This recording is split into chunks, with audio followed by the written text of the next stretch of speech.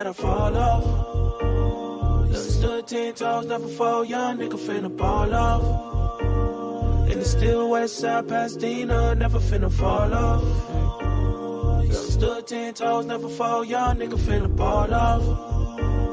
In the still west side, Pasadena. Are you niggas just some fans, huh? Hey, really got a plan, huh? But coming to some paper, you won't even lift your man up. I'm coming off the dribble, it's simple, I make them stand up. Come from where they sagging, now luxury, hold my pants up, I'm nasty. Nigga, you should ask me. Best about the city, ask my daughter why she dabbing. Niggas got my name in their mouth while they songs in the drought. I know it's hard to get out, you should be closing your mouth. I told them only time would tell. They craving for attention. Guess these niggas didn't know me well. I say nada. Don't reply unless it's about $1. Oh well, okay. Ha ha ha ha ha ha. All these local ass niggas, just some local niggas. I'm doing shows overseas. They don't know you niggas. Hey, check the wristwatch. That's a rolly nigga. Really making mine off rap. I'm the only nigga. Fall off. Stood 10 toes up before young nigga finna ball off. In the still west side, Pasadena, never finna fall off. Stood 10 toes, never fall, young nigga finna ball off. And it's still west side, Pasadena. I'm the one from the pink house on Los Robles. Wasn't shooting, man, we really got it off the shoulders. And that's for real. And ever since they took away money, been in my fields, I really started grinding and winning. Got me a deal, and now I'm paid up. The times that we was down, guess it been made up. Started doing numbers, now these little niggas hate us. So what? Set the bar so high that they can't touch. Really think it's jealousy, they mad that they ain't us.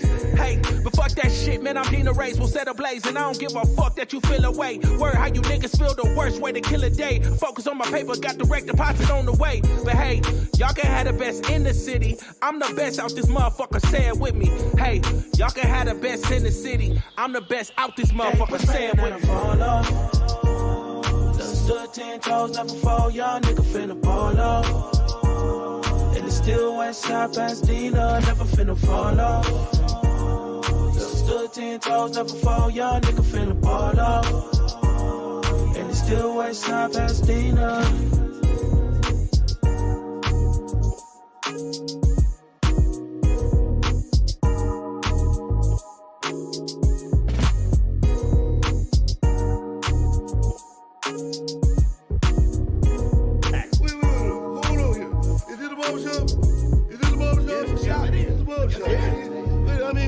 Talk straight in the barbershop, then where can we talk straight? We can't talk straight nowhere else. You know, this ain't nothing but healthy conversation. That's all you gotta tell who the pop down. It ain't nobody exempt in the barbershop. You know that. Ain't nobody exempt. You can talk about whoever and whatever, whenever you want to in the barbershop. Why you gotta tell?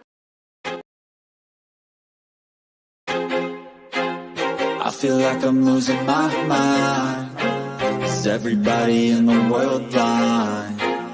Please, Lord, give me a sign, a sign. I feel like I'm losing my mind. Is everybody in the world blind? Please, Lord, give me a sign, a sign. I wanna be the greatest. Everybody on the fake shit. I look around and feel like everybody is the fakest. I make this every day and I'm impatient, hoping one day I blow up from the basement. Statement, the top is so vacant. I don't hear shit that I think is amazing. Waiting for my day when I'm playing sold out shows for 1,000 faces. Hey, give me that crown, get in my way and to be put down. It ain't your place, all this my town. If I want that shit, then I'll get it right now. I'm losing it, the noose that fits some loose shit. A stupid myth, you choose to live or choose to dip. You choose to fight or lose your grip and lose a gift. I feel like I'm losing my mind.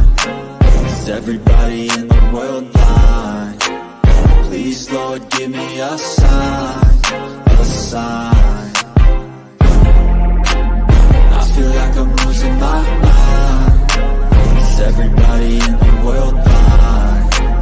Please, Lord, give me a sign, a sign. Yeah. There's no mercy in this world, just hunger-thirsty persons in different versions. Each new update, that shit worsens. Why?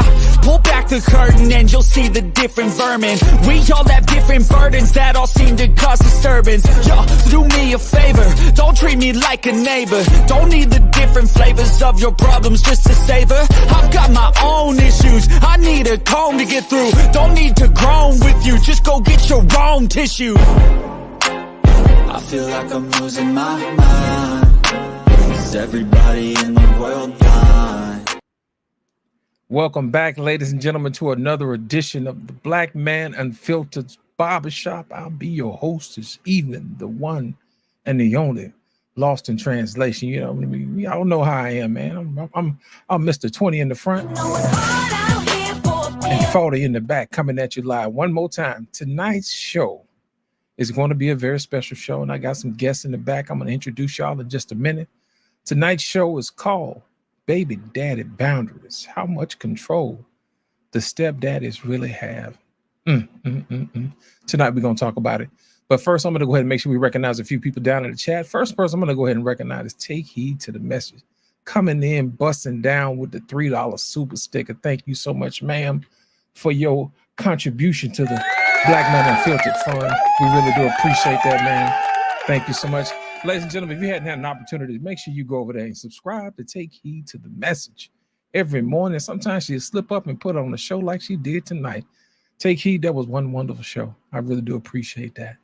Next, we also have Embrace the Grace. Yes, indeed. Yes, indeed. She's also a part of the Black Men Unfiltered Network as well. Make sure you guys tune in to her on Monday nights. That's right, at 7 o'clock. Also, we have A-Team in the building, King Libra in the building. You know what I'm saying? Who else do we have? We have A-Team, King Libra. Hold on, wait a minute. We got Hunting Wisdom. I didn't see you coming in. Marriage, Politics, and Sports, Mr. R. Payne himself. Yes, indeed. Who else do we have here? Let's see. I think that is it. Grooming and Reviews. Grooming, you already know what time it is, man. We'll hit the link in a minute. So I'm going to go ahead and bring up my guest. Ladies and gentlemen, y'all know him. He's also a scholar and a gentleman. Ladies and gentlemen, put your hands together for the one and only Boss Man in the building. Boss Man, how are you, sir? Hey, I'm doing all right. How are you, sir? Doing pretty good. Welcome to the show. And ladies and gentlemen, y'all already know him from the Congo. Y'all know him as the continent. Ladies and gentlemen, put your hands together for the one and only R. Payne in the building. Good evening. Good evening, sir. Good evening. I'm the first. We're gonna start with the how you doing, man. Make sure everybody okay. R. Payne, what's going on, sir? How was your week this week, sir? Good, man. Pretty good, man. You know, coming off my anniversary, just chilling out, man. Took the whole week to recover. You know, getting ready for this weekend. You know, going to cook something up tomorrow. Not tomorrow, but Sunday, and getting ready for Labor Day weekend, and then the other side of that. So everything's cool. We're preparing the show for Monday night if we still having one. I'm sure we are. Of course. Yeah. Okay. Yeah. So we're gonna do some balloon popping on that day. Gonna do some I took it easy. I got a more hard-hitting show, but that's for the next week when there'll be some people around. All right. That's what's up. Boss Man, how are you today, sir? Hey, I'm doing all right. Had a busy day today. End of the year deadline for work and stuff, but all is well with the family. I appreciate the chat for the love and support for the family and whatnot. So, but taking care of the family. Family life is interesting, so it never stops. It's always something to do in the house and always something to do with the family. So, hey, another day. Absolutely. Hey, Lid, I got one more for you though, man. I popped up on Grown Man Talking today. Yeah. And he was doing, Nick Cannon with that doctor talking to, trying to call him a low value man. Yeah. So we had a conversation, man. Actually it was pretty good. I don't know if you ever went and checked out his channel. So. Of course. Yeah, I'm sure you have. He's been over here a couple of times. Yeah. Let me ask you this, man. What y'all think about that Cam Newton interview, man, with the good doctor, the 41-year-old PhD? It's funny for her being a doctor. She still don't get it. Yeah. She still doesn't get it. I mean, and the thing that's real sad is I don't understand how she thinks she could preach to men about what men do. And I really am concerned about what she's telling young women. Because she's 41, childless, and looking for a husband. And she's turned down from 20 to 40. She's turned down proposals and everything else because she's just looking for that number one man who's above her, Right. She's doing the Ebony K. Williams thing. So. Yeah, I'm telling you, man, 50 will sneak up on you, man, before you know it. We had a good conversation about all of that, man. Good. Boss Man, did you get an opportunity to see that video, man? I saw bits and pieces of that interview and the other interview with Nick Cannon. Yeah. I thought it was pretty interesting. Her takes on what she was saying to him and her takes on his situation as a whole. Right. Some points valid from a psychological aspect of it. Some points just seemed very dismissive, and some points seemed very judgmental. Yeah, I'll just leave it at that. You know, the funny thing about it is, man, they try to make it sound like these women are victims. You know what I'm saying? Like, they knew Cam Newton was Cam Newton, man. Quit playing. You know what I'm saying? Exactly. That was like, man, Cam made an arrangement. You know what I'm saying? So, hey, I need me some kids, and here's your money. You know what I'm saying? I think when you get to a certain threshold, man, guys is like, you know, as far as finding a wife is going to be kind of tough. You know what I'm saying? So he was like, you know, I want some kids, and here you go. And I think that I think those women knew exactly what they were getting, especially the second and third one. You know, they absolutely knew what they were doing. Yeah, you know. Absolutely. And then, you know what? Do you ever see Medium Man Lit? Oh yeah, he did. You know, he's a stat man, right? Yeah. And I didn't notice. He said by the time Black women are 24, 77% of them already have a kid. Yeah. In a study from not 2015 to 2019. Yeah. 77% at 24. I believe it. That's shocking, man. I believe it. And then on top of that, you get into situations like we're gonna talk about tonight about being, you know, a stepdad. Exactly. You know? I know Kevin had a show, man, a while back, and he was always asking ladies, well, what happened when you were young? Go, I was young and I was dumb. I mean, at some point we got to put that to the side, man. Thank you. You were grown. You knew what you were doing. You know what I'm saying? You knew exactly what you were doing. You was over at that man's house, letting him give you a back rub. Next thing you know, how you doing? You know what I'm saying? Yeah. In that interview, the part one of the parts I did see, she didn't make mention. She tried the usual trope, which is he's I think it was Cam Newton in this case, that he is victimizing these particular individuals and purposely creating broken homes and so on and so forth. Which, okay, the broken home portion, we can debate that.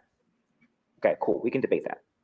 But as far as victimizing, this two-sided argument that I have a problem with is that on one hand, we want to argue that women have agency. Right. And on the other hand, we want to argue that with that agency, they are also victims. So you cannot argue agency, but on the same time, they are also vulnerable and easy to be victimized. With agency comes responsibility, boo. Right. With agency comes responsibility and accountability. So with that agency, you have to also understand that with that agency, you have to maneuver in a world like I'm sorry, I'm just going to say it. Sorry, I was going to be candid. I was not going to be candid here, but you have to maneuver in the world like a man. Right. And like men move and meander through, we move understanding that there's no one behind us. We have to filter things. We have to, look at things through a certain lens. We have to protect ourselves. Okay, right. So there's a certain level of accountability. Are there some unfortunate events that happen that you have no control over? Absolutely. But 50% of the things that you experience, 50% of those things are partially you. And you have to either take some accountability for accepting it and take some responsibility from what you are supposed to learn from that. And if you continuously make the same mistake over and over and over again, sorry, Bill, you are the common thread and common denominator between those things. That's right. I was watching a video, man, on TikTok, and this girl was saying that every time you try to hold a woman accountable, either she becomes a victim or she becomes extremely naive. You know what I'm saying? She asked the question. She was like, well, let me explain. She was like, well, we always talking about deadbeat dads. What about some of these deadbeat moms? And she was like, well, could you tell me exactly what a deadbeat mom is? You know what I'm saying? I was like, come on, man. Y'all know exactly what that is. Y'all don't want to bring that up. They act like that don't exist. You know what I'm saying? So it's one of those situations where it's like you said, you can't claim victimhood and still have agency at the same time. That's not how that works, So when you have situations like the Cam Newton situation, y'all knew who was Cam Newton. You knew he was Nick Cannon. Y'all know who he was, and y'all knew Right. what he was about, and that's Right. part of the reason what attracted you to him. I'm sorry. Don't be sorry. Some of the ain't shitness about some men actually is the component that is the most attractive about the men. Did I say that? Yeah, you said Yeah, that. but you know what? The only thing I would say to you, boss man, the only thing I would say to that is I don't consider Cam Newton an ain't shit man. Nick Cannon either. No, not that you're wrong. I'm just saying I can see how that's portrayed mostly by people because of what they do. But none of those women required marriage. And these women that didn't require marriage from him, if 77% of black women by 24 are having kids, they're having kids by guys who can't even buy potato chips. They're having kids by guys who can't even take care of themselves. So how are you going to be mad at a man who's worth $75 million for wanting to have his progeny with you? Matter of fact, he's giving you a gift as a woman. Because if it wasn't for him, you probably would have given a baby to some pookie, some real pookie who don't got shit. So they made a business deal with Cam Newton. None of those women required marriage, and none of those women are out here screaming that he's doing them wrong, or Nick Cannon for that matter. You know, so I'm just saying we need to kind of look at what's going on because, okay, we could call them pookies, but they're resource-driven pookies, which is not the same as the pookies who are on the state, creating broken families that we have to pay for with our tax dollars. Okay, they're not doing that. Yeah, that is a different animal. We're going to pick right back up. I'm going to make sure we introduce our brother in the back. Ladies and gentlemen, y'all put your hands together for the one and only Mr. Bennett, the president of the 8B Network. Yes, indeed. What's good, gentlemen? What's happening, Mr. Bennett? I can't complain. Life is good. Health is good. Just had my yearly physical today, and the numbers are looking as good as they've been in years. I dropped my cholesterol another 17 points since last year, so just staying consistent with the program. But brothers, get yourself checked out, get that digital exam, do what you got to do to keep yourself healthy. It's no time to be bugging and being embarrassed. Let that doctor do what they got to do so that you can still be around for the people who are around you. So we don't need any no cowards here. Do what you got to do to take care of yourself. Health is wealth, especially once you start getting to our ages, 50 plus. So blessed. Absolutely. And we got one more guest that just showed up. Ladies and gentlemen, put your hands together for Mr. I don't want to fold no clothes. Put your hands together for Mr. Trey in the building. What's good with y'all? What's happening, Trey? Much. How was your week, man? It's cool. I mean, I could complain, but nobody would give a shit anyway. Yeah, man. We was just talking about the Nick Cannon situation and the Cam Newton situation. Mr. Bennett, did you get an opportunity to see that, man? Yes, I did. Well, I watched the entire Cam interview. I only watched a segment when the same person was with Nick Cannon. So I got a good sense of what was going on there. What were your thoughts on that, on the Cam Newton situation? I can kind of, as far as her, I mean, sometimes she made sense. Other times she was just delusional. Like her personal stuff that, she's still into this man. Anytime I hear women talk about this manifesting, my man is manifesting somewhere, and you're basically waiting for all the stars to align up and whatnot before you say yes to someone. So she's just on another level that, the more I heard her talk, the more I thought she's not getting married anytime soon. No matter how much she wants to manifest it, but it's just she's just too much. She's just too full of her. I thought, and certainly she grew up and overcame a lot of things and whatnot. So I give her kudos for that. But just her outlook in a lot of ways, she wasn't that much different from Cam. So like they're both kind of operating out of fear to an extent that she doesn't want to. Operating out of fear out of getting married, and he already admitted that he's more fearful of getting divorced more so than having more kids. So it's like so it just you have these two highly accomplished individuals, and yet they're still stumbling over the thing which they both say they want, I guess, at some point in time. I know she's talking about it, but you know, there's certain things that you have to do, and she doesn't seem like to want to compromise on anything. And so I just can't. So to me, it was like sort of two dysfunctional people talking to one another, and I just don't, you know, maybe they should hook up. I don't know. She kept talking about his dysfunction and her dysfunction. Maybe they can make something work. I don't know, but she'll be number 5. But I was just like, man, she you know, she sees much. But as far as what she was saying about, you know, him having these kids, again, I mean, it's you know, again, we're still talking about that rare category of people. Obviously, he has the resources to be able to provide in so many ways for these kids, so he's not like everybody else when it comes to this matter. But I did understand the point she was making about, you know, on a rec. Now, the only thing that was a little bit different, I thought he said in the interview that his kids live with him. At least that's what I thought he said in the video. So if that's the case, then that would have thought of her argument when she was talking about, which I thought was a decent argument, to say, look, if you got all these kids spread out, that in the middle of the night, if like say if your kid needs you for something, they get up scared, they want their daddy, and they may not always get access to their daddy or whatever. Sure, they'll get together for Thanksgiving and the holidays. You can afford to get everybody together in one spot or whatever. But just, you know, especially when you have young kids, they may not be getting necessarily all of you.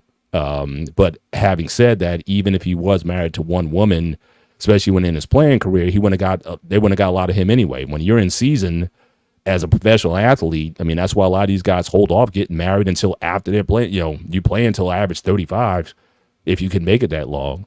And so a lot of these guys delay marriage until that time. But if you're, you know, if you're in that space, you have to have a strong woman who would be willing to take. I know, what's that quarterback who played for San Diego Chargers all those years?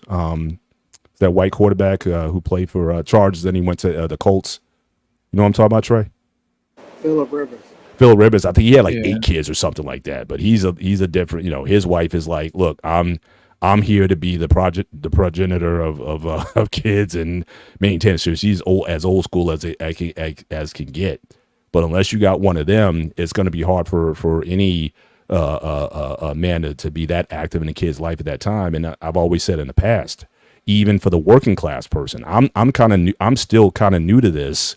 When you talk about what is it that these dads have to be around all the time, my dad, you know, back in the day, he had 5 kids, and I know guys had bigger families. And if you're living in an urban area, so not everyone's on the farm, and you're in an urban area, you working overtime, 2 jobs, time and a half, or whatever.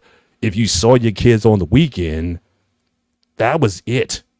So I don't get this idea that, okay, dads have to be so available. I'm not saying there's not going to be seasons when they're going to be available. I know in my case, I think my kids needed me when they're older. When they got teenagers, I think that's when they need me the most. But when they're like young kids and whatnot, you know, more times than not, they need more nurturing more so than anything, which is more times than not going to come from the mom. So I didn't get a lot of her stuff. So I can understand the argument in theory. But, you know, as a practical matter, if he was still playing, I mean, he could possibly still be playing right now. He would be absentee a lot of the season. And so we'd still have that same argument. But it was an interesting conversation, but I'm thinking both of them are kind of full of themselves to an extent. Absolutely. Trey, your thoughts? I thought both Nick and Cam both were cordial and professional. They certainly were a lot nicer to her than I would have been. A 41-year-old childless and unmarried woman telling me what type of father I should be, you lost your fucking mind. And I don't give a damn what sheet of paper you have or what doctorate degree you may have. I could care less. You don't have the practical experience. You don't know what it's like to have a conversation with your significant other about what you're going to do with this child, what school they're going to go to, which doctor they want to go to, who's going to wake up in the middle of the night. Because see, for us as active fathers, for us fathers that were around when that child was small, we got up in the middle of the night, right? Because she had some milk that was in the fridge, so she didn't need to get up. I could handle it, right? Did she give a shit that I just worked a 12-hour shift? No. She could care less. She was tired. She was home with the baby all day. So these are things that she doesn't quite understand. And I'm glad that Mr. Bennett hit on this, because I say this all the time. A man that is at home typically is a broke man. So more than likely, a man who's actually working and successful, he's not in the house anyway. So this idea that you want this man to be home, well, he just needs to come home when the kids are asleep. That's what you want him, just to be home because when the kids are asleep. I was lucky to be able to come home and be able to catch my son sneaking up. He's still up playing video games or watching some YouTube when his ass is supposed to be in the bed. And I used to take advantage of it. I'm like, I don't know the next time I might be able to hang out with him. So you know what? Come on downstairs. Let's have some cookies or something for 15, 20 minutes. And then, yeah, you're going to go to bed after that. Because I don't know when I'm going to see you again, because I just worked 12 to 14 hours because, somebody wanted to protest downtown. We want men to be successful, but we don't want to sacrifice what comes along with the succession. It comes with a sacrifice. And that sacrifice typically is our presence. Time, yes, our presence. We're not always going to be around. And I'm just glad that Mr. Bennett hit on it, because that's the truth. If Cam was still playing ball right now, he wouldn't be there. That's right. He'd be on the road. He'd be prepared for week 1 right now. That's right. That's what he would be doing. And so why are we treating these guys as if, well, they're going to be home anyway? No, they're not. No, they're not. Not an active man. And this idea of, well, just the broken home. Listen, I've heard, to me, in my opinion, nobody breaks more homes than divorced women. If that's what we're going to talk about, broken homes, then let's talk about it for real. All these broken homes, it ain't the men. Now, do men drag their feet on marriage? Absolutely. I can attest to it. I'm one of them. I'll drag. If you ain't making it a requirement, I'm gonna drag that motherfucker out until you make it a requirement. But when it comes to the actual breaking of the home, that ain't us. That's right. When it comes to the walking away, and I'm going this way, and I'm taking you to court, and I'm doing this, I'm fighting the case right now. She want more money. Oh, jeez. I didn't break the home. A lot of men aren't breaking the home. So this idea that, oh, well, he's creating broken homes. Listen, I know a lot of kids right now would love for Cam Newton to be their daddy. And yes, his presence is not always going to be there. But what I learned from when my uncle was around, a real father's presence doesn't have to always be there. And you can still feel him. You can still feel him. Because I knew right from wrong, and I knew if I didn't do this, my uncle was going to tear me apart. And he wasn't standing right there in front of me most times. So I think that, yes, in the ideal world, where we want a man, a woman, married, husband, wife, come home, everybody hunky-dory, yes, in the fantasy world. But in the real world of jobs, bills, economy, inflation, somebody got to go out and go get this money. And unfortunately, that comes with a sacrifice. I can't hate on Nick. I think Nick he went a little bit too far with this idea. I think he went a little bit too far. But I do notice, and Mr. Bennett said this, the women aren't complaining. That's right. I'm not seeing the women say he's a bad father. The women aren't complaining. They are well taken care of, which is what they all care about. They got nice houses and nice cars. The kids going to good schools. I believe one of his kids, I just saw something about him in the news. Like one of his kids just did something. Maybe that's somebody else. It might have been somebody else. But one of his kids just like skipped a grade. No, it was him. Because the kid's name was like Golden or something like that. Like skipped a grade or something like that. I'm like, so much for the dad not being in the home. Exactly. You know what, Trey? I heard somebody, man, on TikTok, in these TikTok streets, that was saying that the reason why the women aren't complaining is because they may have possible NDAs, so they're not allowed to say anything, because of the amount of money that they get. Do you think that might be a possibility? They might not. Listen. If Nick is smart, that's exactly what's happening. And I don't blame him, right? Because at the end of the day, all of these relationships are transactional and they are business. So he still has to protect himself.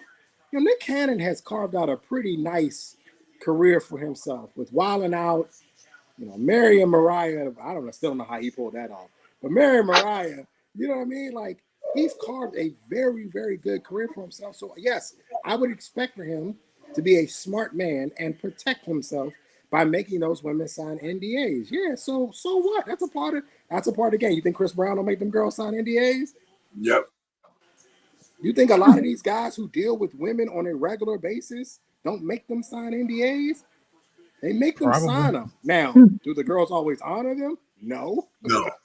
No, but they make them sign them. Interesting. Yep. So, boss man, your point on this one, man. Did you get a chance to see the Nick Cannon situation, the Cam Newton situation as well?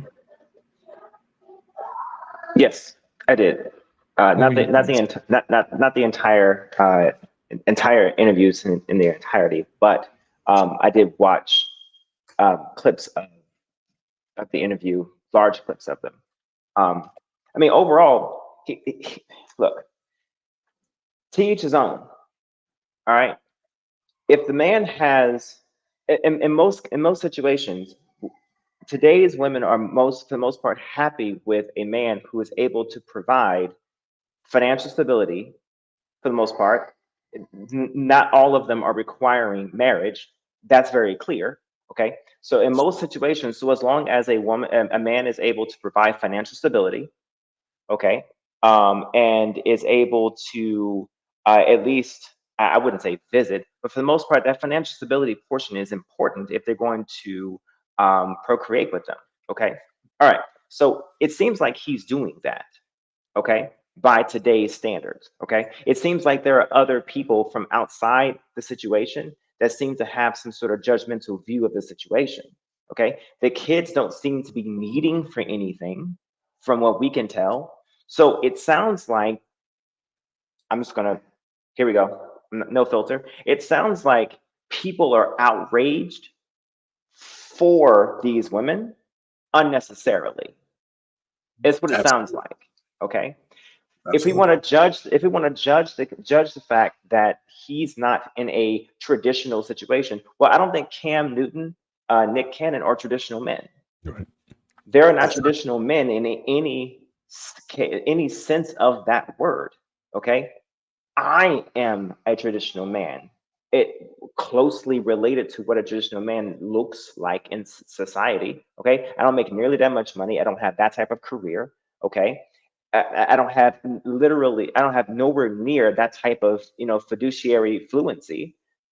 He does, they do. So as long as these kids are not abused, these women are not complaining, the kids are well taken care of, they don't need for anything. The government, as far as legal implications, the government is not having to step in and provide any type of legal or penal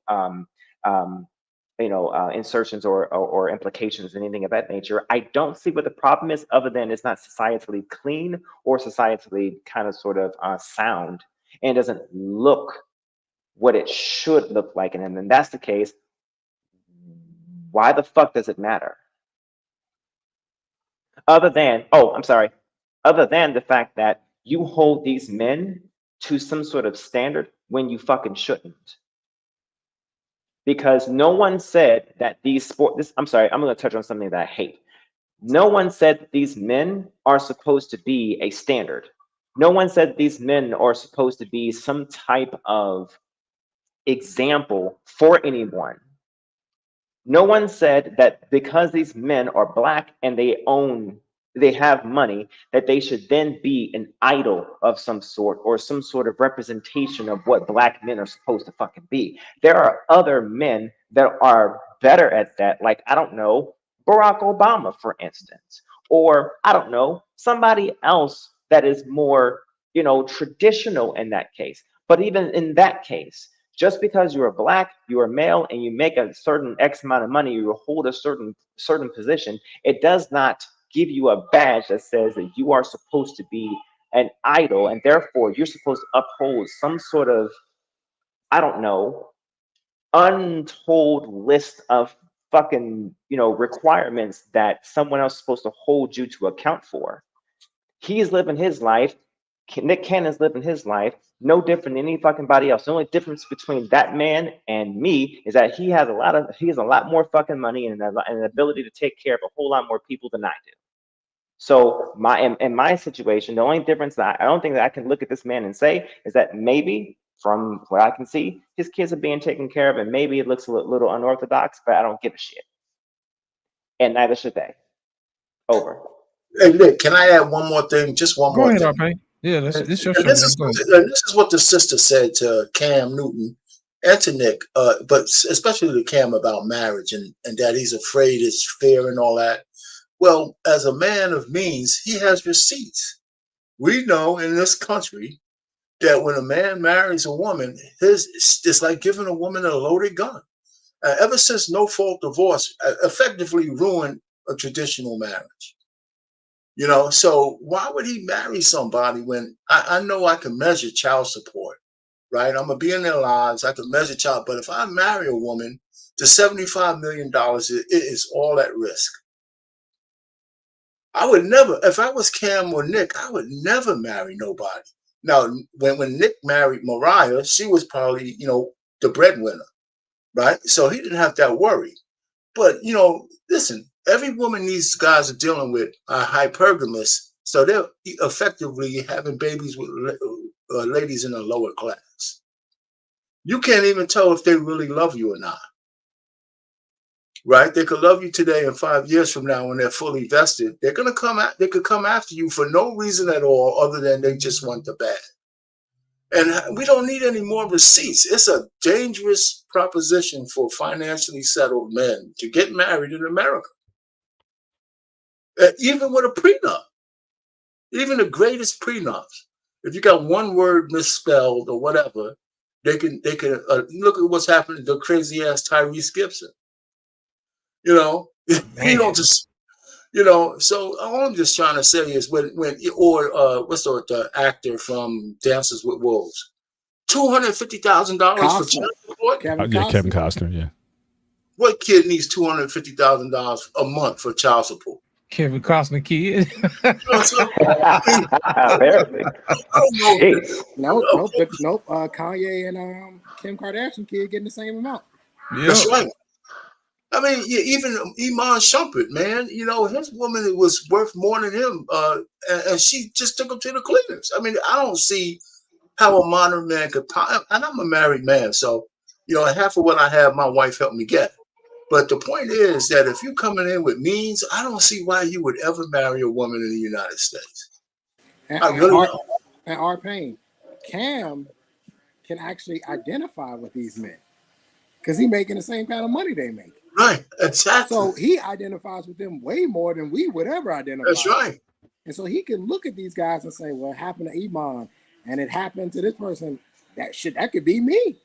Exactly. I'm a former athlete, all right? You're talking about a former MVP of the league. He ain't nobody, Cam Newton. Right? That's right. He's saying he identifies with them.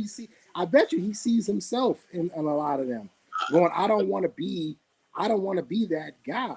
Which is why he's saying he has more fear of getting divorced than he does the desire to get married. And I understand. I felt him when he said that. But here's the other part too. Since the topic tonight is about stepfathers, he's also a stepfather. A few of the kids ain't even his. Yeah, okay. Yeah, he don't have no problem with that. And he stepped in to take care of them. Right. So I mean, it's crazy. Nick Cannon, I heard, pays $3 million a year in child support. But he's probably making around, I don't know, 40 million, 25 something million a year. But it may be less than that. But I heard a number that with all the kids, with all the different ladies, he's generously giving them around $3 million a year, which is a little less than $300,000 a month for all the kids. So if he's doing that, I can't see nobody really complaining. I think it has a lot to do with what Boss Man said. People want to feel for these celebrities.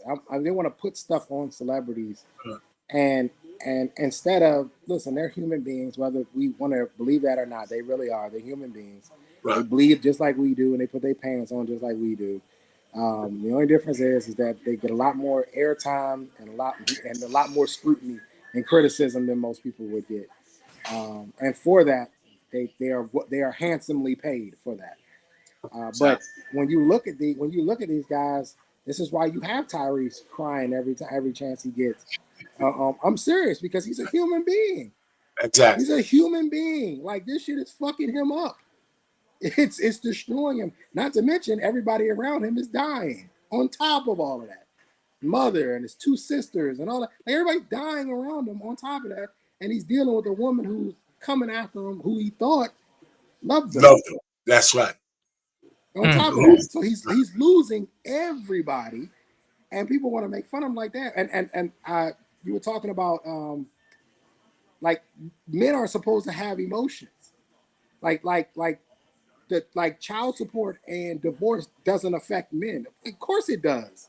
Of course it does. We're human beings too. When I got served that paperwork, and I'm looking at this process server, what the hell are you doing in my house? Why are you here? And I open that thing up, talking about she wants to basically do the numbers again to see, because she wants more money. Yeah, because when you first do child support, they give you a little sheet, and you got to basically, line item. I make this much money, I got this much, and they line, and then that's how they come up with this magical formula number, based on it. She's supposed to do the same thing, but I don't believe they make the women do it personally. But I think they just look at the man. So she wants to go back, and for whatever reason, she believes there's some money hidden in there somewhere that I wasn't either forthcoming and honest, or that I'm being paid more now than I was 2 years ago. Yeah, and so I'm not supposed to have an emotion about that. As a man, I'm just supposed to. This came out of nowhere. This came out of nowhere. I mean, did y'all have a fight? Did y'all have a? I mean, it was just time. You know what? Oh my gosh! I was gosh! thinking, like, it was funny because I was like, should I buy a new car? I'm glad I didn't. I'm glad I didn't, because something propelled her. I don't know what it was. I didn't buy anything. I didn't do anything. I didn't do anything outside of my normal routine. I think it's just one of those things. I think that this was always the play. Every 2 years, she's probably going to try to get some type of adjustment. Right? At least she's going to attempt it. Because the worst that can happen is the emotion will get tossed out. They'll just say no. That's the worst that can happen for her. But she can continue to keep doing this. There's no limit on. She could do it every year if she wanted to. There's no limit on. Because that's what I asked. I'm like, is there a limit to this? And my lawyer's like, nah, she can really just kind of.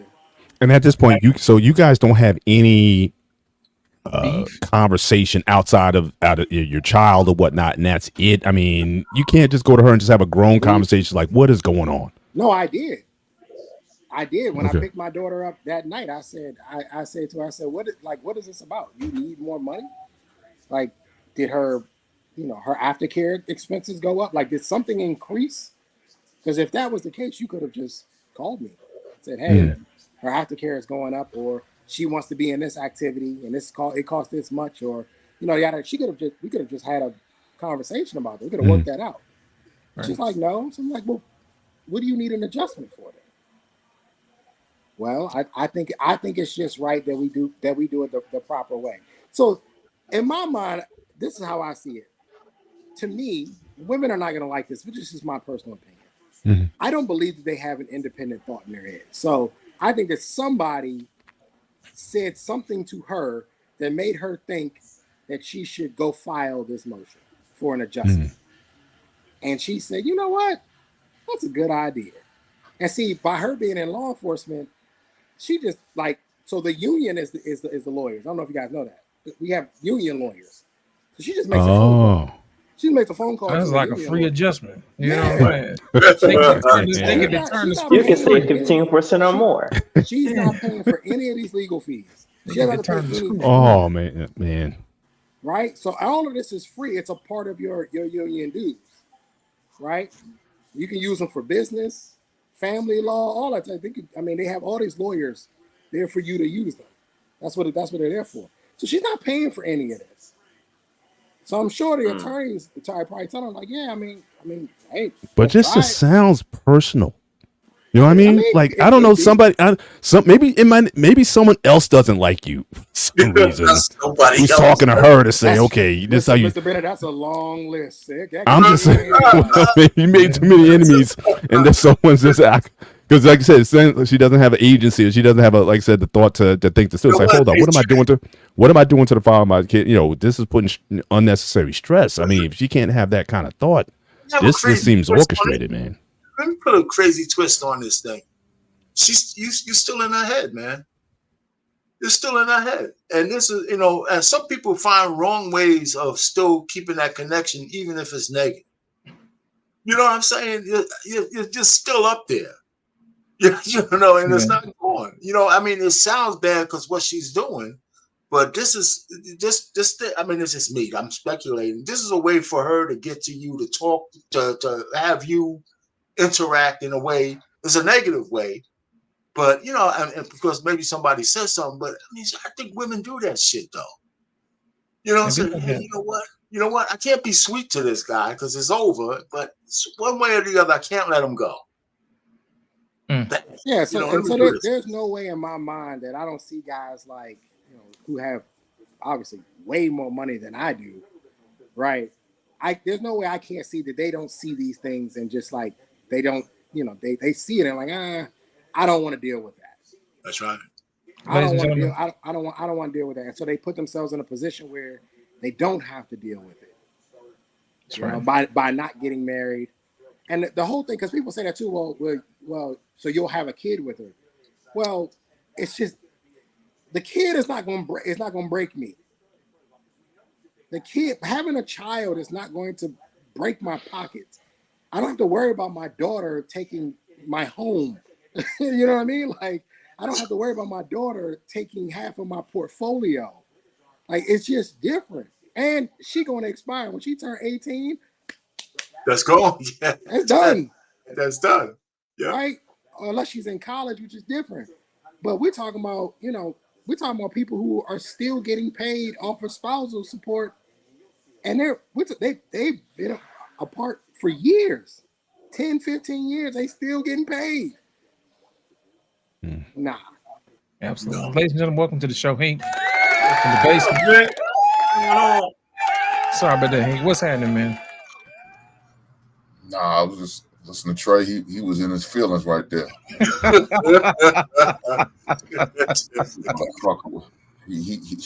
I thought he was about to pull a Tyree on us. That's all good, though.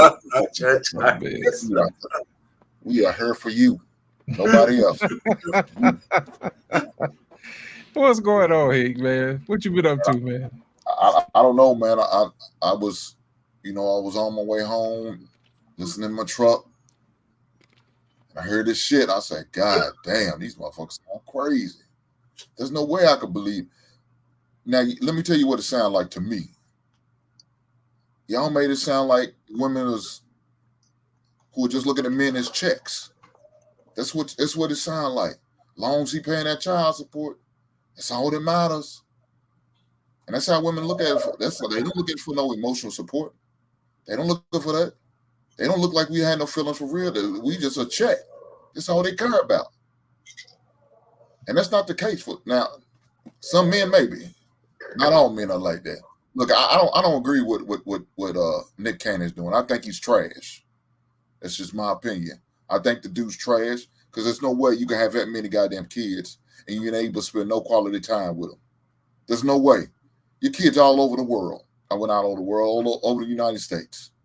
Different states, different cities. They're not together. How you spending quality time? And we talk about this same guy who always brags about how hard he works and how much he does. He's never in one place at one time for a long period of time. He's always doing. So how are you spending any QT with your sons or your daughters? You're not. Well, you gonna Skype? You gonna FaceTime them? That's not the same. So now little Johnny, you're not gonna be at the parent-teacher conference. You're not gonna be at little Johnny's games or recitals or your daughter's concert or performance. You're not gonna see none of that shit. I gotta see it because I gotta hope my baby mama puts it on my IG. She sends me a clip. You know what I'm saying? I can't be there cheering on in person, hugging her, talking about how great of a performance she put on. I can't. I gotta call her and hoping I get through. No, that's some bullshit to me. So I don't know if any of y'all was without your father. Me, I'm a man whose father wasn't always there. So I know what it felt like when the father not being there. I know what the feeling that it was when you look in there, he ain't there. You wish he was there. I know that feeling. Now, Trey, I'm starting to sound like you. I'm about to cry. Just bullshit, though. I remember looking at people who had their fathers, and I'm looking at them with jealous eyes. I'm envious. I'm bitter. Because why? They got their father right there walking them to the center on senior night. They got their fathers in the stands cheering on their football, their team, participating. They got their father day on signing day. I didn't have that shit. I wasn't blessed. I wasn't blessed. So I know what it feels like not to have. So I can imagine how them kids are feeling because their fathers ain't always there. Now, Cam's an anomaly. His situation is different. He says they live with him. That's a different situation. All his kids live with him, even as a not so biological kids. That's a different situation. So I can't hold him too much. But Nick Cannon, yeah, I can't go with that. To me, that he's selfish. To me, in my opinion, he's selfish. He's not thinking about them kids. He's thinking about himself. He works all the time like it. He does all that for himself. He's not doing it for them kids. Because if he does it for them kids, he also see not only kid needs financial support, my son and my daughter needs emotional support. And I can't always give it to them. Like I think somebody said, waking up in the middle of the night, your son or your daughter's crying, where's my dad at? What you got to hope to call him and catch him? Hopefully he's not in the middle of the shoot. Hopefully he's not in the middle of a flight somewhere else to do another gig, another job, to do another show. Yeah, that's what you got to hope and hope you catch him. Or you got to make an appointment with your own goddamn father. What type of shit is that? Yeah, I can't roll with that, but I'm going to leave it there. You know, Hank, man, you it's not like you don't have a point, but you're missing something. You actually are, because my situation is similar too. My father wasn't around because my mother died when I was 8. He couldn't take care of us because he was working. He was working 16 hours out. My aunt became my legal guardian. I might have seen my father maybe once every couple of months, but he gave her money and stuff like that. But we had a pretty good. I mean, he got remarried later on, and I saw more of him. But there's plenty of men who are in their households whose kids can't see them all the time. Listen, I mean, Malia and whatever, Barack Obama's kids were young when he became president. They had to make appointments to see him. They couldn't just go see him. I mean, maybe sometimes, but he was hardly ever around. And me, I'm just a dog shit engineer. I had to travel out of my house 2 weeks out of every month for around 10 years. 10 years, so just so I could keep everything afloat. So, I'm close with my kids. So, it's the time you spend when you can, So, I mean, we could come down on Nick Cannon, but I know a couple of things that he does do for his children. He gets them all together, and for however many things he needs to do, he spends some time with them. But yeah, but I can't argue with what you're saying, but we're looking at traditional lens for untraditional situations. And it's not just men who made the situation this way. Listen, Medium Man did a statistics that by 24, 77% of Black women have children by 24 years old. And those women are having kids indiscriminately with any kind of dude. Not a rich man, just any kind of dude. But at 24 years old, 70% of our Black women have children already. And so when a rich man like Nick Cannon or Cam Newton comes along, that calculus is a whole lot less than some pookie ass Ray dude who don't got shit, and they're still giving those guys babies. So I don't want to come down. I mean, it's just me. You can if you want to. So I'm not going against what you're saying. But I have more grace for those guys because they, at least the resources help take care of those kids. And those kids are having better lives than the average dude on the street. You know, speaking of So, Pain, resources, you I'm know, gonna get these super chats out the way. Hold on a go ahead, second, go ahead, Hank. Mama. I'm gonna get the super chats out the All way. right. First super chat is from Big Ann. He said, "What up?" He said, "Ain't no way some 41-year-old woman over talking single females who has been proposed to 4 times going to tell me about my house." He says, he said, "I'm taking our pains advice and not getting married." And we also got a $5 super chat from Antoine. He said, "Females focus too much on the money." They said women focus on the well-being of the. They said women focus on the well-being of the children or the child. And we got one more from Big Ant. It says, "If Hink start crying, I'm out of here." You know, Hank, I wanna just address your point there. I wanna agree with you on. I want to agree with you that there's hope that the idea is that women are, the men, want to be there and want to be good fathers, and what we were just talking about is antithetical, and what you were saying is more accurate. Okay, and I want to agree with you. The problem is the rate of divorce is right now is between 42 and 45% currently, and at that rate of heterosexual couples, I gotta put that in there, is at 70, I'm sorry, of heterosexual couples. So the rates right now is at 42 to 45% divorce rates. Of heterosexual couples, 70% of that are divorce are initiated by women. So if women are concerned about the man wanting to, of the man being there and being involved into the children's lives, I have to assume that some of these marriages have children involvement in there. Okay, if the woman was more concerned about that, more concerned about a nuclear family, and less concerned about financial stability, then they would not be initiating divorces over minuscule things.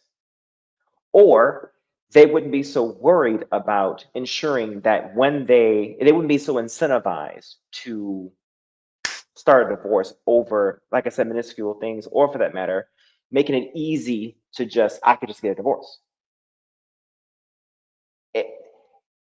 To me, I want to agree with you, and I want what you're saying to be the reality, because that makes it easy. That would make men less apprehensive to get married. But what's actually happening is that more women are more concerned about financial stability and a financial surety and a fiduciary comfort than having a man in their presence. Do you realize that most women of today who are having baby daddy problems generally are having baby daddy problems with men who want to be in their child's life? They're only fighting with them because the man is actually producing drama, good drama, because they want to be there. The ones who don't have baby daddy problems, that's because they can't find them to have any problems with. APHIS is just drawing a check and they're just happy. The ones they're actually bickering and fighting with, they're literally just having issues because in most cases, or I wouldn't say most, let me back up. In some cases, I'll be nice. In some cases, they're upset that that man is wanting to be in that child's life, but the problem is that he is either with somebody else and she has a problem with that in most cases. It's interpersonal issues for whatever reason, but the man still has a duty and responsibility and desperately wants to try to be in his child's life and want to do something. Like Trey was talking about, for instance, situations like this where all he wants to do is just say, "Hey, did something increase? Oh, we could have had a conversation about that, right? It could all be so simple, but we want to make it difficult for no reason. Now, I've seen other situations where of course men can be ain't shit at some time in some instances, right?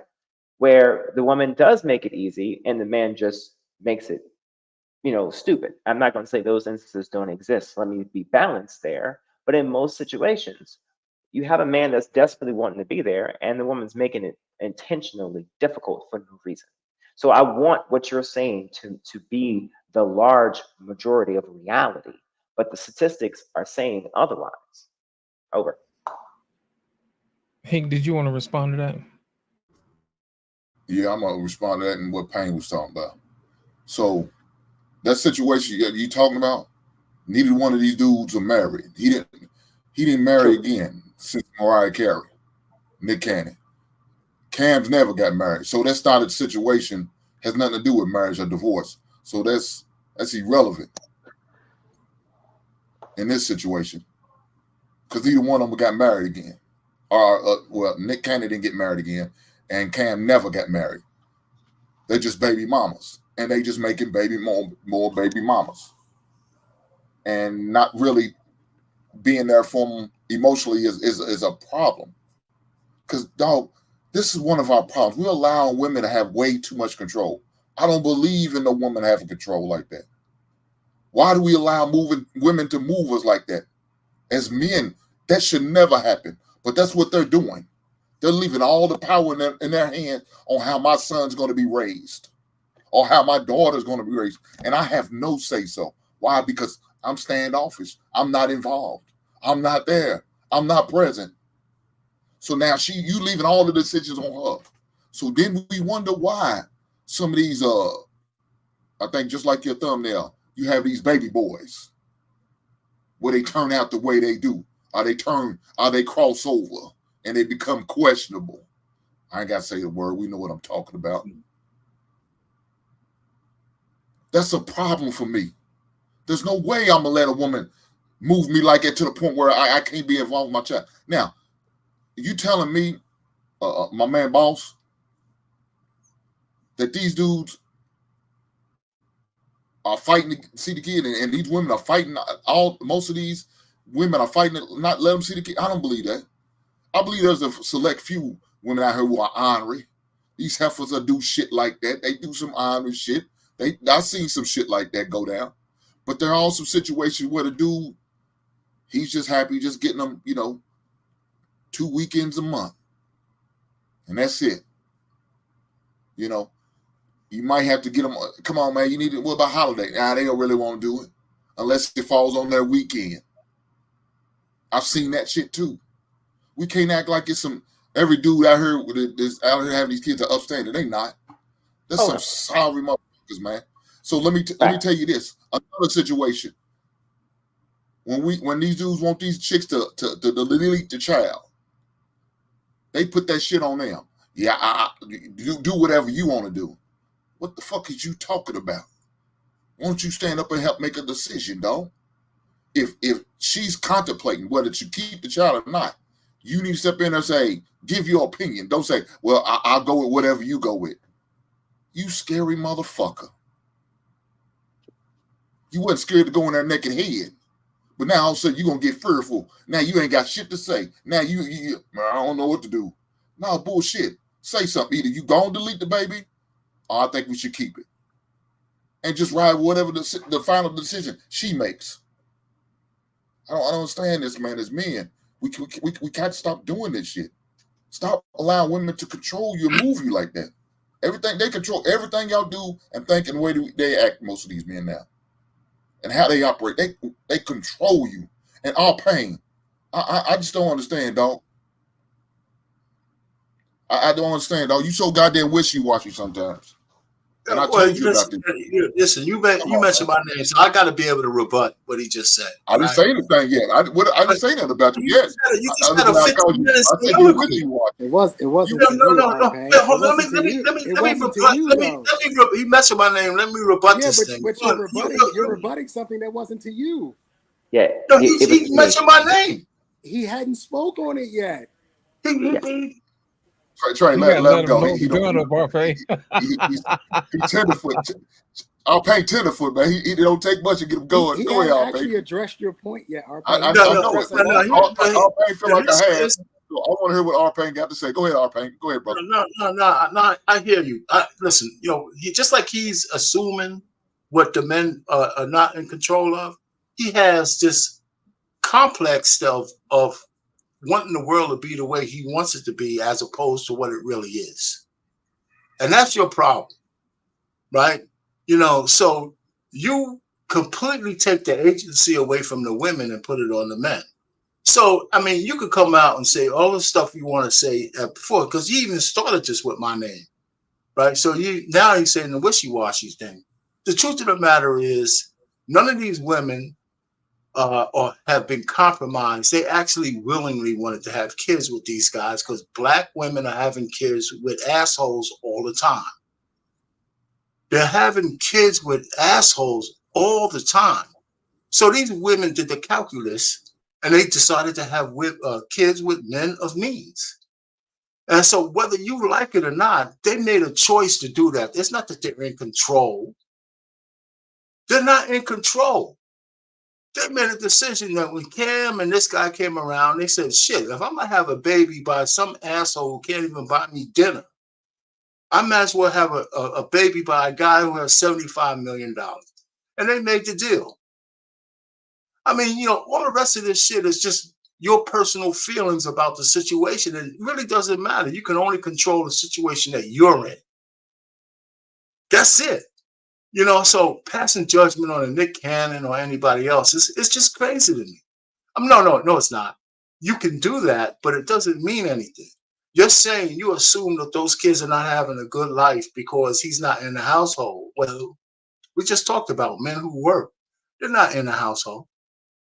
Not most of the time. Not if you're on your grind and you got to keep your family together. You got to do whatever it takes to do that. So you might not be around all the time. You know, so I just don't understand why men are putting judgment on other men if this is their life. You know, I'd rather go ahead and say, hey, listen, women, if you don't want kids at all unless you're married, don't open your legs to anybody. If that was a narrative, that would be something else. But people are acting on their basic nature. Men want to have sex with women, and women have an imperative to have babies.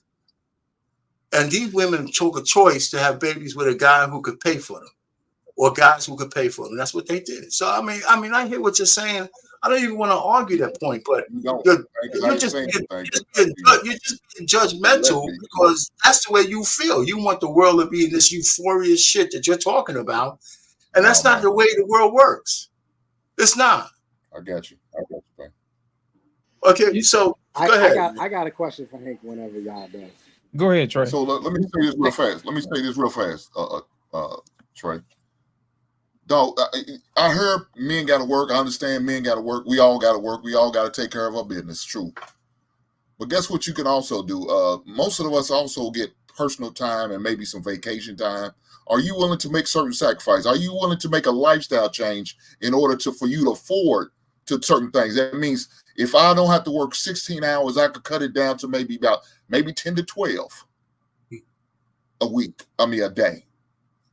How about making those type of sacrifices? Because at the end of the day, that money you making is not as important as that child that you're raising. That money you making has nowhere close. That money you making has nothing to do with what that child's going to do. Because at the end of the day, that's not true. Brother, That's absolutely not true. I didn't interrupt you, brother. I mean, Okay, I'm sorry. Go ahead with your soliloquy if you want to, but it's not true. Okay, man. I appreciate it. Thank you for your input. So at the end of the day, some of those kids it's not about money for them that they need. Sometimes it's about time, that personal attention, that one-on-one, just spending time with your son and your daughter. You don't realize how far they can go with your child. I'm sure Brother Bennett wished his father was around more. It just so happens that wasn't the case. And so they had to make adjustments. We also got to remember, we're talking about a different era. And like Brother Bennett was talking about how he had 5 brothers and sisters. That's not what it is no more. Most of these people only got 2 kids to the most. They not having a lot of kids like they used to do back in the days with us. So you don't have a lot of interaction with other people you can have with. Because imagine, nowadays, both of your parents got to work. They can't just be a stay-at-home mama no more. Both parents are working. So now you got stay-at-home kids.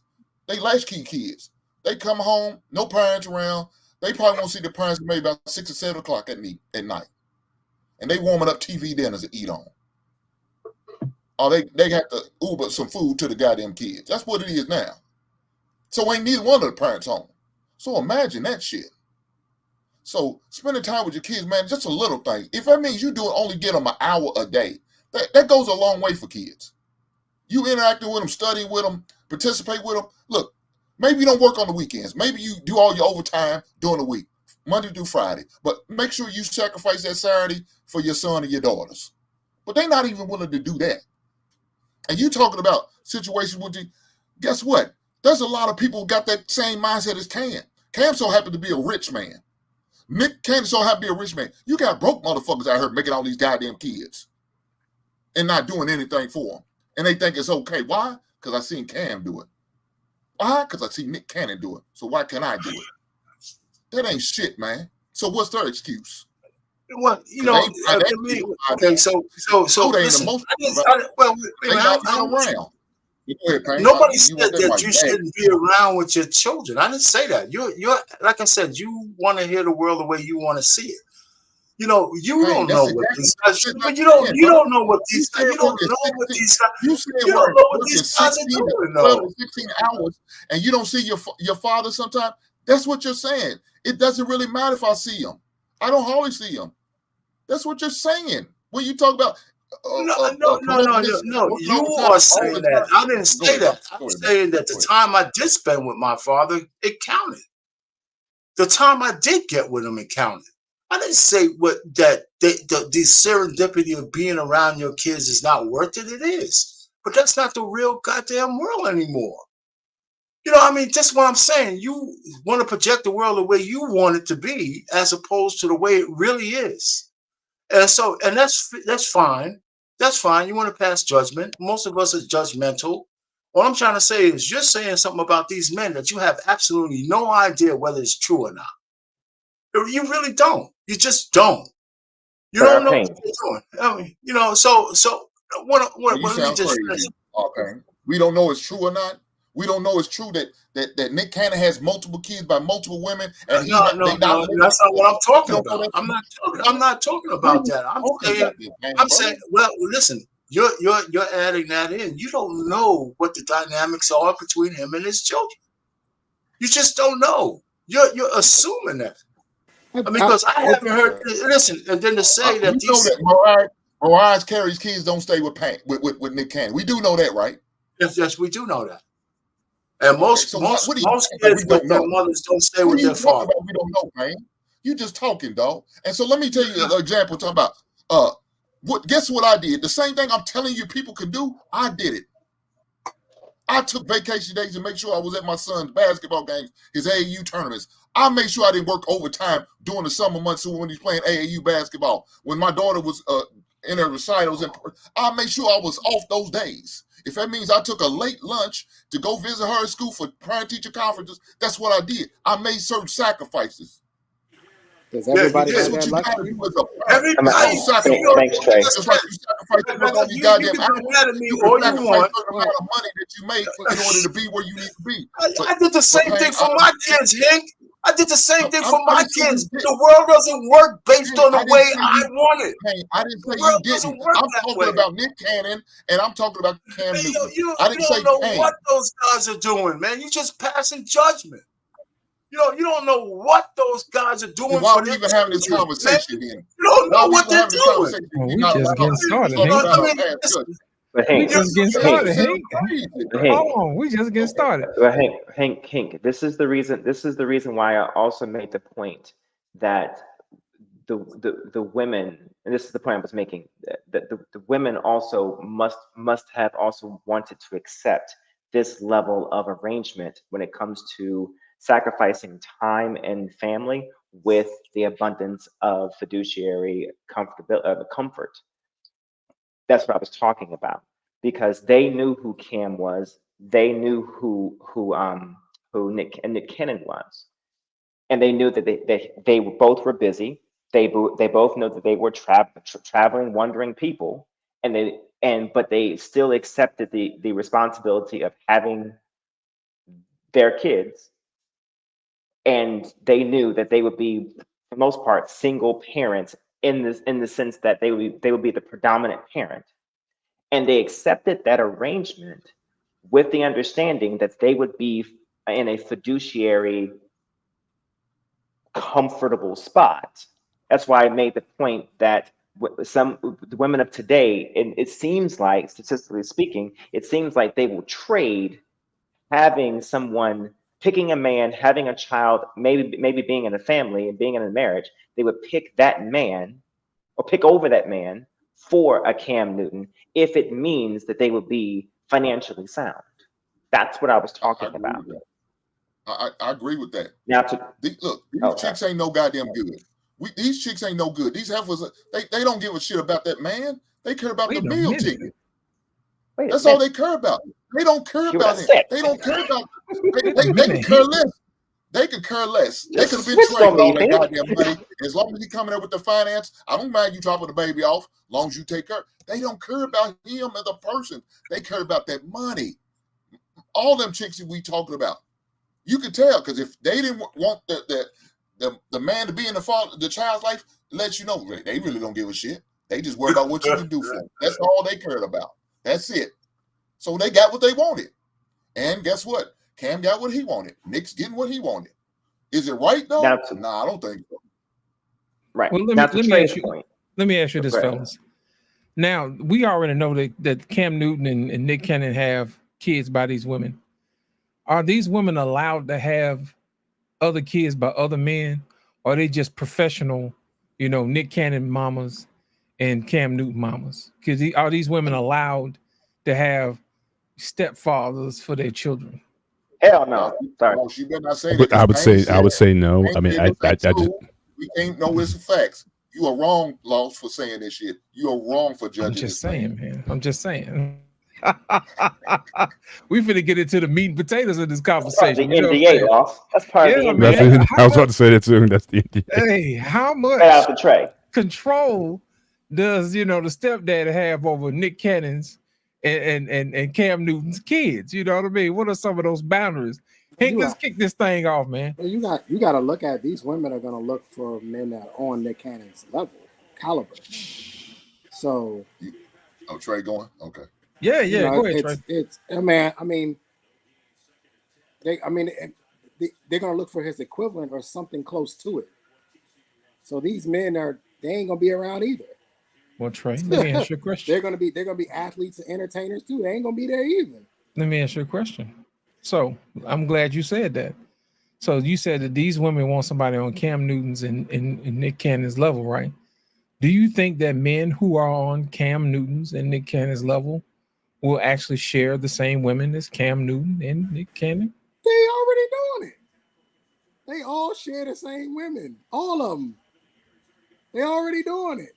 If you were to draw a tree of the women and they all connected, they all date the same women, they all have sex with the same women. It's all in order. Like I guarantee you that any of these mothers that get with a guy, it's gonna be an athlete or an entertainer, and that athlete or entertainer is probably slept with a few of friends and or could have possibly slept with one of the sister wives. Like, what? That's how it works. Now that I think about it, man, there's always some kind of confusion. But the key word that you mentioned there, 2 words, same level. If the man is above the one that is messing with, above the man, then probably not. If it's on the same level, maybe. Hank? Could you repeat the question? I'm sorry. The question was, how much control does a stepfather have over Nick Cannon kids and Cam Newton's kids if these women are allowed to have stepfathers? Well, I mean, it's hard to say. I don't know. Cam's has custody of his kids. You can't say. But as far as Nick, oh yeah, that dude got control. He daddy. Why? Because that Negro ain't around. He's nowhere to be found most of the time. Yeah, he got control, whether he want to like it or not. Now, me, I couldn't go for that shit. There's no way I might let another man control and tell my son what to do. There's no way. There's no way. That my son's. I had custody of my son when I went through my divorce. There's only 2 years I didn't have custody of my son. That's when me and his mother was first separated. Other than that, there was no way. And fortunate enough for me, I guess she wasn't dating nobody. She wasn't seeing nobody. There was no stepdaddy to be involved with, so that wasn't an issue. But I could not imagine that being the case. But you know, it happens. I think the dude probably gonna have a lot of control. Especially if he's a good guy. That's why I'll be a Russell Wilson type dude. Now, I'm not going to say he's going to be financially on the left. She's not going to find more than likely a financially a guy like she did with Cam or the other chicks did with Nick Cannon. That's a one-off most of the time. These women are doubling down and tripling down, getting that lucky. Not most of them. Now, there was one, I think, was your girl that it was dating Brittany a couple Renner. of football players. No, the one that is dating NBA players. Drea Michelle. I don't know. Is that her name? Who? Look, Yeah, I guess he's talking about Dre. I'm talking about the one that's dating the Houston Comets player. I mean, Houston Rocket player now. The little young boy, Green. It's Drea Michelle, I believe. Yeah. See, I knew Payne knew all the tea. I got you. Good job, Payne. So she's the only one I know that lucky.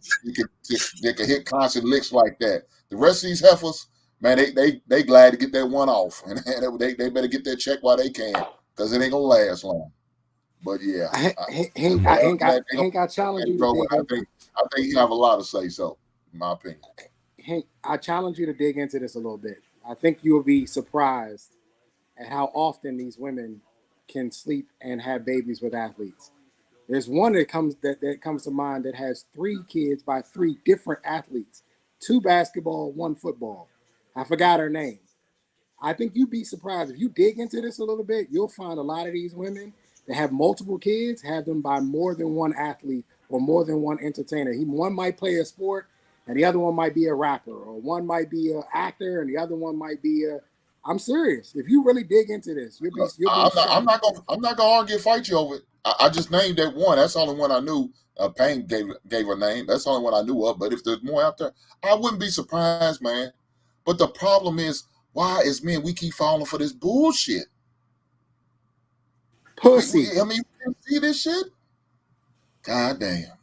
That's that snap, crackle, and pop. Mr. Bennett, your point, sir.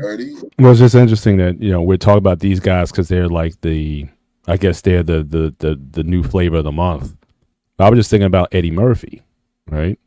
Eddie Murphy's got 10 by 2 wives and 2 other, partners, and somehow he's been able to avoid all. Like no one ever called his parenting or his fathership into question. So I just find it interesting that how he's been able to dodge some of this smoke that these guys are getting.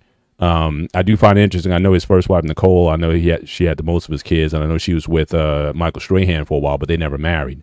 So I'm just thinking about, because at first I was going to say, well, Nicole, but she never married Michael Strahan. So I don't know, maybe there was some sort of arrangement to say, hey, you can date or whatever, but, I don't want anyone else raising my kids or whatever. So that might have been a deal there. But it's just surprising me though how some people again get criticized. I mean, you had a player used to play for the Jets, I think Dominique Rodgers-Cromartie.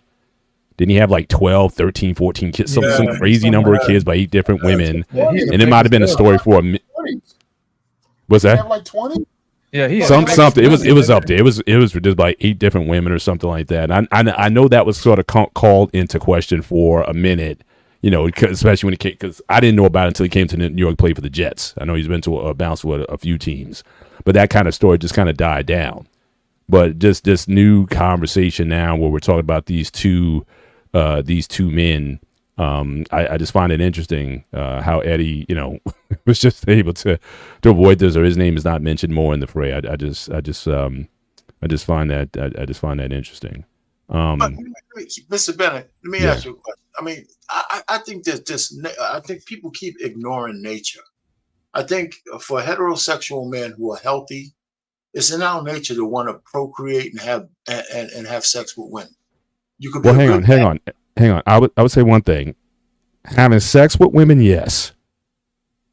I don't hear too many brothers talking about procreation, at least not to the level that these guys want to do it. Let me take that like when I'm like growing up with like some of us are Gen X's or whatnot. Did we back in college or back when we were teenagers in college? I don't think we talked about, oh, I want to have 5 kids, or I want to have 4 kids, or I want to have this or that. I mean, if the kids came, they came. That wasn't like our modus operandi when it came to the opposite sex. If they came, they have the dude who went around talking about, I want to have 8 kids. We looked at him like, It was crazy. But these guys, they've been very intentional about saying no. They want to have. They want to spread their. That's rare. Period. I mean, not only are they rare just with their money and their financial status of just being athletes, that's just rare. Period. I don't hear just the average guy wanting that. That's just. Let me ask you a question on that point before you go further. Mm-hmm. But, those same guys might say that, but it's not, every time you raw dog a woman on her word that she's protected, you're going against all that same bullshit, right? I mean, hang on. You might not run that by me again. I'm make your point again. I just wanted to understand. You might not want 8 kids, but every time you raw dog a woman, taking her word that she's protected, right? You're putting yourself in that jeopardy. Agreed, 100%. But I'm saying, but these guys, they've said verbally, like their motive is kids.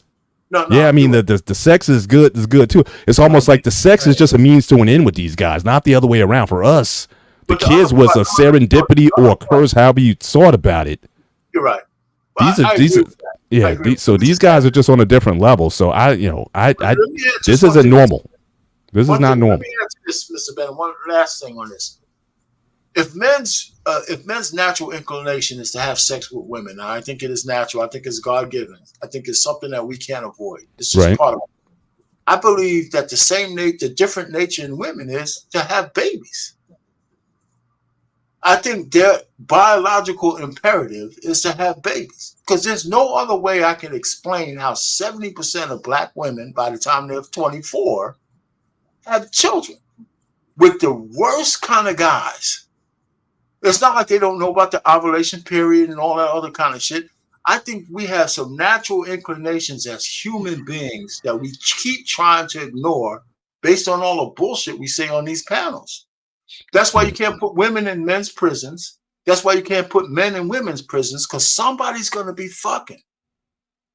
They just had a case where 4 women are getting, who were in men's prison, who just got used. And you put men in women's prisons, they're using those women for socks and everything else and all that other kind of bennies. We have a natural inclination to have sex with each other because God ordained that shit. Yeah. The only point I would go back to is the last time I thought men en masse cared about kids was, you got to go back hundreds of years. Like the agrarian society, like you on a farm, you in the South, you wanted kids because you wanted workers. You wanted as many laborers in the field. So yeah, you kept popping them out. But when we started moving from the farm to the urban areas and the cities and whatnot, kids became like a liability. It was like, look, that's why the numbers really certainly went down. I think they did. But I think today we just don't. That's just not a normal conversation that I'm having with just the average dude saying, "Man, I want 5 kids." Mr. Bennett, I'm gonna have to disagree with you. Okay, I just don't hear it. So yeah, maybe Gen Xers didn't, but millennials, and when I was in the military, them dudes was talking about having babies. They were talking about having kids, lots of them. As a matter of fact, they were trying to get her pregnant every time we came back. Well, Trey, let me ask you, was this? I was going to ask you then. What would you say was the motivation for that? The extra money. I mean, it could be extra money. Well, wait a minute, hold on. No, because you cap out. You cap out in the military. You can only have but so many, and then the numbers don't go up anymore. So, well, how many though? How many? What's the cap? Yeah, what's the limit? What does it mean? Goddamn. Probably it's somewhere around 4. I think it's 4. So the military will pay you for yeah, you get increases and bumps in your allowances based on how many children you have. So yeah, you know, you will see some couples that'll try to have more kids because they get them. Like for instance, there are some couples that actually get married because there was a separation allowance. It was you got paid if one of your if your spouse went overseas, so you got more money for it. That's still crazy. They would get married for silly reasons like that. Right. So I'm thinking the cost benefit analysis. She's going to spend a lot more money. Okay, fact check. That was going to be my question to Hank. Fact check. The servicemen who are gone and deployed, are they selfish? Because they're not home. They sure ain't. I forgot about that. Doing tours. I was going to bring that up later. So Trey, there actually is not a. I'm just trying to test Hank's loyalty. I mean, not loyalty, his logic a little bit here.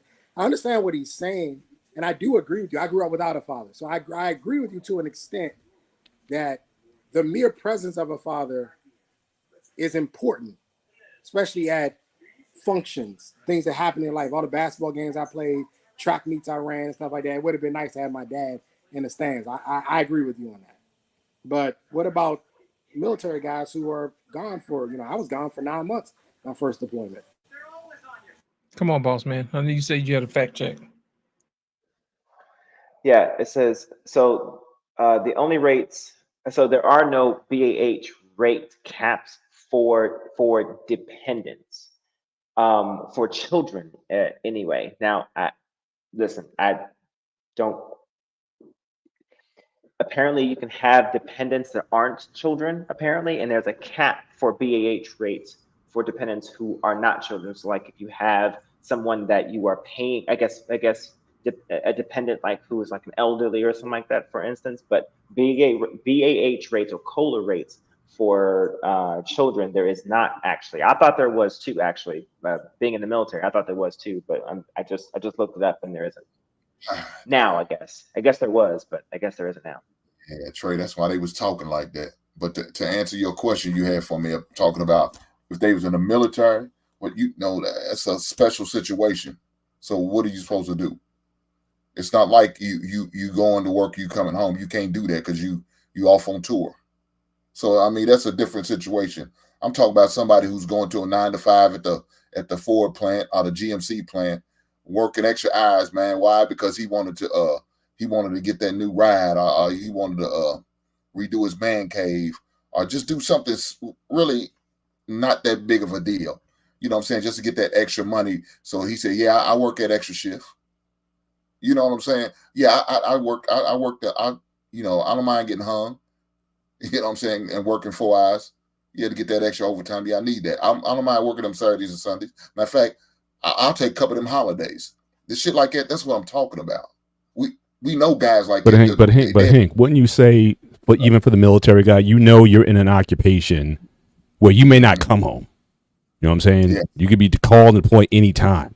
So that's why even get married but why get married to have children? Yes, you're in control of that situation because you're the one who chose to enlist or make a career there. But then you also choose to either to marry someone or you choose to have a child with someone. Why do that in that situation when you know you're going to be deployed 6 months, a year, or whatever? And again, you may not come home because of the danger of the job. So is it not therefore, from your logic, wouldn't that be irresponsible then to either marry or have children when you're in that line of work? Now, of course, you could say that almost on any job, right, Mr. Bennett? But of course, that's a lot greater risk with that type of job. And I understand what you're saying, but at the end of the day, maybe the individuals, they still want to have children. They still want to raise a family. But to your point, how can you raise if the guy is deployed for months, if not years? We all see those videos when the military soldier comes home and surprise the kid at the game and they run into the arms.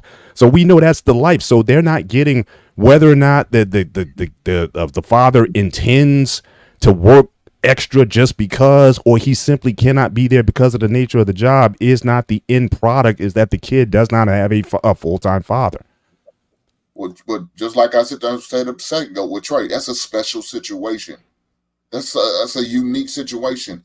That's not majority of our situations out here. You know what I think? I think that's probably more military. I think it's probably more military situations like that versus a one-off with Nick Cannon and Cam Newton. Think about it. Now, if you compare those two, I can agree with that. Yeah. But look, we got average Joes out here working 20 to 40, 50 hours a week, 60 hours a week. Why? Maybe because they feel like they need to or they have to. I don't know why they're doing it. Maybe they do it for selfish reasons. Look, let me say this.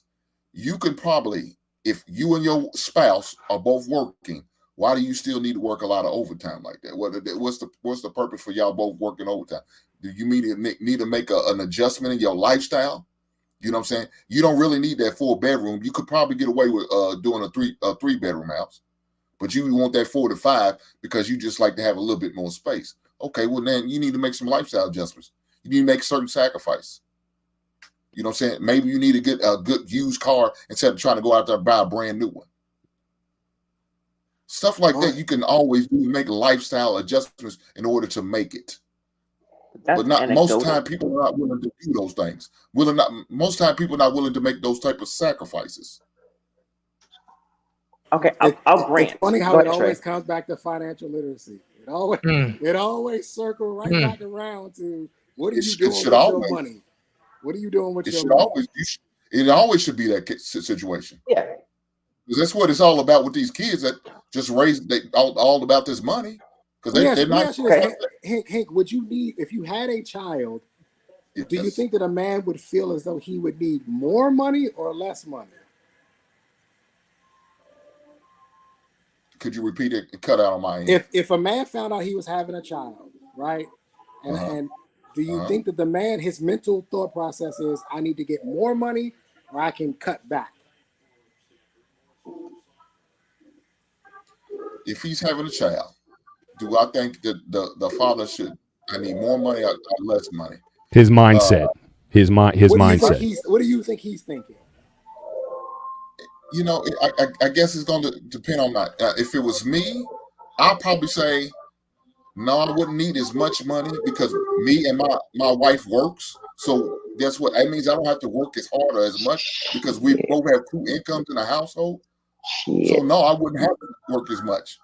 But I like I said, I'm financially literate. I know how to manage and do money and manage money and invest money. A lot of people don't, so they feel like they just need to keep working hard, working 16 hours a day. Think that's going to help them get? No, it's not. It's all about how you manage money.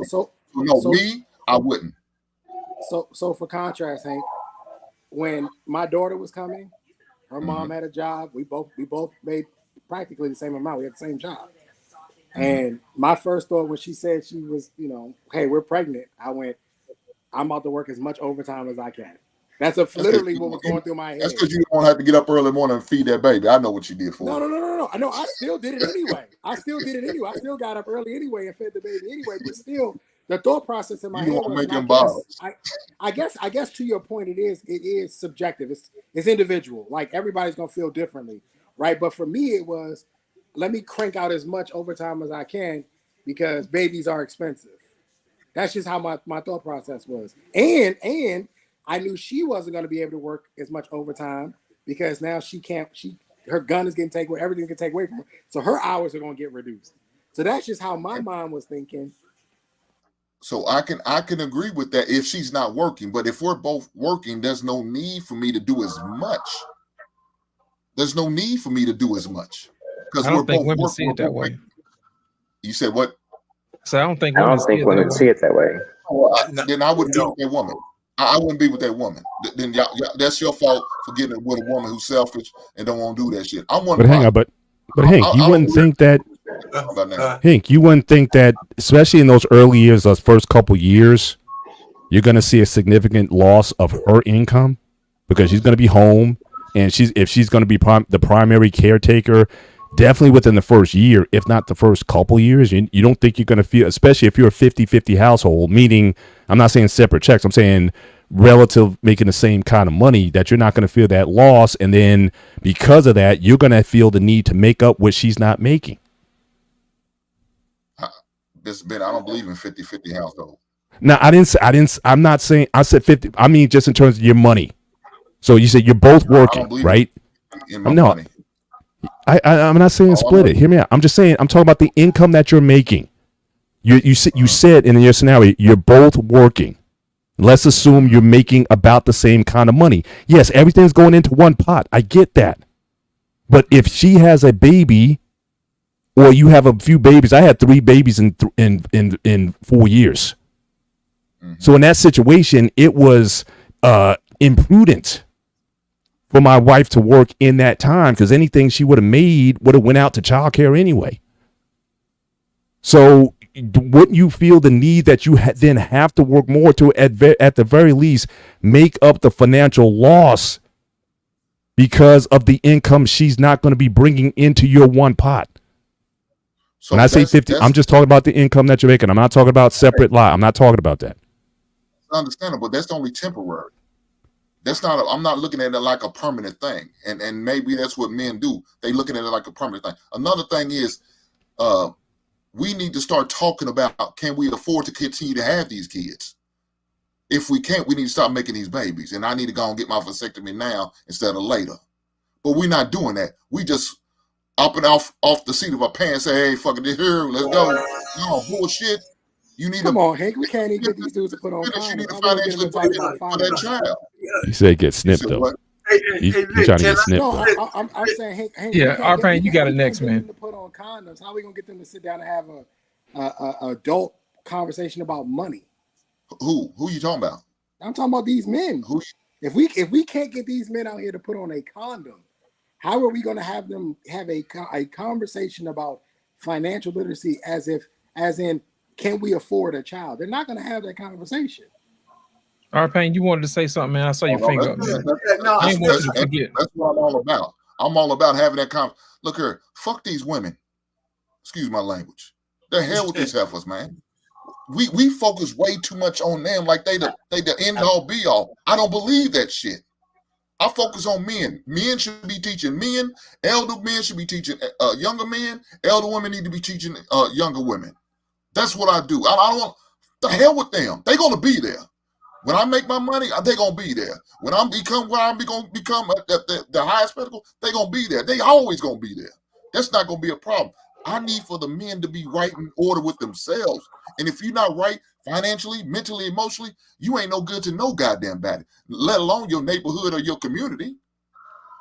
But go ahead, R-Pain. Hank, it's funny though, because we seem like we argue a lot when we get on these, because I know where your heart's going from, and we're not on opposite sides of this, because what you're saying is my reality.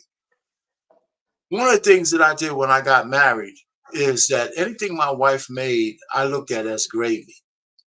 We had one pot pretty much, but our lifestyle was based on my income. No matter what she did, no matter how much money she made, and she made some good money when we got together. It was based on my income because, like you said, if you're the leader, everything in your household should be based on how you see it. And I agree with that. I don't disagree with you. We argue on this. We argue on a lot of panels, but I think it's the way we phrase things more than the way it is.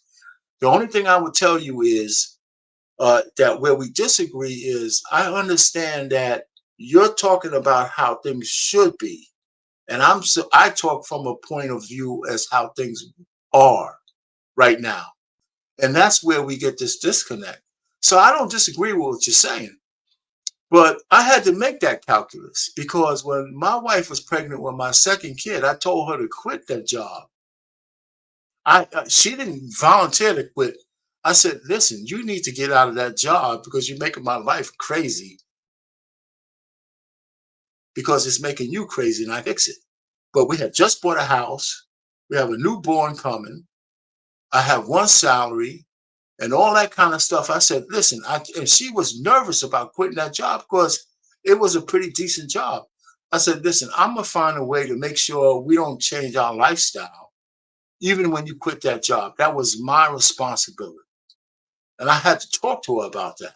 And she trusted me to make sure she was, because women worry about security and safety and all that shit. She trusted me and I came through. Right. But I had to work a little bit more hours. I had to do a few other things. And she realized that. And so I don't think we disagree, right? She didn't run that show. I did. I didn't ask my wife to be the leader of my family. When she married me, we didn't even have to talk about it because that's how it was. And that's how it is today after 37 years. So all I'm just trying to say is I don't disagree with where you're coming from. I just think that you have to have grace from the standpoint that you're not wrong in what you're saying per se. It's just that that's the way you want it to be as opposed to how it actually is. And most people are living in the world as it is and not how we actually want it to be. And if we can get it to where it should be, it'd be better for all of us. And I agree with that. That's why this ideology that we're in the West is a destructive one. But it has captured almost everybody who's in part of it, you know? So I hate to act like I'm arguing with you on some points, but I'm saying I can understand the way people do the things they do because of the culture, the environment, and the way things are. And it doesn't make it right, but I can understand why people do the stupid shit that they do. And some of the smart things that they do based on how to survive and where we are. So that's all I have to say. So I don't disagree with a lot of what you're saying, but it's more anecdotal than reality to a lot of people. That's all I'm saying. And somehow we have to be able to toggle between the two and keep it in perspective. That's all I'm saying. So let me just land it there. So what I say is what I live. I'm not saying this shit because I don't live it or believe it. It's what I live and it's what I teach. I'm not saying you make it's not my reality or just you speaking off of what I want it to be. No, this is what I live. Me and my wife to be tomorrow. It's one pot. Ain't no runaway fun. She got a bank account, got a bank account. No, hell no. Hang on, Hank, say that again. Say that again. Your wife what? Get married tomorrow? She ain't got that runaway fun. We ain't got no runaway fun. What do you? No, I said your wife. You said your wife tomorrow. Tomorrow. Yeah, we getting married 1 o'clock tomorrow. Congratulations, brother. You just threw that out there like it's no big thing, man. Congrats. Hey, Mr. Ben, when it's the second time around, it's not that big a deal.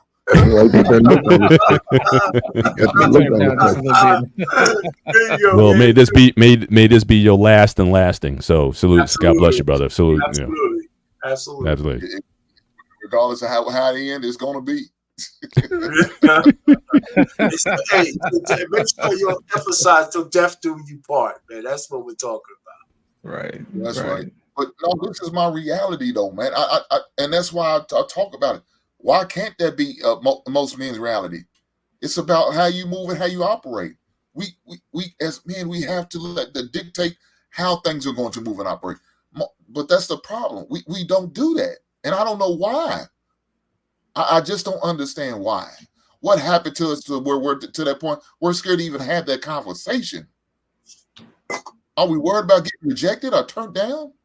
Then guess what? Maybe she just wasn't the right woman for us. Maybe that's the case. If she's not on our plan, she's not the right woman for you. And you just got to accept it and move on. There's more out there. There's more than not. I say that. There's more out there than not. We got the numbers on our side, not them. So they're going to have to eventually either make the adjustments or be lonelier than a motherfucker. I was going to say something, but I know you want to bring in. Coach, let's get to coaching. Coach Bird. Come on, Coach Bird. He's eased in and eased out, ladies and gentlemen. Trey Ferg in the building. What's Appreciate happening, y'all. Trey Ferg? I just been listening, man. I was out, man, watched a little football game, but I was listening because the game wasn't that interesting at all. But I mean, just in the situation with the video, you know, the guys. I mean, this is America, so it goes against the American laws standard. It goes against it. Outside of America, this wouldn't even make no type of conversations. It would just be on to the next subject, you know. So it's just a unique situation. It's just bad that those guys are the examples that we are trying to judge our manhood and set that level to, whether you have money or you broke. It doesn't matter. Everybody's looking at that like, okay. And I agree with what Hank said, you know, when guys look at that, who are not even getting themselves in positions to be great, they're trying to live this life working at Popeyes, and some of them can do it. But then you look at the women, they know that these guys are in this space and they still choose to give their bodies to the maximum. It's not that just they having sex, but it's like the maximum effort to give them their energy. But I also think, as far as, you know, when a child is born of the man, if he has the opportunity to raise it, I think, you know, it's the first 3 years will dictate a child's personality. I think if a man can be there to sort of give his son the little tumbling and the little play, sleep on your chest and feed him, those things go well. But I think one of the most important times for a righteous man to be in a child's life, when they start going through that first puberty stage. Females, when they come on their menstrual, boys, when they balls separate. I think it's important for a father, because you see it in some examples where an athlete is playing and they realize their child is at the age where they can start really focusing on something. They'll pull back. They're not doing as much. And I think if people can balance that, especially in a marriage, the only way it can happen if the two parents are together. When parents are outside the household, it demands a lot of communication, a lot of respect for the child and those two. And I think if some people can find a way to, at least when a boy gets to a certain age, if women just sort of scale back and say, here, like Ike Turner, you on the movie, like What's Love Got to Do with, when Ike Turner's kid's mama just dropped him off, just do that and pull away. If he's a man, he gonna have to stand up. And that will pay big dividends throughout his child's life. But again, if you're a young man, try to get married, protect yourself. Do not have a child out of wedlock. That should have set you back 35 years of your life. And unless you get the skills set up, then you're going to work regular jobs and you'll never accomplish that goal. Never. The system is not going to let you. So you're going to have to find somebody who's really going to teach you, and you have to be willing to learn. A lot of young people just don't want to learn. They have enough examples to avoid it. However, a lot of people, they get excited by going into the fire instead of rescuing people out of the fire. So I don't know. Just here we are, man. Trey Ferg, let me ask you a question, man. Mr. Bennett, did you want to say something? I saw you might go up. No, I wanted to follow up on Trey Taylor's comments about those guys wanting kids in the military, more so their motivation. It's hard for me to believe that it's because they get a little extra money a month, because obviously the cost that's going to take to raise the kid is going to far exceed what that money is going to be. But I'm just saying, was there something else to it? But I can come back to that. Coach, you can still go on with your comment and question by Lit, but I just want to go back to that because I'm still wrapping my head around that. Trey Ferg, let me ask you a question, man. Do you think that Cam Newton or Nick Cannon would be married if they required a certain level of woman, instead of just saying, hey, I just want to have kids with you, but I really need you to be on my program? Do you really think these guys will be married, being that they're the person they are right now, if they required a certain level of woman before they had kids? Do you think they will probably be married? I think most men's first inkling when they understand like adulthood, they would prefer marriage over just having children. I think most men would want to be there because, even in my age group and little young man, I even coach, they had their conversations when I'm hearing my butt in, and they even talking about, I want me a wife. I don't want nobody out here, and these are little kids and they ain't even having nothing to do with physical relationships, but they understand that. So I think for the most part, people would choose it, but then that bad experience, that sort of break your heart, that's the one that get us, man or female, where we like, nah, I don't want that no more. Ain't nobody no good. And nobody might not be no good for 20 years, but in that 20 years, you might have had 2 or 3 good ones. You just wasn't ready to commit to that because for whatever reason. So, but I think most men would like to get married at least initially, and then whatever happens after that. Sometime wasn't Cam's first baby mother a stripper or something like that? It was allegedly. Yeah.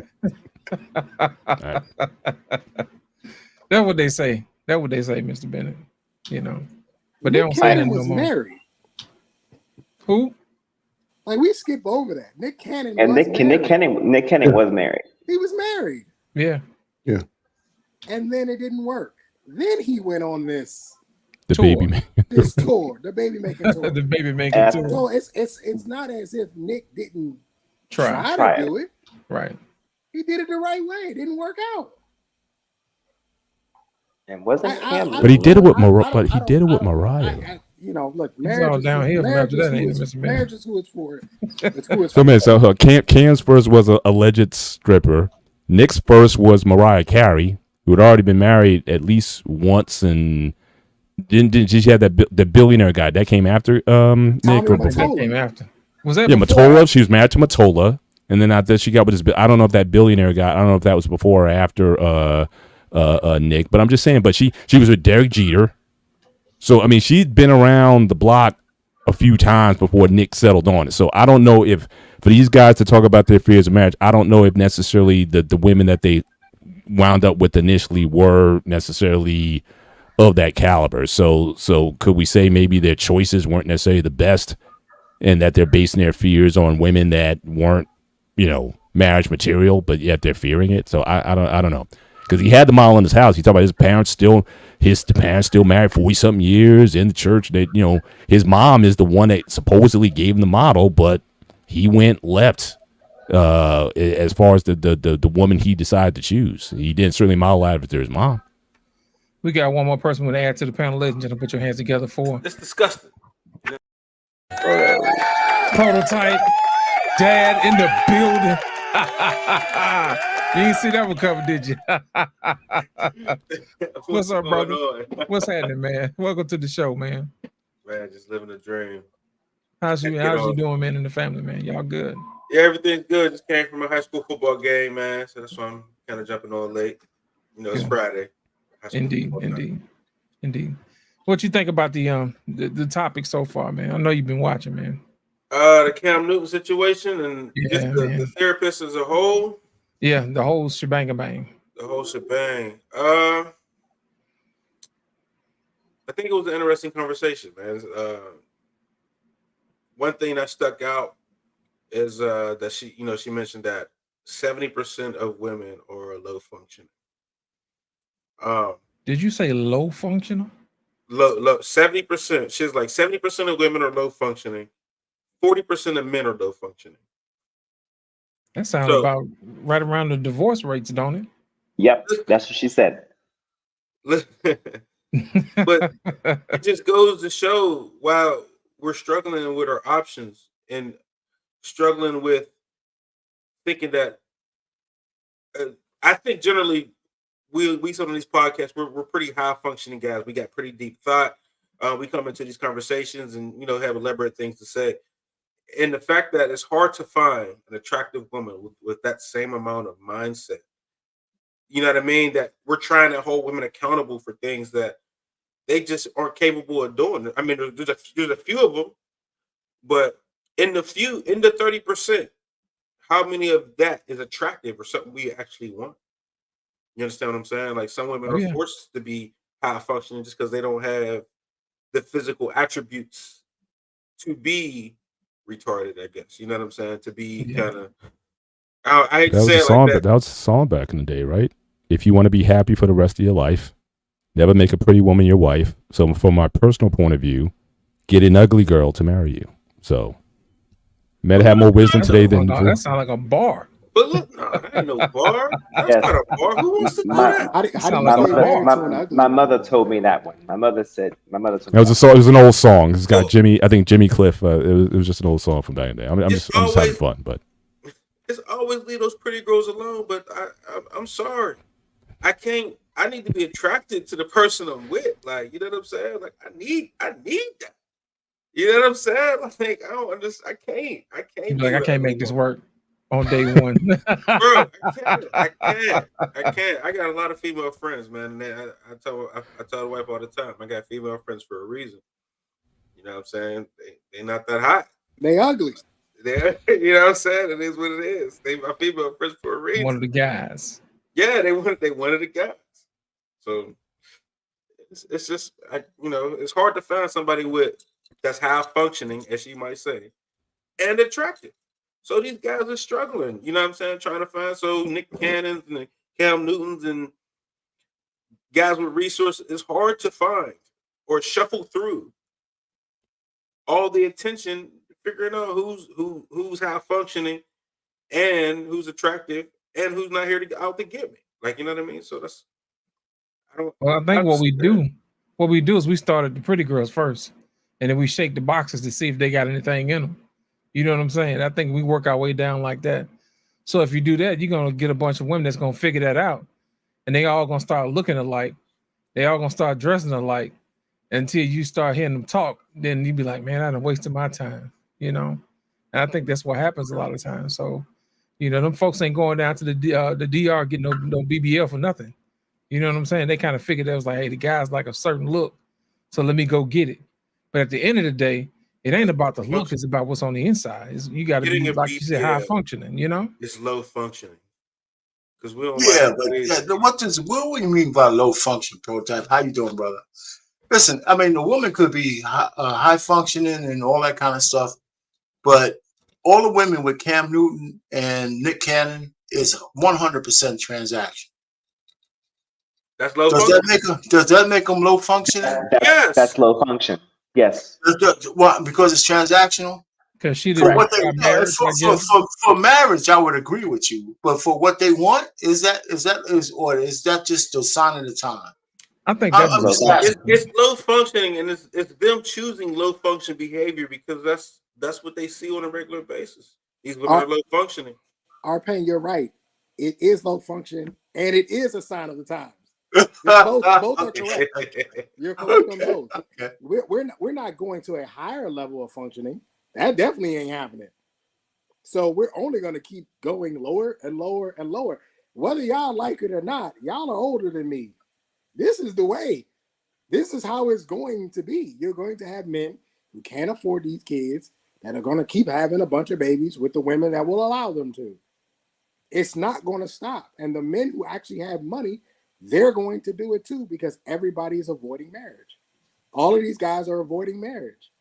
Tyreek Hill got a bunch of kids. There's a dude that played for the White Sox. He was married. He had a kid on her.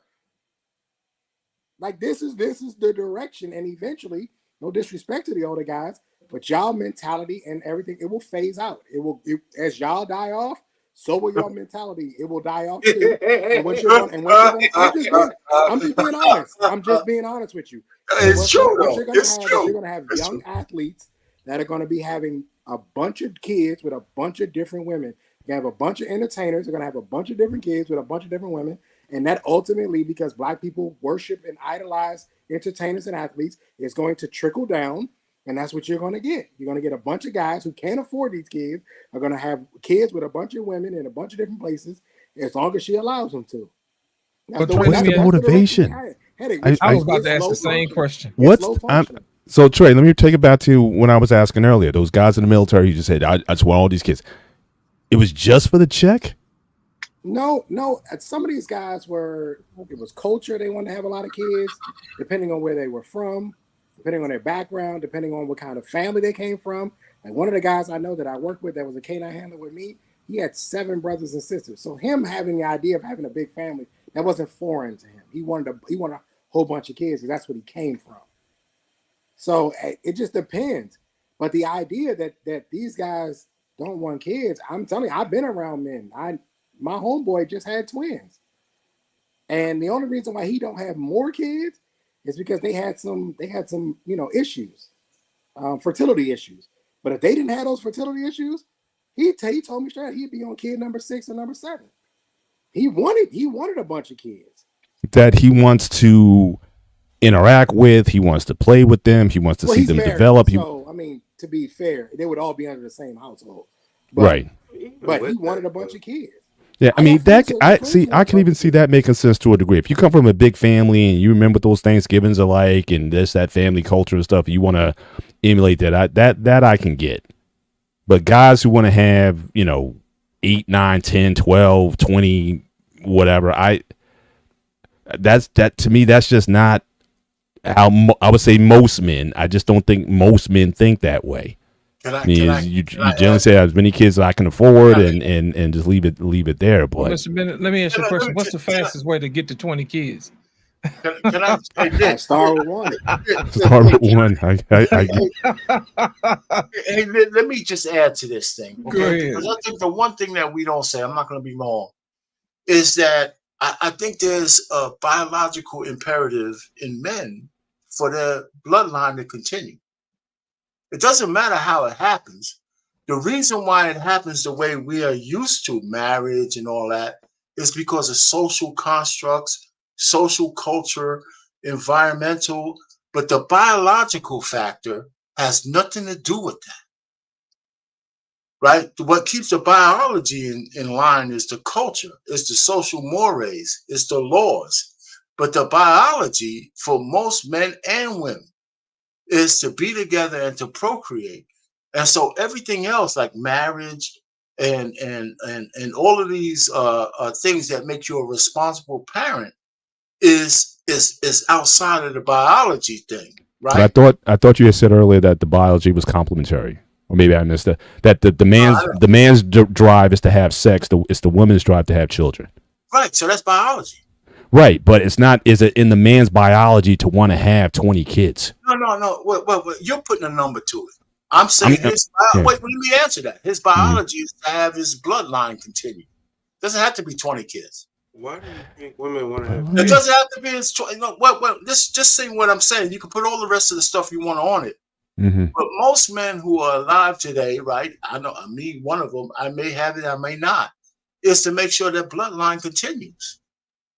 Right, so everything else is putting social constructs or social mores and cultural and all that kind of stuff, which is important to keep our societies together. But strip all of that away, your biological imperative is to keep your genes going. And a woman's biological imperative is to have. Let me shut up, and I'm gonna land it on this. Do you guys think it's a difference between a 40-year-old woman with kids and a 40-year-old woman without them? Absolutely. That's all I'm saying. Yeah, we don't know. I just don't think most, at least in today's time. Again, I could understand it back in agricultural times. I just don't see it today where a man is thinking on the whole that their thing is just to. Especially once you get a couple. It's like these days, I got a son, I'm good. Or I get 2 sons, I'm good. But you're to talking continually numbers. to propagate and to have multiple. I'm not talking numbers. I'm talking about bloodline. Right? It doesn't have to be a lot of numbers. If you don't have a son, though, Brother Payne. Well, listen. The bloodline, really, the truth of the matter is, besides our machismo, the only person who's confident that the kid is theirs is the woman. Well, we have DNA now. No, but that's another thing by technology. That thing down now, but the truth of the matter, if I had a daughter who had a kid, I know that kid has my blood in him. Yeah, I said a man's blood. Ain't nothing but yours. If you don't have a son, your bloodline is dead. Your over. That's the thing about it, man. When these dudes are having all these kids, it's not guaranteed that them kids gonna have your last name. Because normally in hospital, they take the last name of the mother. I agree that. Unless you're married. These low functioning guys don't care about the last name. They just care about the blood. Oh, These kids God walking damn. around with their granddaddy name. God damn. That's exactly They what don't it even is. know if they belong to their grandfather. It's just That's true. They part of don't your even know what legacy. their last Your names legacy are. is your last name. That's part of your legacy. Well, okay. I don't want to argue that. Particularly, you're right, but I'm just saying the blood is more important than the last name, right? That's what they say. Why does the name even matter anymore? I mean, it's not like people actually give a damn about what their last name is. Shit. I mean, people embarrass their telling white family folks and that. You telling white folks embarrass their that. family name all the time. People do tell it all the Rockefeller, time. you tell Johnson and Johnson that they don't, their last name don't. Yeah, but everybody's not going to be Johnson and Johnson. You're right. You're right. There's a Smith family that's somewhere in Podunk Town, Pennsylvania, somewhere that nobody gives a shit about. This is true. That's because the Smiths ain't never did shit. That's my point. So even like you good night. You get to now and you have these people who are, popular or famous or successful. They don't even use their real name. You don't know who they are. There's a bunch of kids. There's a bunch of kids. I was at a basketball game one time, and I was supposedly sitting next to Patrick Ewing's son. I didn't even know. It must not have been no good. Like, what does the name? Michael Jordan got sons? Yeah, they was garbage. They was garbage. That's the interesting thing about having kids, and it's irresponsible because it's hard raising kids. And even if you do it the right way, there's still a high chance that them kids is going to come out wrong. You know what I'm saying? So doing it the wrong way, like there's a 90% chance they going to be fucked up. Excuse my machismo, but there's a 90% chance they mess around and be criminals. They gonna do something wild. They don't have some mental issues. They mess around, have some health issues. Like there's a high chance that kids come out all messed up. So just having kids irresponsibly and you got to take care of these people, it's just too much. Like I don't recommend anybody have kids for real. 90%. Just a 90%. I think we're a little bit more resilient than that, man. Nah. Brother, just in that statement, I think there was a shift. Salute to the single mothers of the 70s and 60s. They were raising big, responsible men and women for the most part. That's because gas was 25 cents a gallon. Hey, it doesn't matter. Ain't got nothing to do with gas. They wasn't buying $200 sneakers. And Hey, you you can't read. Sneakers wasn't $200. Well, $60. They wasn't buying $60 with inflation today.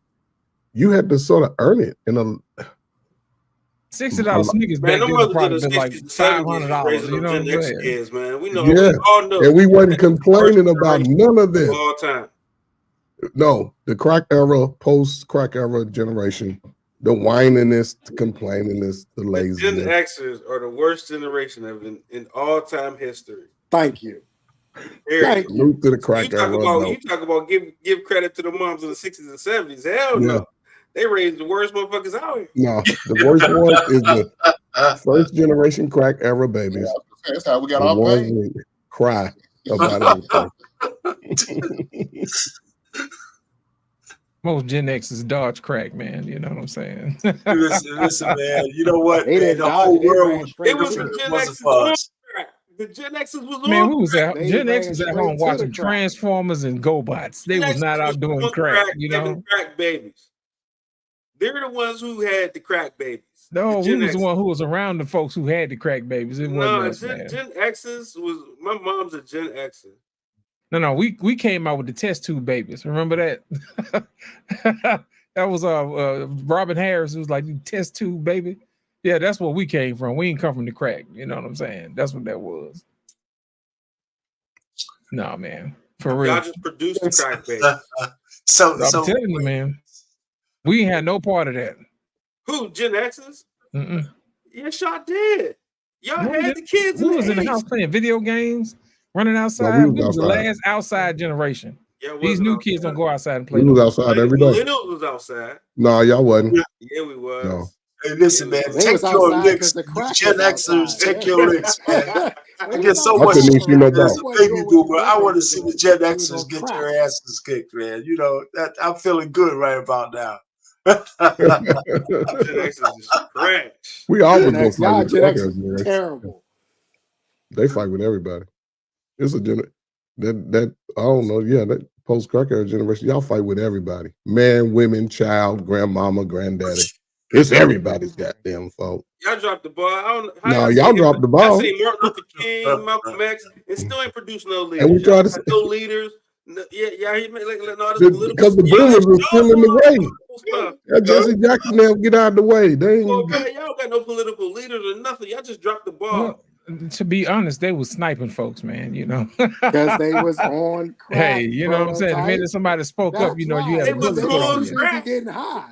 Right, they was Look on what they crack. did to Trump. They tried to take him out and put him on the stamp. You know what I'm saying?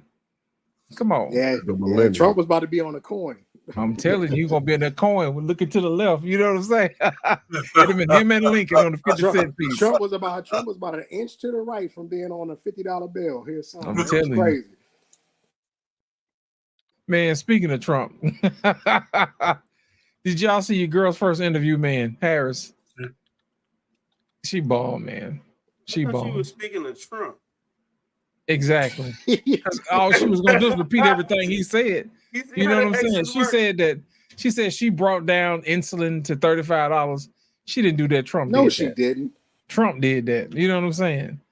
And I was like, you just gonna repeat everything Trump say. We're gonna build a wall. Now, wait a minute. You're the one that was letting the folks in. How you gonna sit up here and say you're gonna build a wall after the election is over? Man, go on. Lost. They in now. She got him. She got all the votes she needs. We just waiting on the vote now. So it's like she let them in, and all right, now put the wall up so these motherfuckers can't get in now. They around here getting housing vouchers for $100,000. You know what I'm She want to give saying? them $25,000 to buy houses, get them voting. I mean, they working this immigrant plan. I don't care what nobody say. They working it. You see what's going on in Colorado? The Venezuelan gang. Yeah, man, they taking kicking over in the collecting apartment rent, buddy. It's like, no, you don't take that to the landlord. Let me get that. That's right. Yeah. They got crowbars on the doors and everything, man. They working it. They working this immigrant plan. And I'm telling you, she get elected. It's over. It's over. She got her own army. What's that mean? What's it? Oh, what's that mean? It's over. What you mean? They're gonna never she's gonna introduce. She's gonna make sure that her party introduces legislation to make sure that all of these people who came in illegally are somehow legal, so they can vote, they can receive assistance. She's essentially trying to replace us. Yeah, replace voters, and that's why they let them in. And now she can say, because how many million have come in? Quite a few million have come in the country. Oh, now that they're in, now she wants to block it off because they're already in. They're here now. Right. That's right. And she want to stop the deportation. So listen, this whole election is about ideology. And we're going to have to make a choice between conservative and liberal.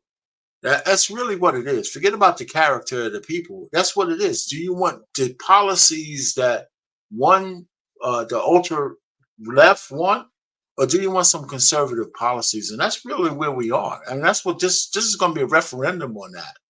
Now, the only thing that might save any of us is if we have a divided Congress and Senate and the House. We already know the Supreme Court is conservative, but the fact that even if they, shoot down certain legislation, that kind of stuff has a lag time, that kind of, so it's going to be really interesting, in the next 3 months where we land. And I think that the bloom is coming off the rose of the fact that Kamala Harris thinks she could just identity politics herself into the White House, because she's going to have to say something at some point, somewhere, and sometime.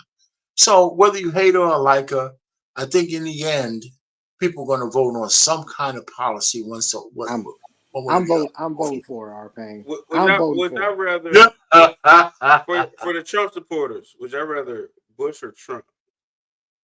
Bush. Which Bush? No, say that again. Say that again. That's the difference. Which Bush? Yeah, which Bush? First Bush or second Bush? But why are we even talking about Bush? They're not. I just want to get a. A smooth little clearance. I didn't like second Bush at all. Would you go for would you go for Bush or Trump? If Bush was on the ballot, I'd probably still go Trump. I didn't like you would second Bush still at go all. Trump. With Yeah, Bush I didn't on like the I didn't ballot. like second Bush. I didn't like George W. at all. Yeah, but what's the point of that though? Because that's not where we're going. I just want to get an understanding. Like, would you always stick red, or would you? Is it a Trump thing? Are you really just a fan of I Trump? think this year is a little bit different. It's a policy thing, man. It's what it needs to be. You know, it has. Forget about Trump because we can always look at his character. Listen, if he had a character that was halfway decent, this wouldn't even be a race. But if he didn't doesn't. have, yeah, but you know what? But let me put it to you this way. I'm not so sure that I hate to say this, but I'm gonna say it. Right, I'm gonna do a boss man. Here we go. His character doesn't mean that he doesn't understand that he could be a better president than somebody who has no character at all, who is a chameleon. You know, so all I'm saying is we still have to make a choice on ideology. Do you want gender affirming care where the parents lose control of their children, or unfettered rights to immigrants using our tax dollars, or somebody actually taxing unrealized gains? That shit scares me more than anything else. Can I ask you? That's one of her goddamn policies. When have you ever benefited from your tax dollars? You. Well, say what? When have you ever benefited from your tax dollars? From a tax what? When Tax have you ever dollars. benefited from your tax dollars? Okay, yeah, well, okay. Let me retort. How about us getting a peace fucking dividend without tax dollars, as opposed to going to war, giving money to Israel and the gay guy who runs the Ukraine? You know, all I'm just trying to say is, how about taking that money and putting that shit into the infrastructure of the United States and getting back on the technology train that we were once on at one point, and having high-speed rail? Has it And ever having happened? all those, well, why wouldn't it happen? Listen, Has it ever happened? Wait. I'm gonna stand on here. You know that Chesapeake Bay Bridge that goes from the water underground and up and underground? Anybody who's been on that grid, it's like one of the 10th marvels of the world. We probably could never make that again because of all the political bullshit that would go into funding something like that. Right? Why do you care about your tax dollars if you've never seen them back to you? Why not? Why is your tax dollars important if you've never seen them before? No, hold on for a second. Wait, that's not really true. That's not really true. In order to have a society, you know, and this is the way, I didn't create this, whatever the unseen hand says, at some point you have to pay taxes to keep your society growing. But I'd rather see some of those monies invested in society, because if society is important to you, then it should be worth investing in, right? Our youth should be important. It should be important to invest in. So I wouldn't mind my tax dollars, whatever percentage you could come up with, going towards programs that propel the youth. I'm old enough to understand when, and I was a part of this, they used to have these manpower programs for summer, for kids who got out of school who actually had jobs during the summer. I was one of those guys. That was tax dollars. I cleaned up Flushing Meadows Park in New York. I worked at a police station. There was something about leisure time and young people that you need to fill it with something productive, but it costs tax dollars to do that. And then when a politician came in, they took all that money away and they put millions of kids on the street. And anybody who read The Lord of Flies will understand what happens when you put millions of kids on the street with leisure time and nothing to do. And then that's when the gangs proliferated. That's when all of that shit proliferated, because if we were to spend tax dollars to keep those guys busy, then productive shit happens because of that. And I saw that. I lived it. I saw when it changed. You know, when I couldn't get that summer job, because most things, when I was 14, all I could think about was getting my work credentials so I could work. That's what I did, because everybody else. So that's what the tax dollars did for us. Okay, go ahead. It helps you get a job. Your tax dollars Yeah, help it you paid work for more. it. So, Go even ahead. I'm still, sorry. I'm sorry. But go ahead. you've never Go ahead. seen your tax dollars. It doesn't matter if it goes to a politician's pockets or if it's going to Ukraine or whatever. You're not getting it. So why are you I mentioning just your told tax you dollars? that's not true. I just told you that's not true. I just gave you a scenario where that's not true. We've It seen might pay for some of those things you're talking about, but it was a portion of money, even back then, that came to American people to do the right thing for us.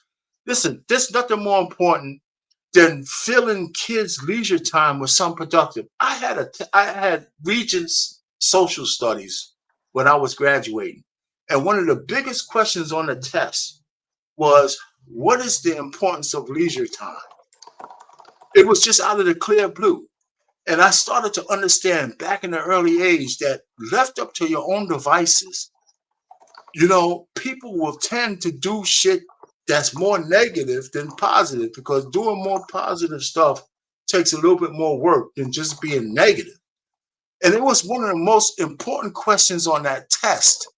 And I'm 66 years old, and I took that test when I was 17. I still remember that question. And my real life scenario was when they had jobs for teenagers during the summer, put us into productive situations with productive men and women to say, instead of bullshitting for 8 hours a day in the summer, we're going to put you to work. We cleaned up the streets. I worked at a police station. I worked at Flushing Meadows. I worked at all kinds of different places.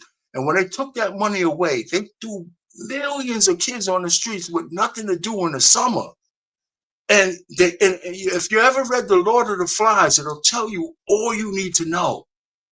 So, I hear what you're saying, but there was productive shit you could do with your tax dollars, and we've gone away from that.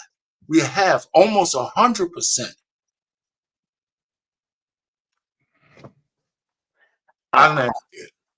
Appreciate it.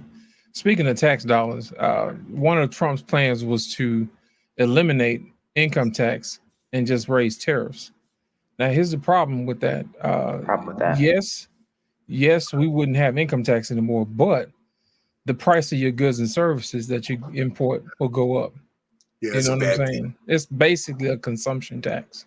Right. So, would you rather have all of your money, you know what I'm saying, or some of your money, or in cheap products? You know what I'm saying? We should have a fair deal that has a hybrid of both those things. I agree. So. But there's no way we can pay this deficit down. It's what $35 trillion.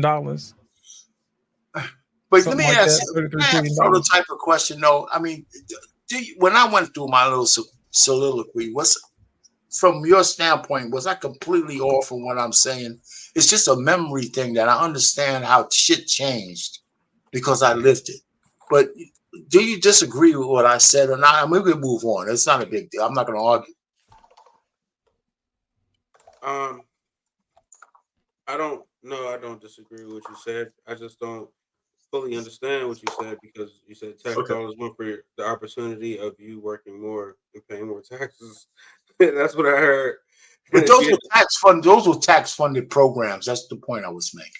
It was a tax funded program that helped you get a job to pay more taxes.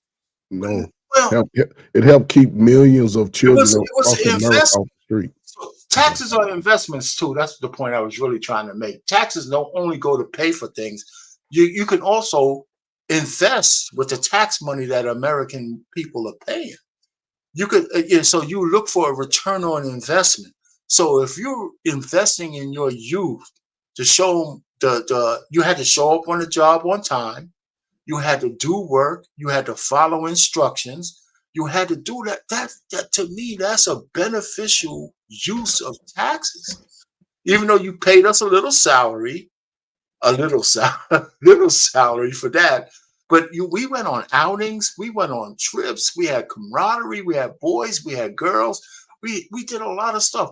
And I thought that was a useful use of tax dollars because there was a return on investment. And the investment was socializing children to be responsible working adults later on in life. That's what I thought. That's all I'm saying. And I think that's worth it. It is. But that's what I meant by it.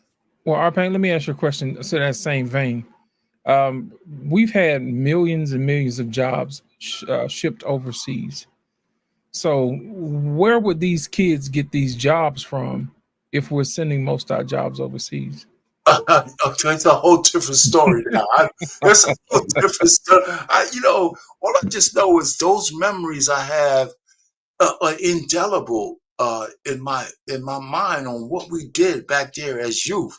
Not the music was different. We had the little boom box. We had those bus trips. We had all of those kind of things. It was just such a different time that there was a lot of kids who fought, whose whole thought was to get that, what they call that in New York City. I was in New York. You had to get the job permit. So you had to apply for it. Right. So you had a whole bunch of kids actually applying for something responsible so they can get the certificate to go to somebody to get a job, to work at 14, 15, 16. It was an amazing time. And I thought that was, now looking back, that was well worth the tax dollars. It was. I mean, Brother Lit, to your point, it was a time, and I can understand as our pain because I was in and I benefited from that program. It was called Upper Bound where I was growing up. Right. And they took 500-600 kids from all age groups away from home through an entire day. They fed us lunch. We participated. We used to rotate the activities. One day we swim, one day we'll play softball, one day we'll run track, be in the gym, just exposing us to all of these different activities that it sort of forced us to work as team, socialize with our age group, do a lot of things age appropriate. And again, as they saw that was working for a generation that was being exposed to the newer technology of the time, breaking out into the video game sets, being athletes, that's why they had to get busing in there, because too many brothers and sisters in 1-2 schools, we dominating all the sports. So they spread us out to make it even. But as we became adults, salute again, I'm always go back to the crack era, the Bill Clinton era. He said, along with President Biden, they took those jobs overseas. They took them there. However, those jobs are coming back because the immigrants are going to be the new welfare recipients. Black people don't know it. A lot of people renting. They don't have collective bargaining. They don't have any of that. They can't say what goes on in the schools. They can't say what goes on in the communities. Prime real estate now is closer to the city. The newer generation of white people and people coming here with money, they're not going to the suburbs. They coming to the inner city. So they're allowing people of color to move out into the suburbs where it floods and you get all the tornadoes. But you think you're really making a big move, but you're really not. You're going into greater debt because people are doing it outside of a union. They're doing it single-handedly, and that's what puts them in a greater debt responsibility as we get older. If we can find a way to niche that earlier, and it comes with these programs, but the tax dollar for poor people don't go back into the community. It goes into another community. So as long as we have that, we're going to continue to struggle. So, well, it also goes back to what we talked about earlier about having broken homes. One of the most important parts of the American dream is having your own land and putting down roots. You know what I'm saying? And starting a family that way. But if we spread out all over the place, and then, where's our economic power that way? Yeah, we'll have 1 or 2 guys like Nick Cannon or what's his name? Yeah, Cam Newton. Yeah, they looking good, but what about everybody else trying to duplicate that? That's not. Or even the older guys like Eddie Murphy. So the question we haven't asked tonight, like, what is the prognosis then for these kids? Like, what's going to be their life? Or how that wealth is going to be divided, because we don't know about how Cam or Nick, how they're going to divide that pot up. They may say, look, y'all ain't getting nothing. Y'all going to have to earn it the way we did. So they might. So what is then going to be their trajectory? Yes, I mean, you can say they have access to higher education than most. But, you know, as far as their ability to start families, because it's not obviously it's not going to be modeled. So then what is their, so we talk about the kids, but what is going to be their outcome, you know, for these kids growing up in this? I'm looking at Eddie Murphy's kids. Most of his kids are grown up. I think he's got one that I think he had with Mel B is probably his youngest. They seem to be somewhat functioning to an extent. Married Martin's son. One of his daughters is marrying Martin Lawrence's son. They're marrying each other. They're not just shacking up; they're getting married. Right, so that's something, you know. I hope so. I want the best for these kids. But I'm just saying, we're talking about the number of kids, or looking about again, what is going to be their outcomes when they turn 18 or whatever. When that's not even going to be a. But can I ask you a question, on Mr. Bennett? Though, sure. Is their prognosis better than the inner city kids? 10 inner city kids from Mapuki who has 10 different baby mamas, right? They have options. We could at least say that they have more options than the average kid. Well, yeah, I said. I mean, certainly, education, environment. I mean, certainly they're going to be in a education. They have just more options because of the way they lived, the way that what's accessible to them, the opportunities that they. We're not disagreeing, but I'm just saying. But education, because again, for those inner city kids, also, again, what level of education are they getting? What access to opportunities are they?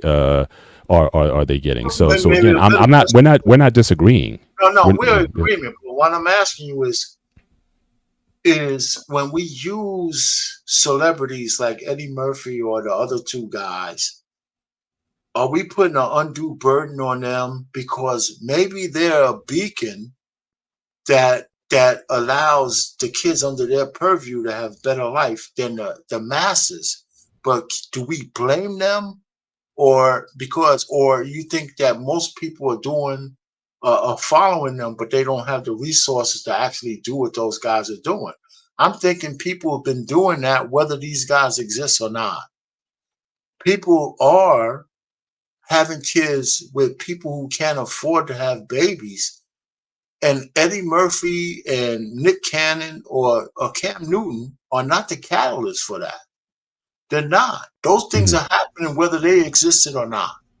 Right, especially if you go to other cultures where you're allowed to have multiple wives or you know, forget, you know, 8, 10 kids, 20, 30 kids. I mean, it's, you know, that's a reality for some people. So I think a lot of our understanding on the subject certainly is coming from our own cultural purview, where, you know, you're used to the one man, one woman, children sort of model, but I recognize that's not right. That's not the world.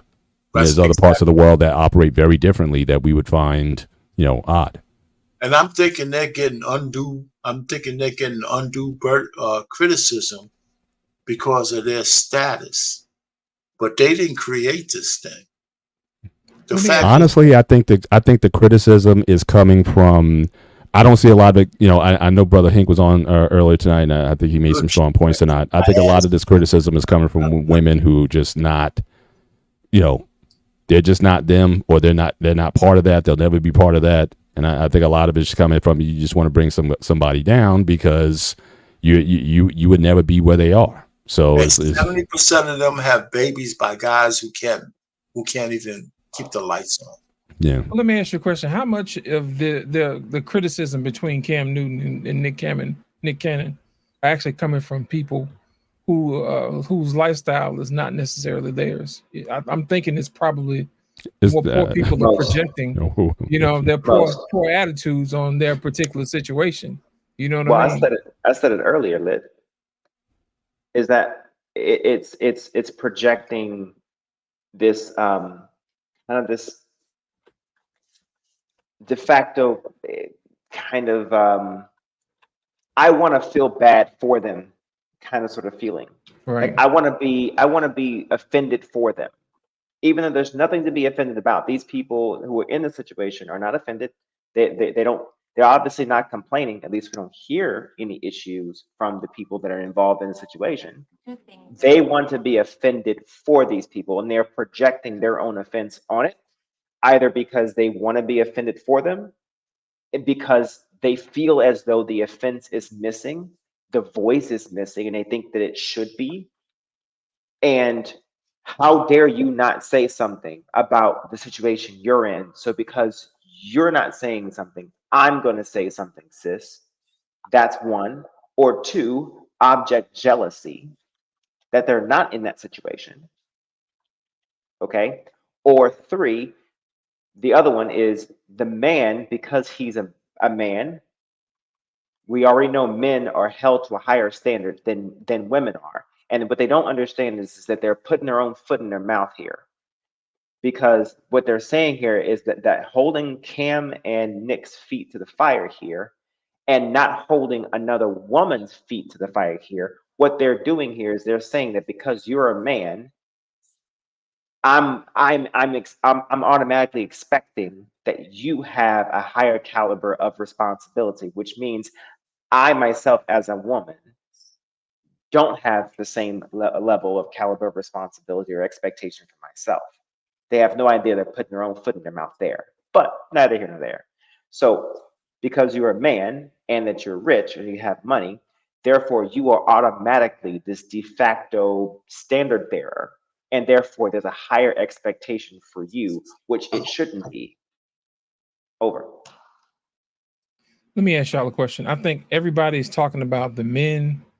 Everybody's talking about the kids. What about the women? Talking about Hello. Thank you. I'm sorry. Come on, man. Come on How now. can we leave Come on out now. how can we leave out the single most important piece of this thing that unlocks the whole kit and caboodle? You know what I'm saying? And I think that a lot of times, man, women like to speak out on behalf of other women. You know what I mean?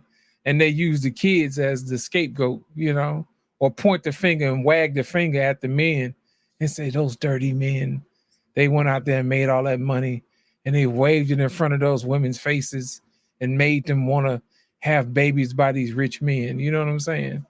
We already know what it is, man. We already know what it is. The women who are jealous are trying to project their longing onto these women, and these women hadn't even opened their mouths. You pick up They that ain't vibe for said sure. nothing. They ain't said nothing, but they want to get so bad. Think about it. When Simone Biles' husband was wearing her gold, her gold medal, who was yelling? The women. Who were yelling? Who was upset? The women. How dare you? You know what How I'm dare saying? you?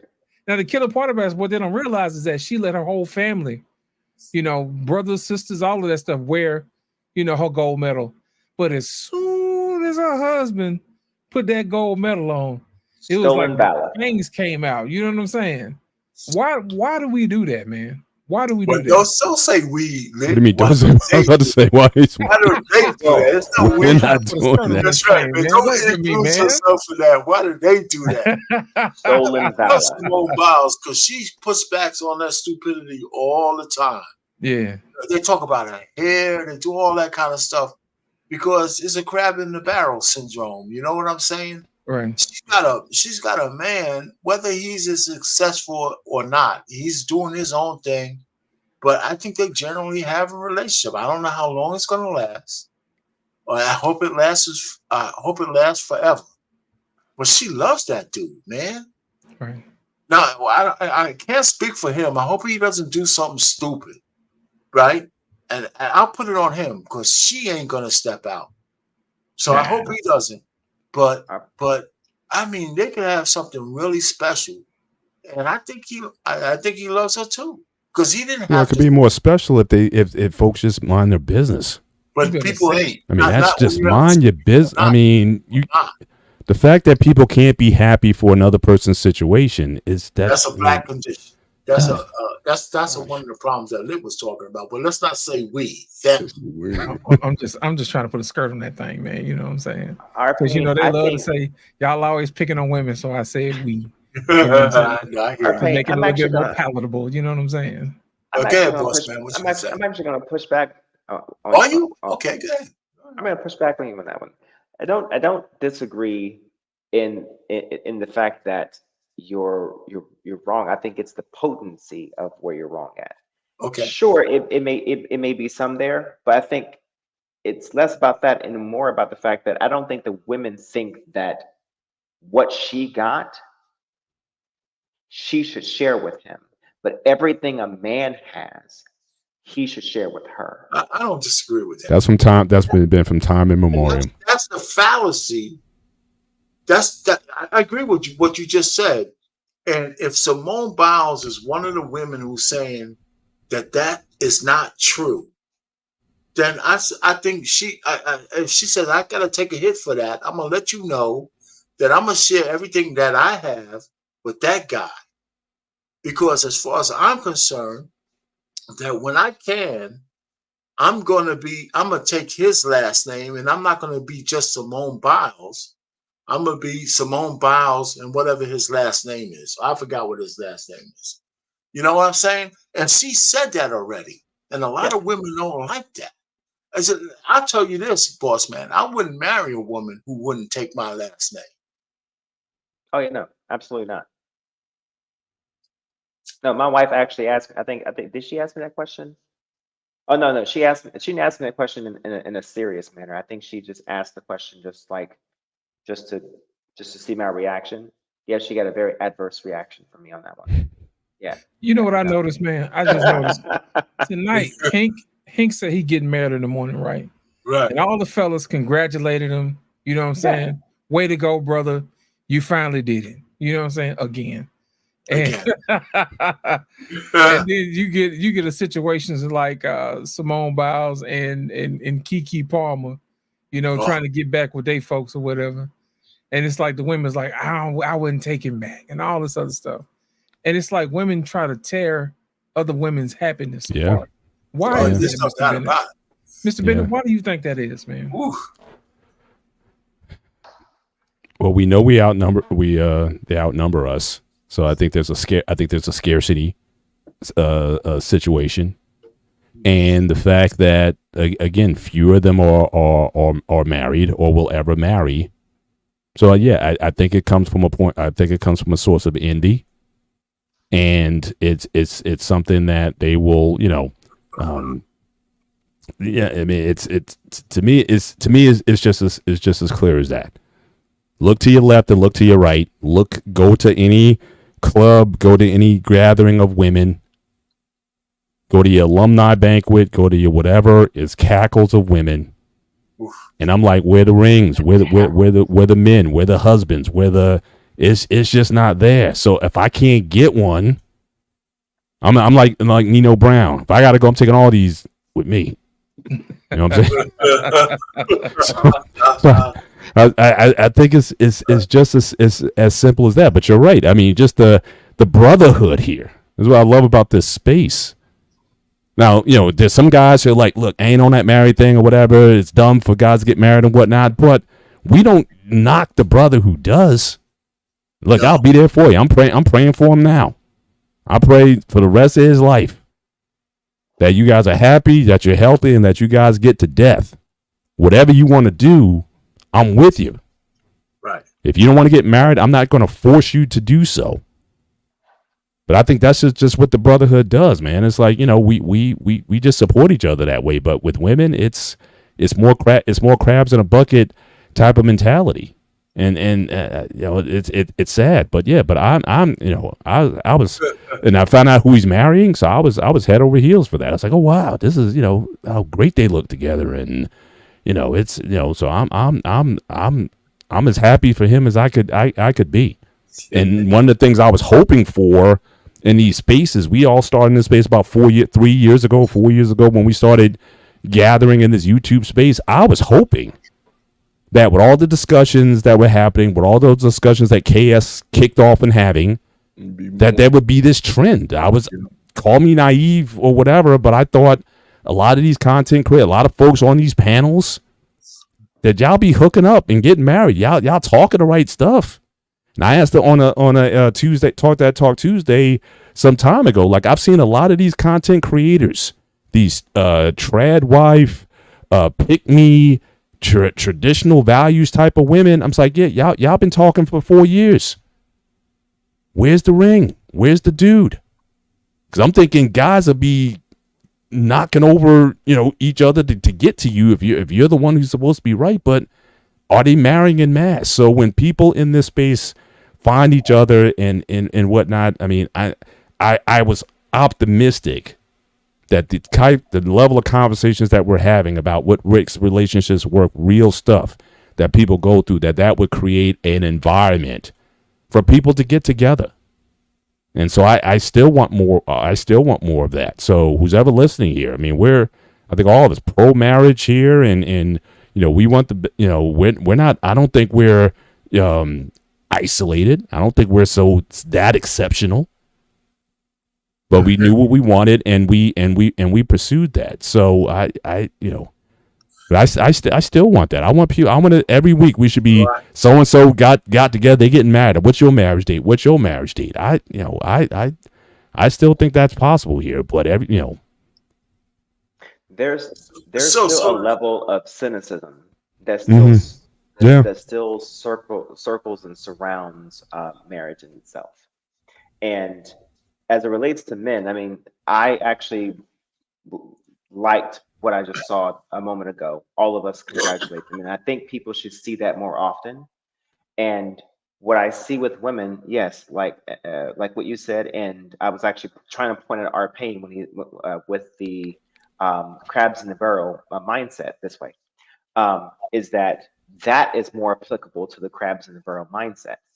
Is that when a woman sees another woman go in and lock her man down, so to speak, use that moniker. Yes, they end up saying, they have a sense of outward fake joy, the fake sisterhood crap, but then inside they hate or loathe that person. But then the other part is they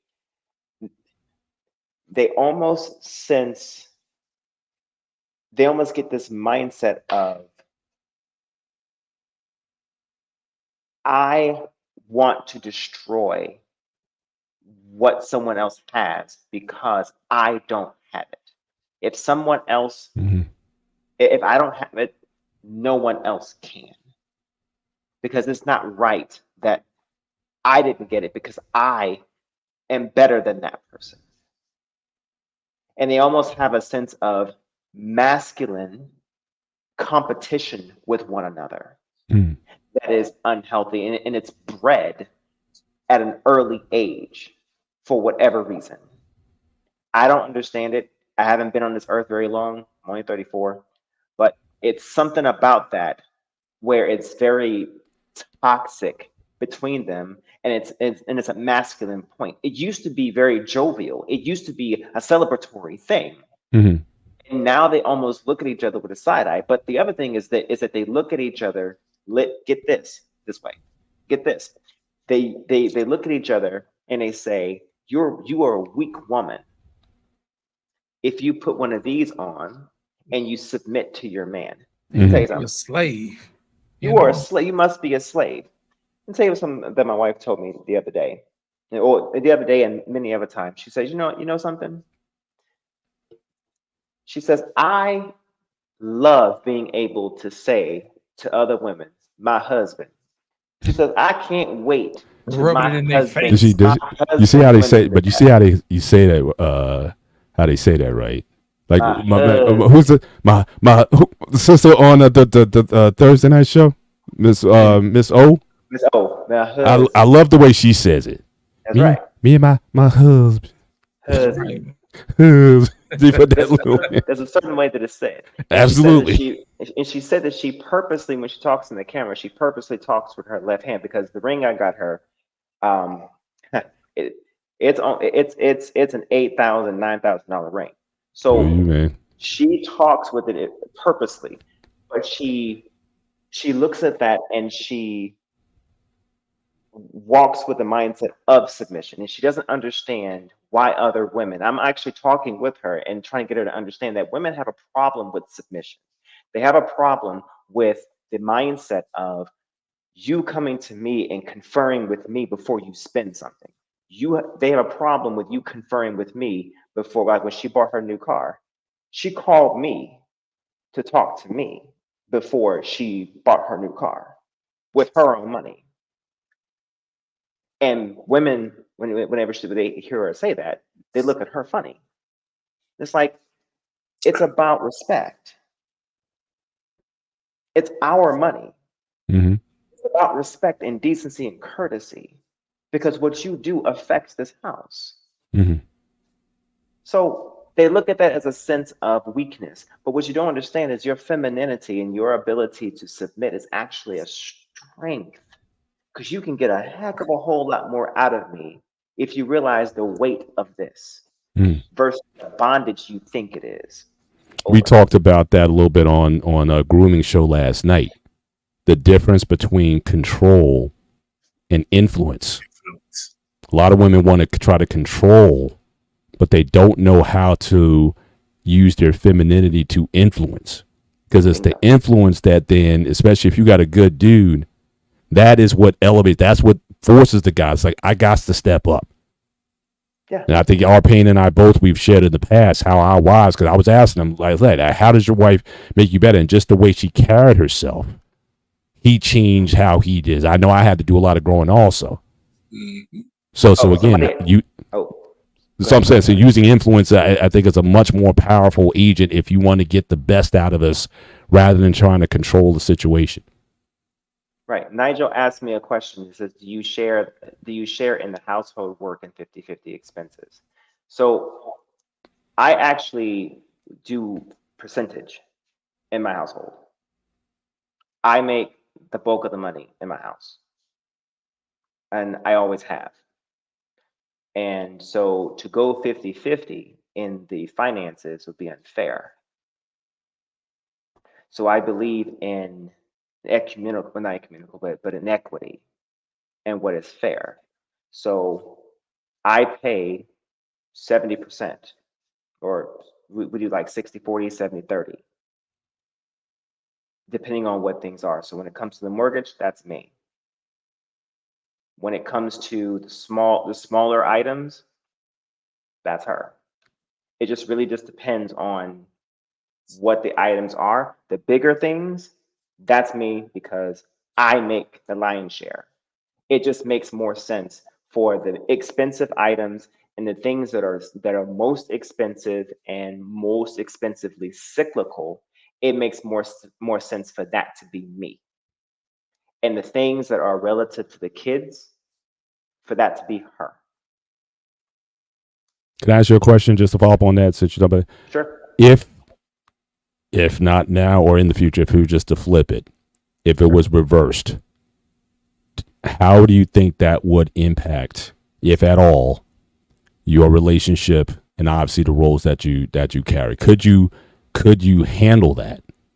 If she made a significant amount more than you, would that affect the quality and nature of your relationship, and how would you navigate that? Here's a preposition. Is it switching from what it currently is now and it flipped afterwards? It could be either one. So it can, in the future, she may get, she says she's bringing in 30% now, but let's just say things go her way and she finds an opportunity and there's an uptick and she's, gets on par, maybe exceeds, or at the time you met her, that she was on that, either if not making that kind of money or on the fast track to make it maybe faster than you were. Would that have affected your ability to get with her? Or if that changes in the future, do you think that would change your relationship? Cool. So I answered the first one. So when we first got together, I actually didn't know this until after I bought my first house. She actually made more than me when we first met. We didn't know. I didn't know. We didn't ask. But it turned out that she actually made more than me. And I was not in a place where I could actually be of help or do anything at that point in time. I was just coming out of the military and a lot was flummoxed. Okay. But I quickly ended up actually making I quickly ended up making like 40, 50, 60,000 more than her pretty quickly. But I didn't actually know that I actually made more than her. She knew, don't know how she knew, but I didn't know. So that meant that she knew. Yeah, I know. That meant that she knew and she didn't care. Okay, so that was one component that made me say, this is the one. Okay. She was able to invest in me and pour into me and put into me, and I wasn't the wiser. Okay. I tell you a story when on our first date.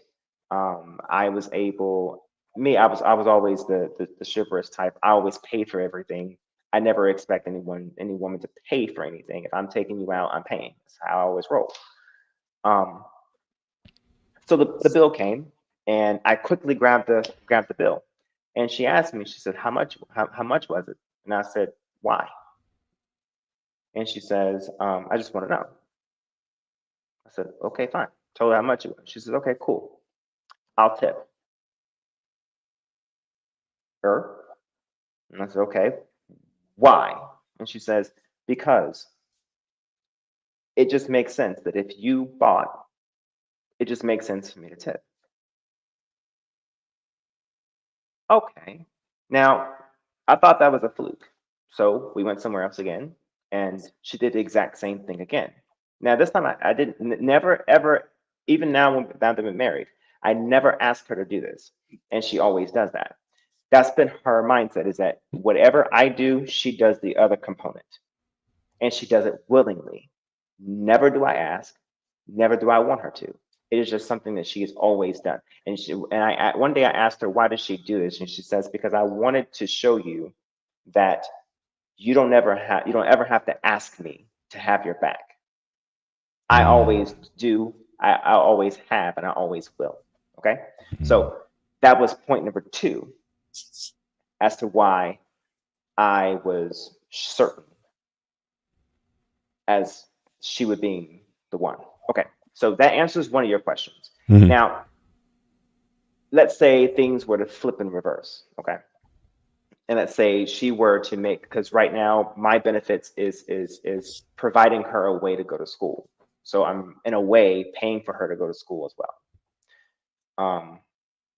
So if her job were to provide her a way to make more than me, then I don't see where I would have a fundamental problem with it. In my mind, there would be, I'm gonna be honest with you, the ego part of me would have some issue because I want to always emulate someone that is a provider.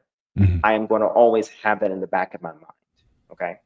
But outwardly, I cannot produce a torn ego because in some respects that is more of a turnoff than a man that is fixed and sound and resolute.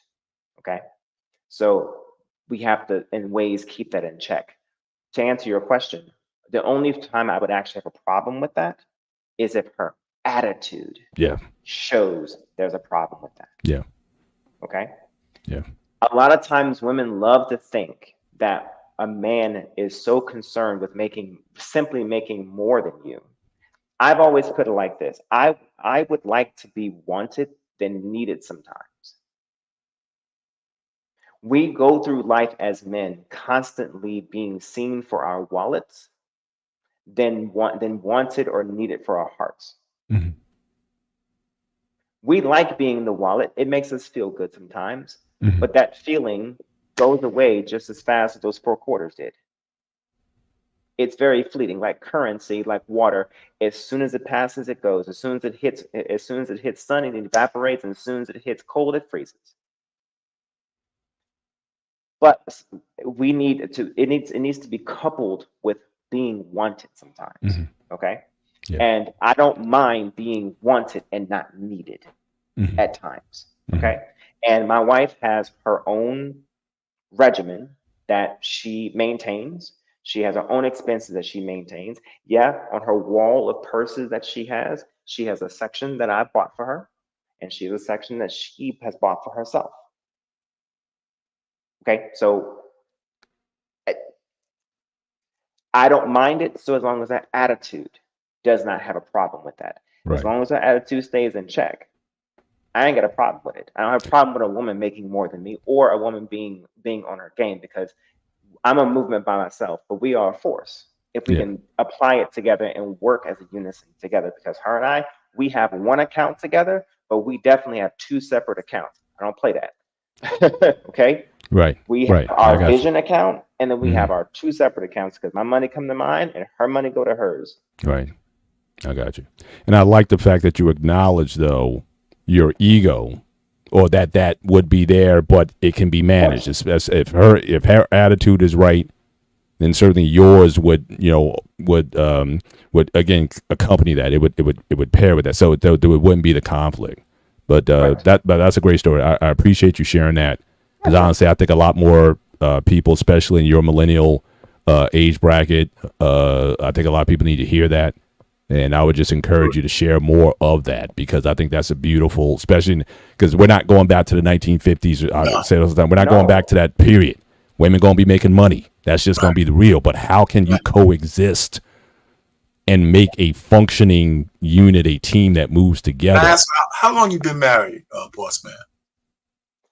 Since 2019, so that would be 5 years. It's going on 5 years. 5 years. Tell you, I would love to hear your story after 27 years and 37 years, if you're deaf through your part, because the dynamic you and your wife are going to have is different than the one I have with my wife, kind of,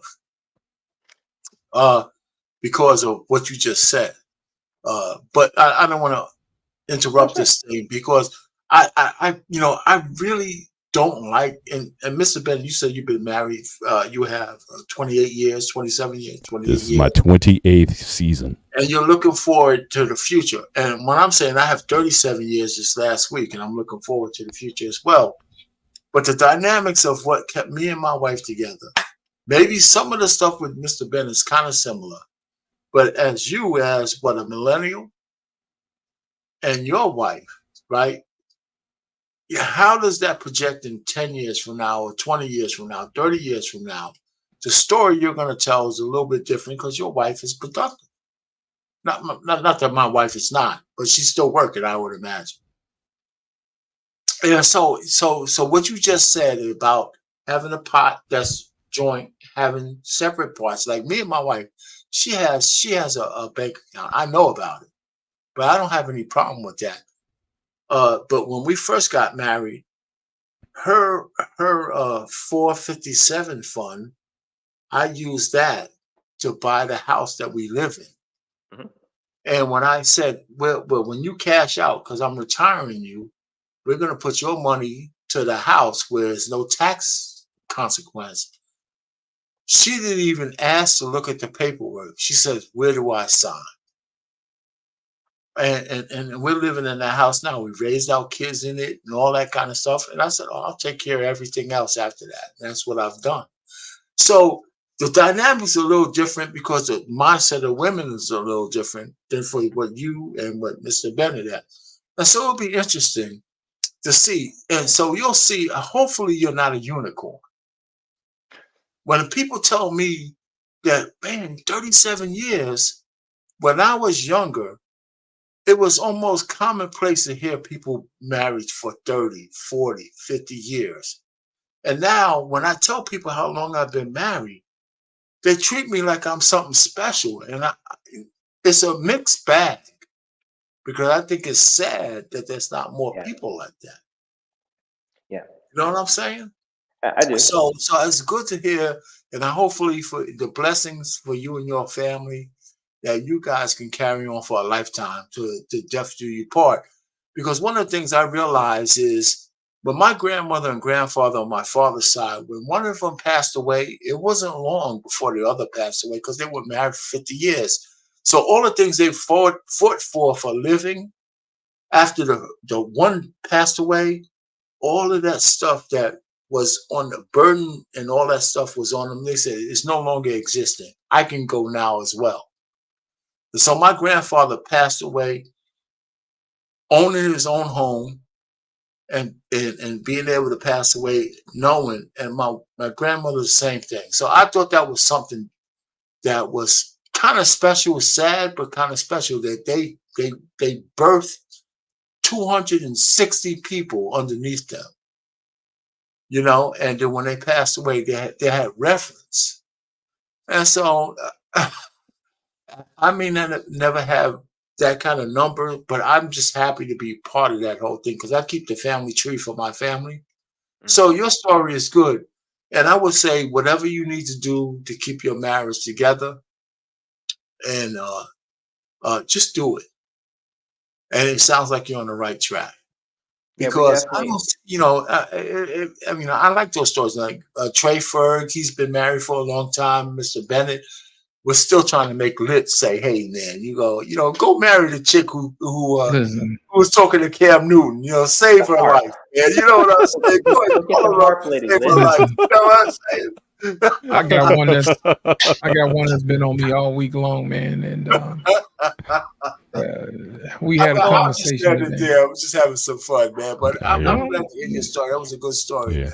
yeah, and boss man, again, I like I said, I've shared in this panel. I'm very intentional about saying the year of marriage that I'm in, because what that does, it keeps me humble. Because again, I've known people recently, and we just don't know the big story with Judge Mathis breaking up with his wife. So there's nothing guaranteed in this world. So for me, I say I'm in my 28th season because it keeps me current. It keeps me focused on the here and now. And what it also does, it allows me to really take in when I hear from younger people like yourself. If I'm harping on, I've been married 27 years, I'm like, oh man, boss man, he's a rookie. You know, they haven't gotten their feet wet yet. They don't know what's going on. I got more years on it. I forgot more than they know. But the fact that I stay current, I want to listen to young views like yourself. I want to listen to fresh perspectives. Because also I got interest. I got daughters. My youngest one is 21. So I have an interest in having an understanding of how, again, the millennials and zennials and what the Zers are thinking, and those who decide to do this, what they're doing. So again, I really appreciate, once again, you sharing how you guys move and what the thought process is. And I can take that all in, because for me, the only thing that matters is this year. The previous 27 mean absolutely nothing. So we again, from the present and then onward. So again, I just want to thank you again and just edify you and just say keep doing what you're doing. And I appreciate you guys, because I'm gonna tell you something. I need to see, you know, either the single men who have wisdom, like Lit over here, there we go, on this side, and then the married men also, who have, you know, the same wisdom as well, because it offers a space of like-minded men as well. So that's why I was thrilled to be, you know, part of the family as well. I was thrilled to tell my wife that as well. I was trying to, when I went upstairs, I was trying to keep it together, and then after I said, then I smelled right. But it offers a space of like-minded people. It offers a space to be able to share these things as well, but it also glean something from different perspectives. I was telling Lit in the backstage before we got here, was that this is not an echo chamber for me. I don't agree with every last one of you guys, nor do I agree with everything you're saying, different perspectives, whatever. But iron sharpen iron. Yes. And I can definitely learn something from every one of you at different times. I will tell you guys something that you guys may find interesting. How we met. We met on blackpeoplemeet.com. There you go. Wow. There you go. And the funniest thing is that she was going to delete the app that night that I messaged her. And when I saw her picture, look, you may not believe it looking at me, but I don't think highly of myself at all. I'm not the person that walks into the room like, yeah, I'm gonna get the chick. That's not how my mindset is. Right. And I don't think most men are that way. We've shot a few shots before and probably got shot down before. Yeah. Okay. Yep. So I decided this night that I was going to shoot my shot. And I just knew this girl was not going to respond back to me at all. I just knew it. No way. Ain't no way in hell. Me pull that. Yeah. Right. Man, was I wrong? Was I freaking wrong? I told my look. I said if I'm gonna get that. I think I must have wrote it down somewhere. I said if I get that, I'm gonna be in trouble, and I was in trouble ever since. So, but when she hit back, I was like, "Yo, we got to meet immediately because I've been catfished before. We are not going through this trash." So, met her that week and put face to name, and we've been together ever since. So, now to the topic of the conversation, I am a stepfather, and stepfather to 11 and 7. Well, no, not now. When we met, right? The children were 11 and 7. Now they're 19 and 15, and now of course I have my youngest son. He's 2. So that's my first biological, and then the other two were from previous marriage. So I did see a little difference between that situation as opposed to the normal that you would normally see. Okay. And coming out of one situation, a divorce, from another, yeah, you bet your ass, I most certainly talked to him, her ex-husband, and I talked to her to understand what happened. Because yeah, it's a situation for sure. And I can wholeheartedly say that it was not a situation of norm where she filed because she wanted to. He said that. He messed up. He left. He did not want to follow, to take responsibility, and he did not want to come back and fix the issues that either they created or that he initiated or that he left unresolved. I got that from him. Because I wasn't going to go into a situation unsure, uncertain. And for the life of me, I don't understand why he would not want to go back and fix what was messed up between the two of them. I don't understand why. And sounds like to me he regrets that decision too, because the version that I got of her, he asked her, "Why does he get my wife's name 2.0?" And she was like, "Well, if you had done right and decided to come back, you would have gotten me." So I got a chance to meet him. He and I was very cordial because obviously I wanted him to spend time with his son. And I don't ever want to be the kind of person who does not, who wants to be, who gets in the way, basically, of a father and a son. We ain't doing that. So no, you can come spend time with your son anytime you want to.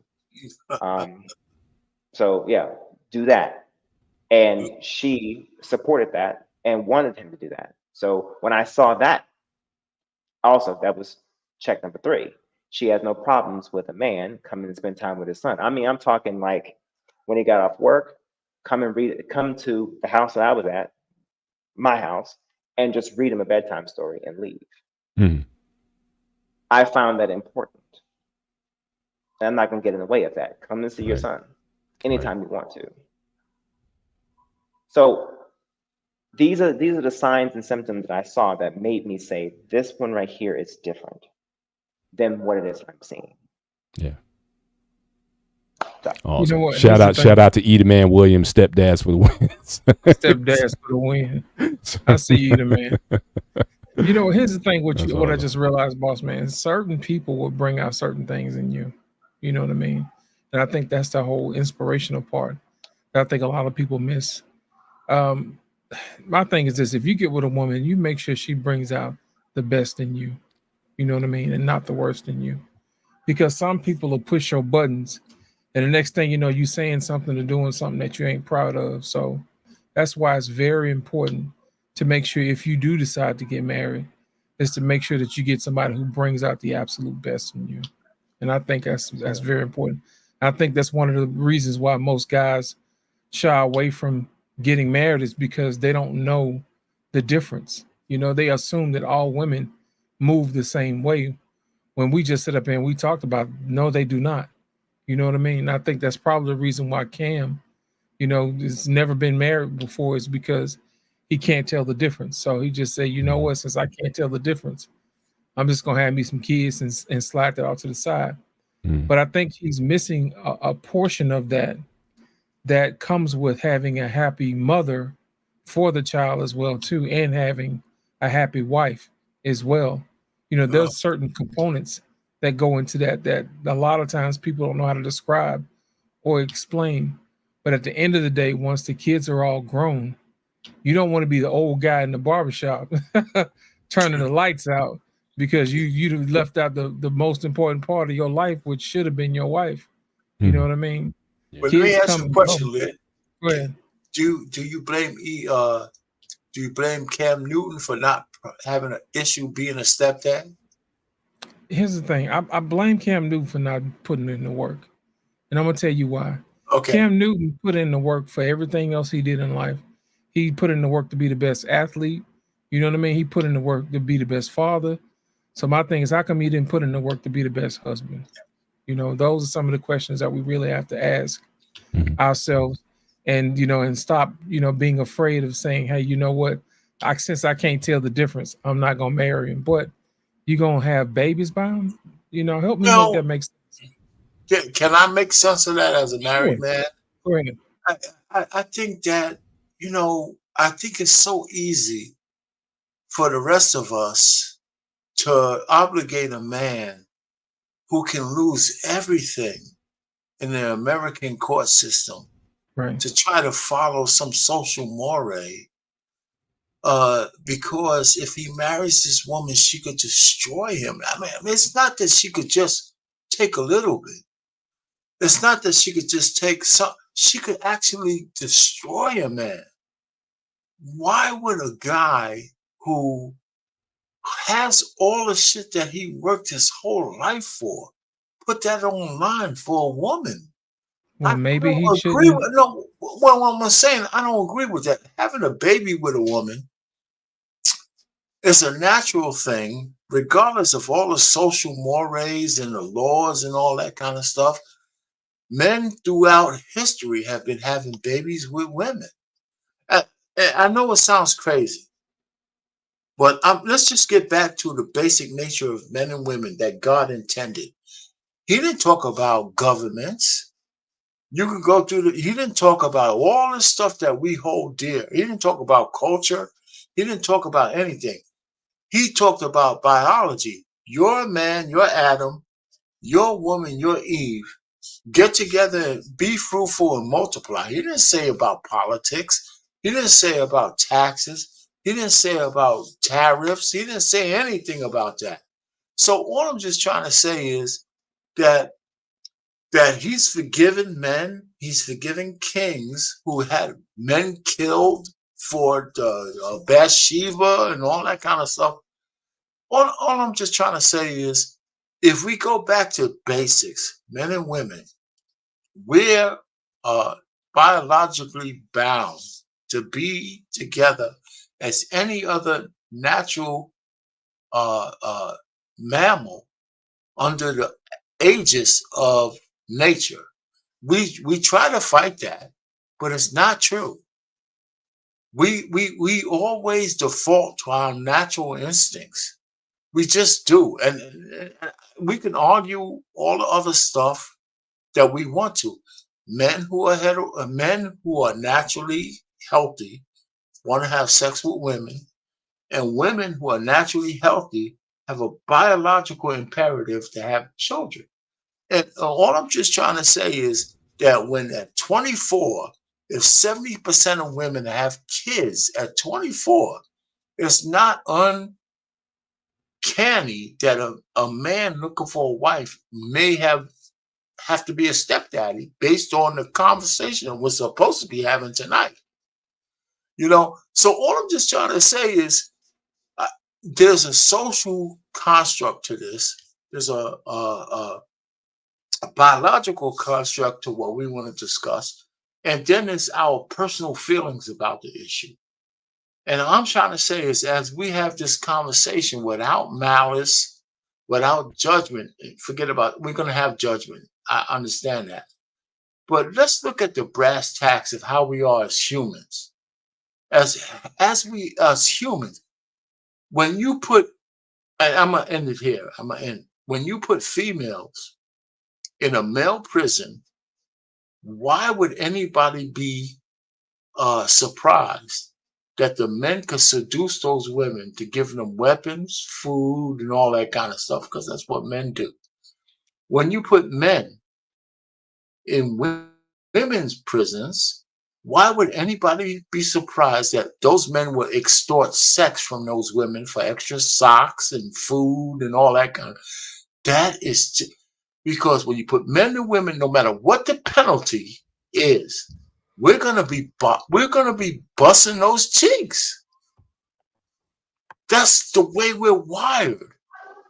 It is, and we could say, why would a slave bust down the madam, the white woman, by being boiled in oil if he got caught?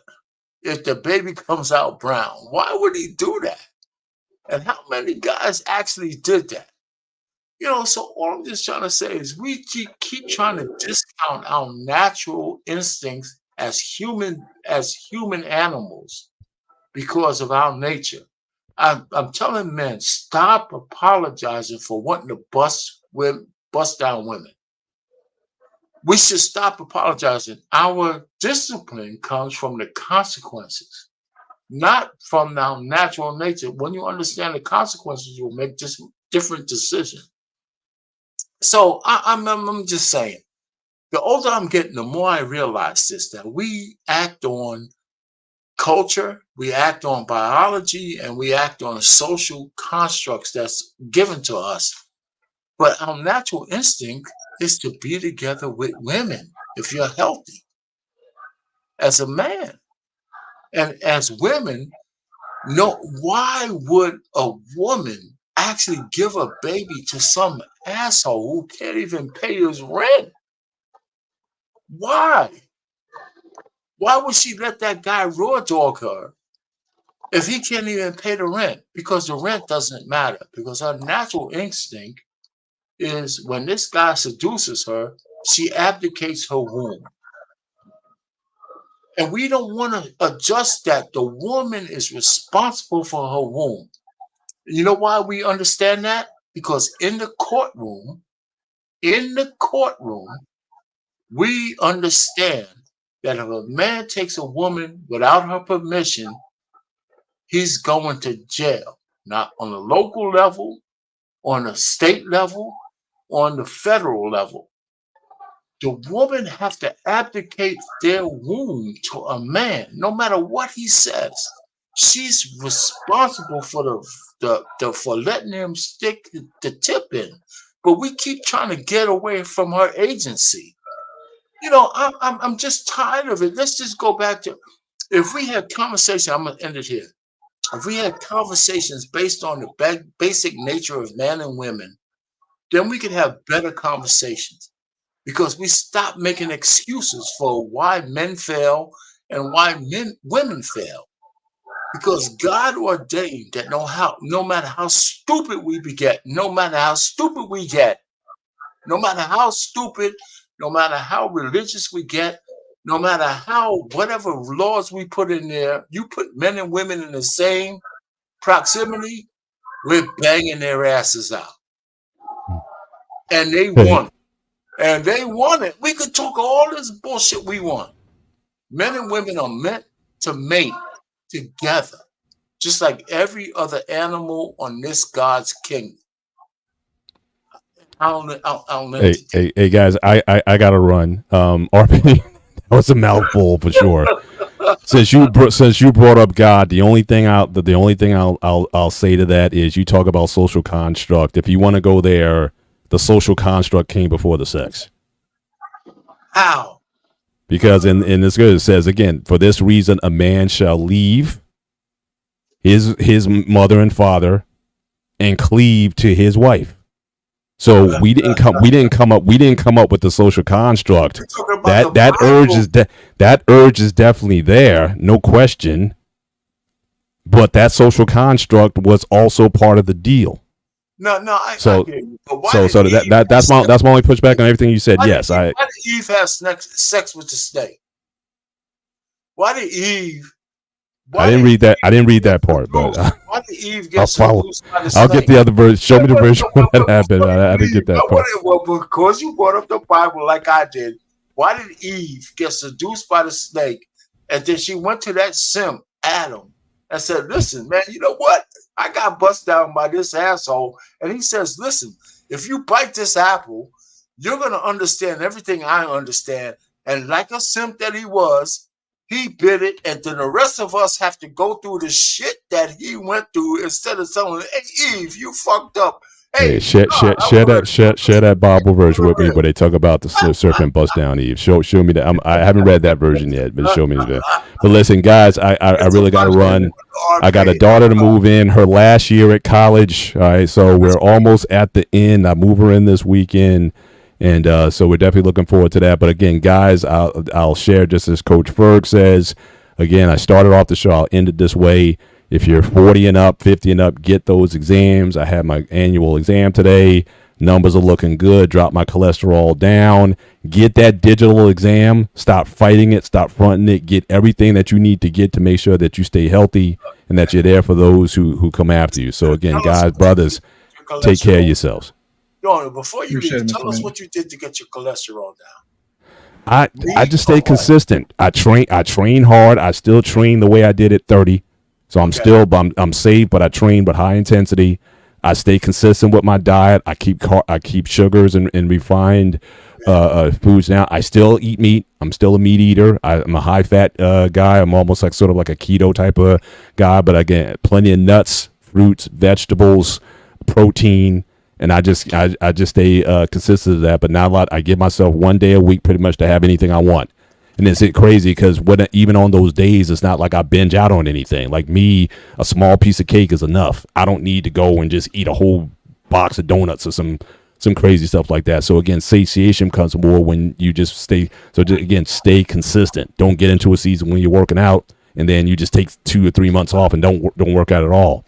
Stay on a routine. But my numbers have dropped the last 5 years. My doctor's looking at it. It's just dropped. You know, like I said, this last one, 17-point cholesterol drop, and my weight has been consistent over the past 5 years also. So again, but consistency. I can't say that enough. We get into our emotions and stuff. We get in and out of stuff. Don't get off. Even when I go on vacation, we make sure that we find a place that has a good resort, that has a good gym, and we get it in just as hard there as we are when we're at home, both my wife and I. And she's crazier than I am because she'll get up at 6 a.m. and do a spin bike for an hour. Wow. So we just take our health at this point. Yeah. I want you to give us some context to how you did it. It's just I mean, these days, it starts with a mindset. Your health, as you get older, your health becomes your wealth, and so we guard that. But also staying fit. Health and fitness, they're separate things. Fitness is your ability to do tasks. So I train hard so I can do this move over the weekend because I'm carrying 50-pound suitcases up 7 flights of stairs most likely. So I get in shape so I can do these things, these everyday tasks that, if I didn't have the strength and size that I do, every man should be able to just ask yourself this, guys. If you had to pick up say your wife got hurt, there's a fire or something like that, could you pick up your wife and carry her out bodily? If you can't do that, seriously think about again, that strength, that getting your strength level up. So again, you need, because it's not to say that you want to be just walk around like I'm strong all the time, but when you need it, it's there. So I put a premium on, again, fitness and strength. Keep my bone structure strong. Stay strong altogether. Eat consistently, and eat one ingredient foods. Don't eat too many casseroles. If the box has 20 different ingredients on it, if you're gonna eat bacon, for me, just eat the bacon. I don't eat turkey bacon. I don't eat bologna. I don't eat anything that's got 20 ingredients on it. You know what I mean? If it's got a word that I can't pronounce, keep it out of your diet. But just stay consistent, and again, get the work that some of you guys are overdue for your colonoscopies. Get your colonoscopies done. Get your exams done. Get all that stuff. Because I'm tired. I've lost, over the last few years, I've lost brothers who are younger than me. And a lot of that's just due to health reasons that could have been avoided. And I'm just tired of seeing that. So I just want guys, again, take care of yourselves so you can be here for the people who need you. So with that, gentlemen, have a great weekend and continue this conversation. I know it's going to get good with Eda Man and Sean Bolden coming in, so I'll definitely continue to be listening. So I'm going to definitely be listening in. But you guys have a great weekend. Love you guys. Thank you, Mr. Bennett. Yes, Thank you, sir. Mr. Bennett, for your words. Thanks. Appreciate you. Yes, sir. Ladies and gentlemen, welcome to the show. Eda Man, Sean Bolden. Put your hands together. For the brothers. Eda Man, What's up, Sean? What's up, Eda Man? What's happening? What's up, Jeff? Eda Man, I know you've been listening, man. What's your perspective, sir, on the conversation that we're having tonight? So this conversation went. Y'all can hear me good? Yep. So this conversation I went 1,000 places, right? I guess I would try to work my way back. The first thing I was hearing R. Payne was talking about is natural for a man to be locked up to desire a woman. And then he asked the question, why do a woman desire a man without money? Because it's natural for them to desire something that their eyes desire outside of the money part, right? So when we see, I know when we see a Nick Cannon or we see that, you don't understand that these guys are typically specimens from a body point of view that is desirable for the women. So I know we want to make it all about money, but they desire that. They don't fantasize. They don't seen these people on TV. They don't seen Cam Newton, quote unquote, acting like he's Superman, pulling his, playing with men on a football field. I know y'all might not like it that way, but that's the truth. So these women, the desire or fantasy of being with these men is more than just money. I know we want to paint it that way, right?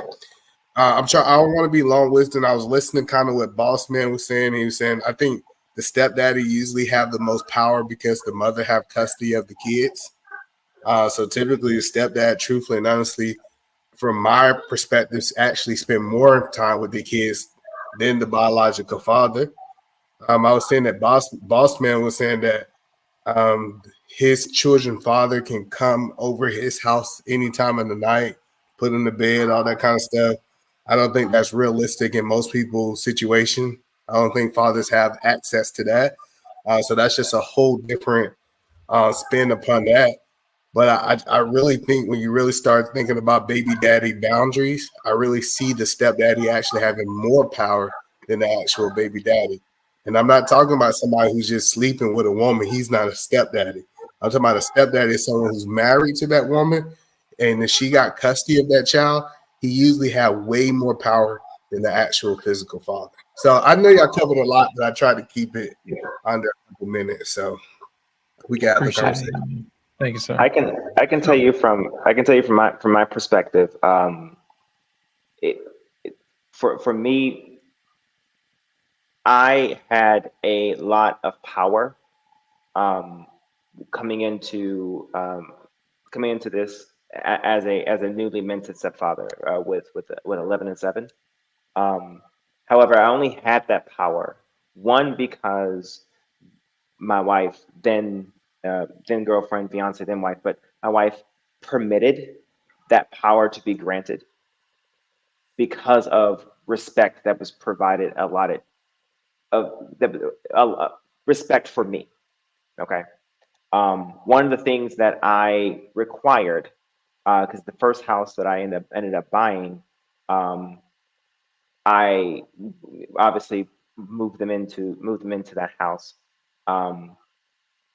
I required that respect in order for that to work. If that respect was not granted, that was not going to work. That wasn't going to be a conducive situation, obviously. And I think the key there is, I think you're right. The key there is that if she, the woman or the mother, if she cannot garner that respect from the kids to that stepfather, and then emulate that respect from herself to that would be stepfather, it's going to be problematic. So the only way that would have worked is if the way that it did, in that she showed me respect, and therefore it emulated downward to the kids to provide me that same level of respect. Go ahead. Yeah. So it's a rule. If I control the woman, I control the kids, right? So if you control the woman, you have control over the kids. And typically, the stepdaddy have more power. That was the point that I was making. But you're right. Yeah. No man should get in a situation that she's not yielding her kids and she decided that she's going to do what she want to do. She's not marriage material. She shouldn't have been in a marriage in the first place. So you're right. Sean Boland, welcome to the show, sir. Thank you, brother. Thank you, brother. How y'all doing tonight? Pretty good. How's your family, man? How you doing, man? Everybody's well. Everybody well. What up, though? What's up? Everybody's well. My daughter just got engaged last Saturday. My mother's birthday was yesterday. Right on. Thank you. And so I'm in a different space right now because of these things. And I had a conversation about this topic yesterday. Not the topic, I'm sorry, about Cam Newton specifically and the Dr. Bryant. And Bennett said almost identically what I said, which is that to hurt people who are afraid of marriage or afraid of having a relationship for whatever traumatized them. And their fears is what they're speaking to. So they're kind of like trauma bonding or being empathetic to one another because they're one and the same. You know, the difference is she was trying to, well, not she was trying, she pointed out a lot of things to him, but in fairness, she admitted that she was still growing and still learning to cope with her trauma as well. She had a lot of I, me, I in her conversation, which is never good for a relationship, in my opinion. And so I think she was the epitome of what Cam is afraid of. And it showed her opportunist desires and ways showed as she continued to talk. And as Cam is sitting there across from her, he's identifying and really understanding you are the person that has me in the position or the mentality of not believing in the institution of marriage, although I believe in being a father and a family man.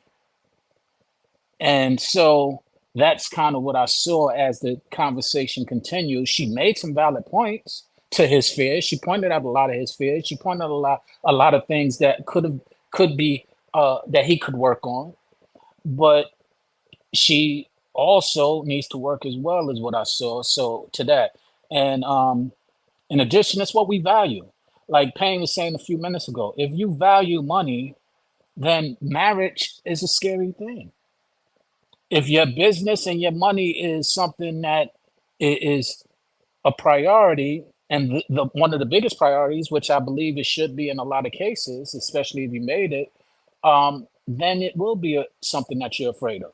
It will be something that is concerning to you, because the same way women are afraid that all men want them for their cookies, men who are fluent feel like all women want them for their finances. So it's an unfortunate reality that we're dealing with, but nonetheless, it's a reality that exists. You know what, Sean? I just thought about something, man. Either man, go ahead. I'm gonna go ahead and let you finish your thought. Go ahead. I respectfully disagree with Sean. I think we give excuse for men to say the reason he don't value man is because this mystical woman out there. No, he don't value marriage because he don't see the value in marriage. It have nothing to do with the women. Men that choose to get married are totally different. So yeah, like this guy just don't value marriage. It wasn't this woman or a woman like her is the reason he did not get married.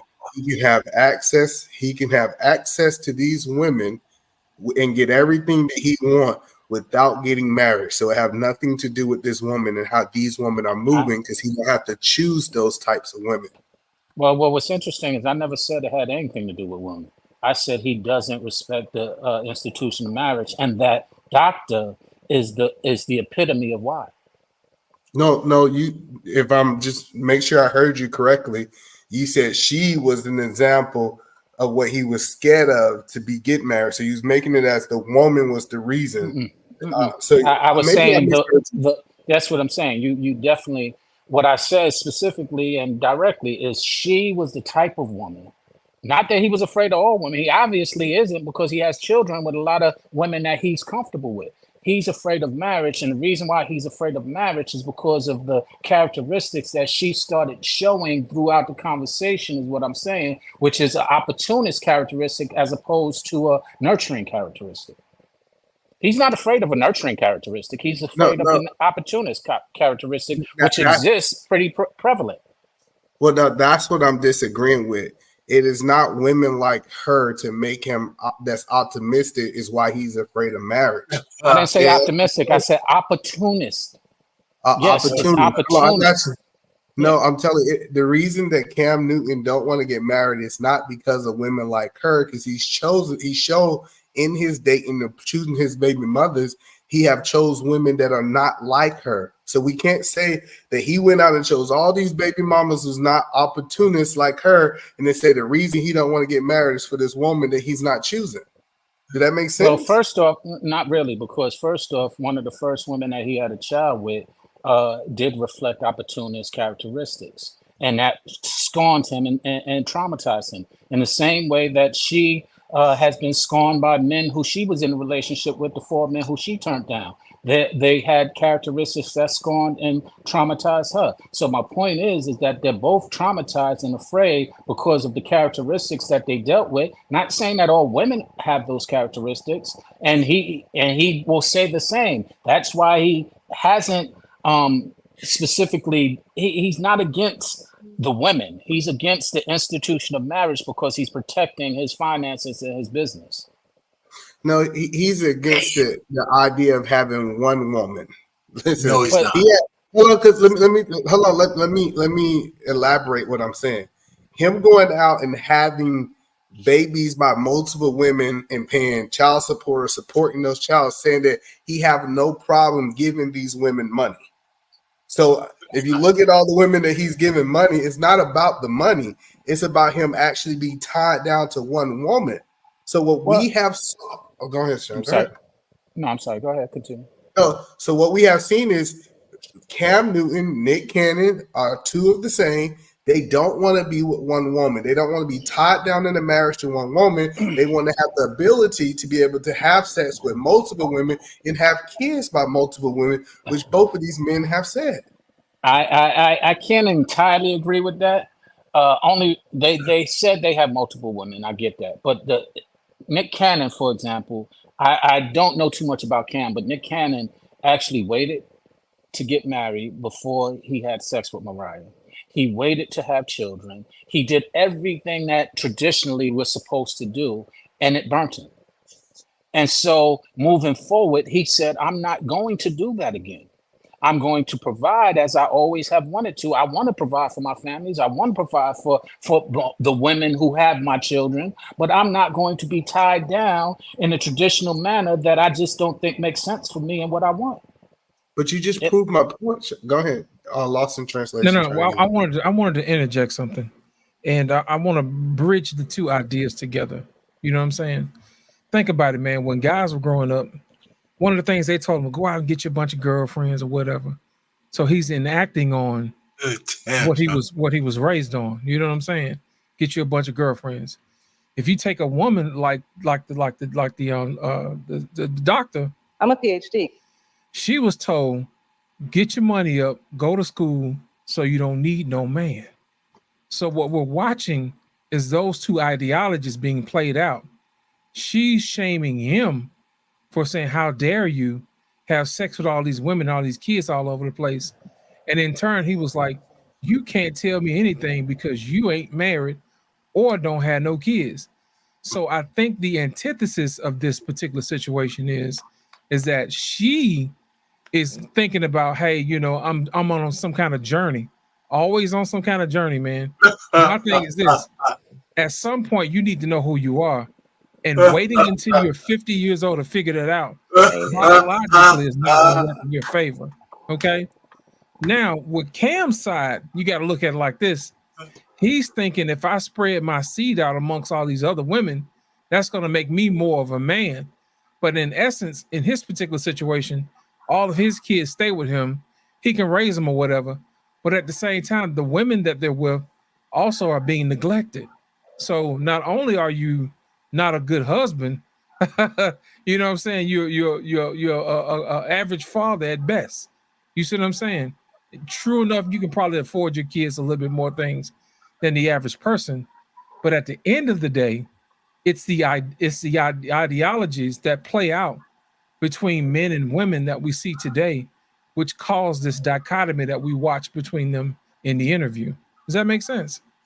It makes a lot of sense. I think it makes a lot of sense. I mean, you're right. Listen, you know, we gotta stop.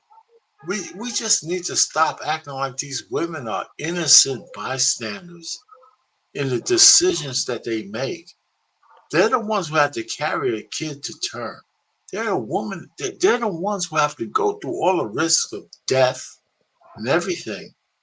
You know, so it's easy for a man to just go have sex with a woman and just bust her ass down and do a raw dog ejaculation. But it's a woman who has to go through everything. So for us to sit there in our arrogance to think that that's just something that they don't have to think about. Having a kid for 9 months, having a baby for some asshole who can't even afford to give you a chicken dinner, right? As opposed to having a baby from a man who can actually support you and the kid.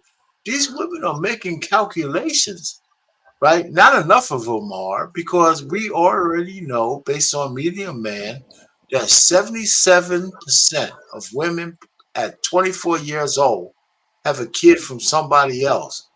But we understand that. How did that? Well, hold on, let me finish. I'm gonna shut up real quick. Time you said it's so easy to destroy men and take agency away from women. Their womb belongs to them.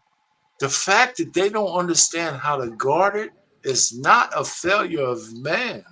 It's a failure of their mothers, their aunts, and everything else. They're supposed to protect their virtue. When I was young, there was a lot of women who protected their virtue. And they understood that if a man wanted you, he had to put something up. And something up was marriage. Right? So right now in 2024, women are giving sex to bums as if they're feral hogs in a goddamn wilderness. Right? Wait a minute. I mean, listen, they're having babies by assholes. They don't love. We try to sugarcoat it. You said it like in the 5 court times. of law, in American court of law, that if a man takes a woman without her consent, he's going to jail. It's the fifth time. I promise you. The same thing that's true in the goddamn wilderness. In the courtroom is true in the wilderness, in the bedroom. We got to stop taking agency from women and blaming it on men.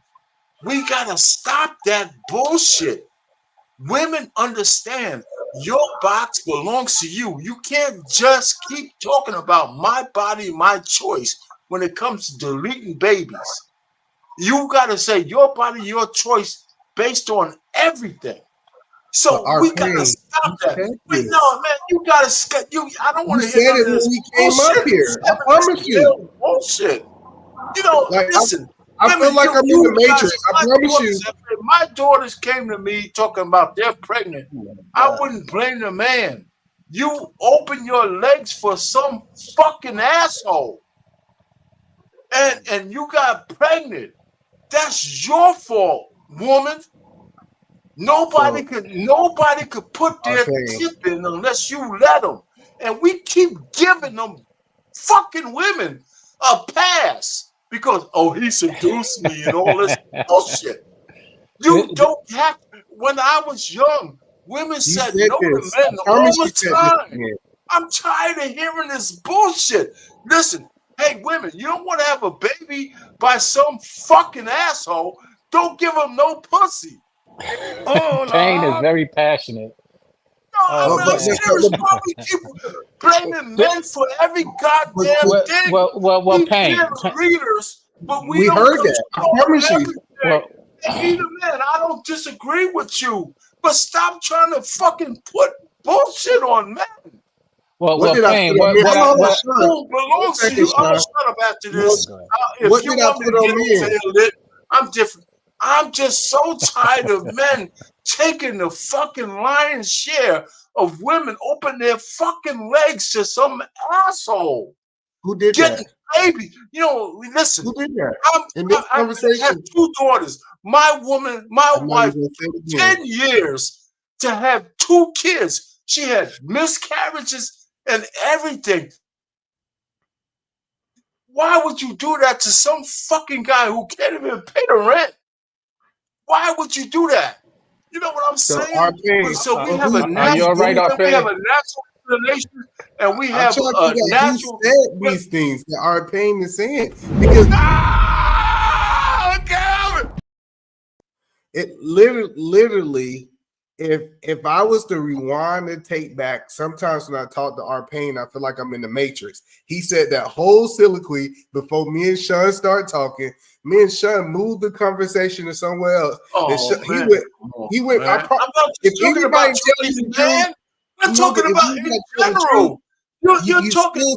This conversation about you and Sean is a good one. I'll grant you that.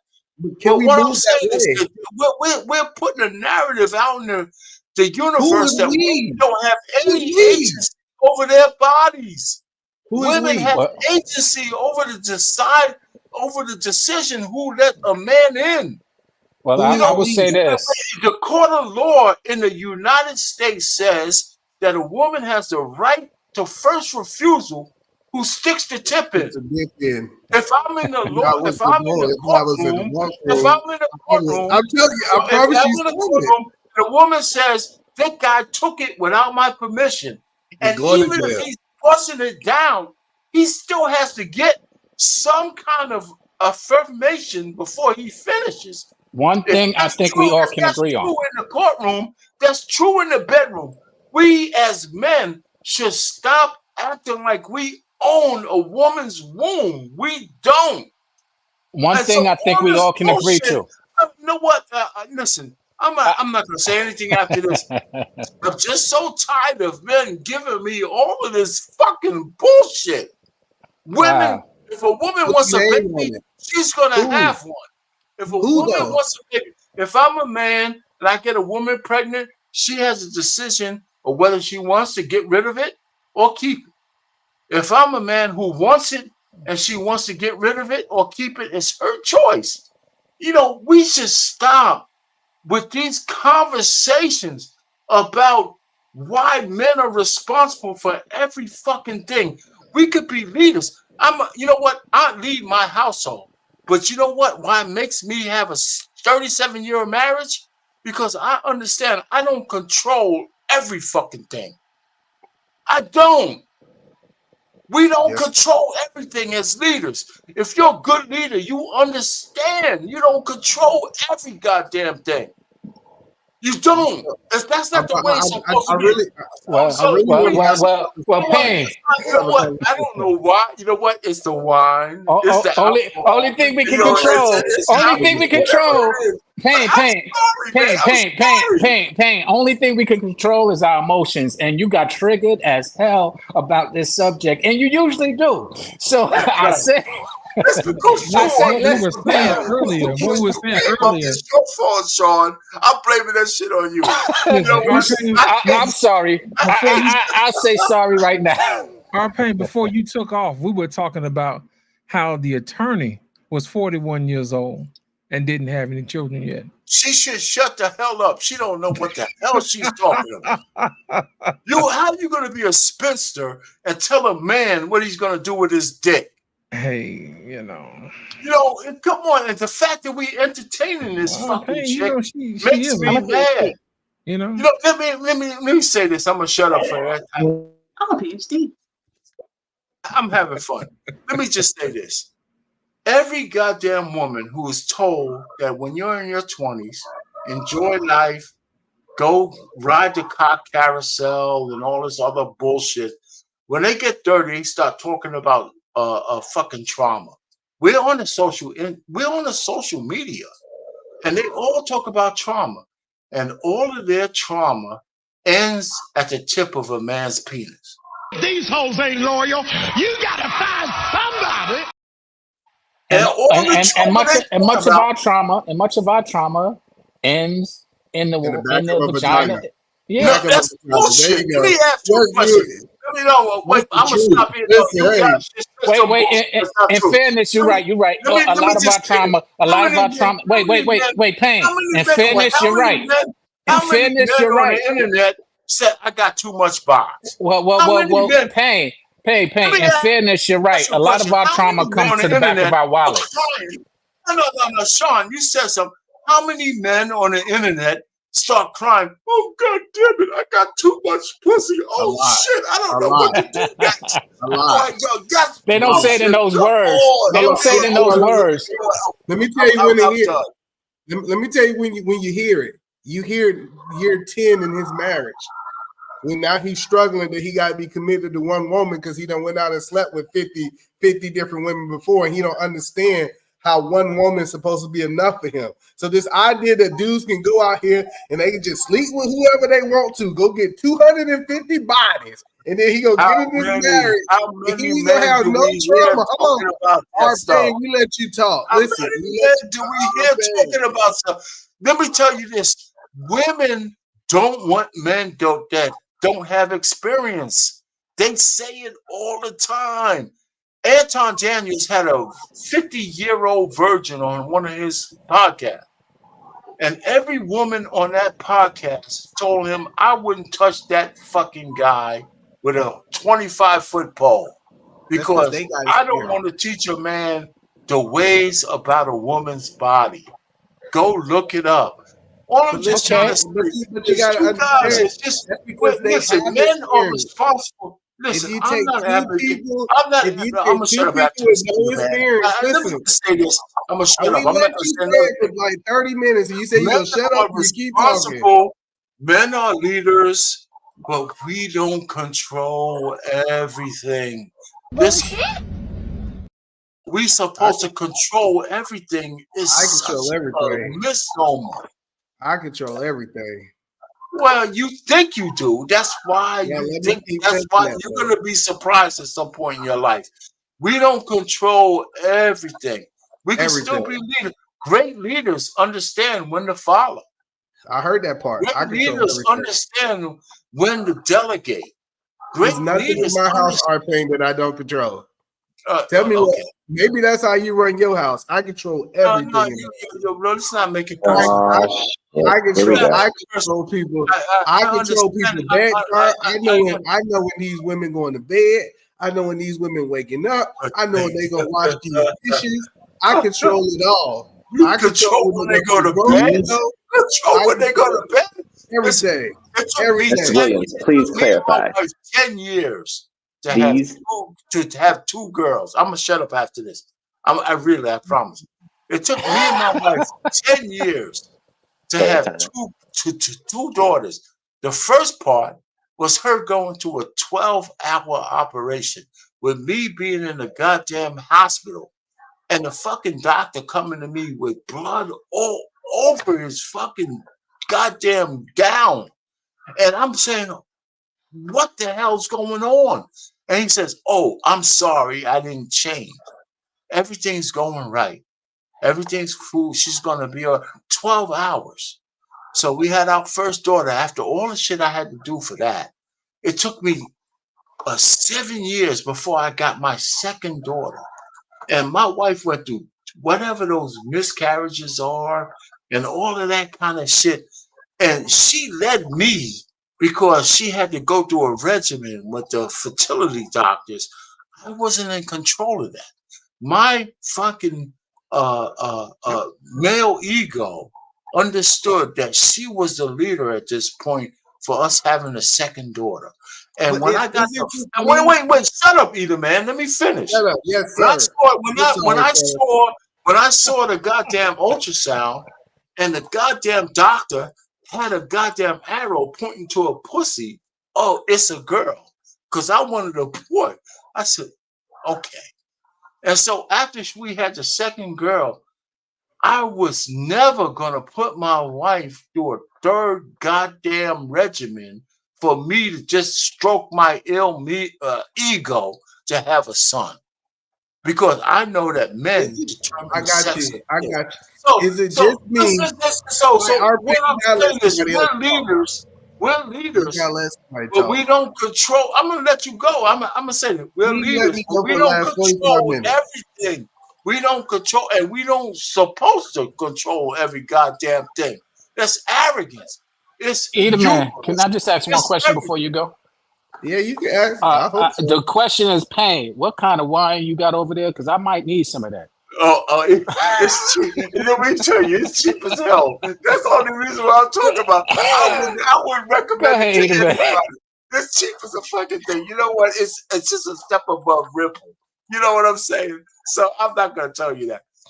All I'm just trying to say, I just can't stand men coming up here on these panels talking about how men are Put a name responsible on for it. every Put a goddamn name thing. on it. You Put a know, name I'm on it. just okay. Who Go ahead, said Ethan, it? man. If you get Who said it?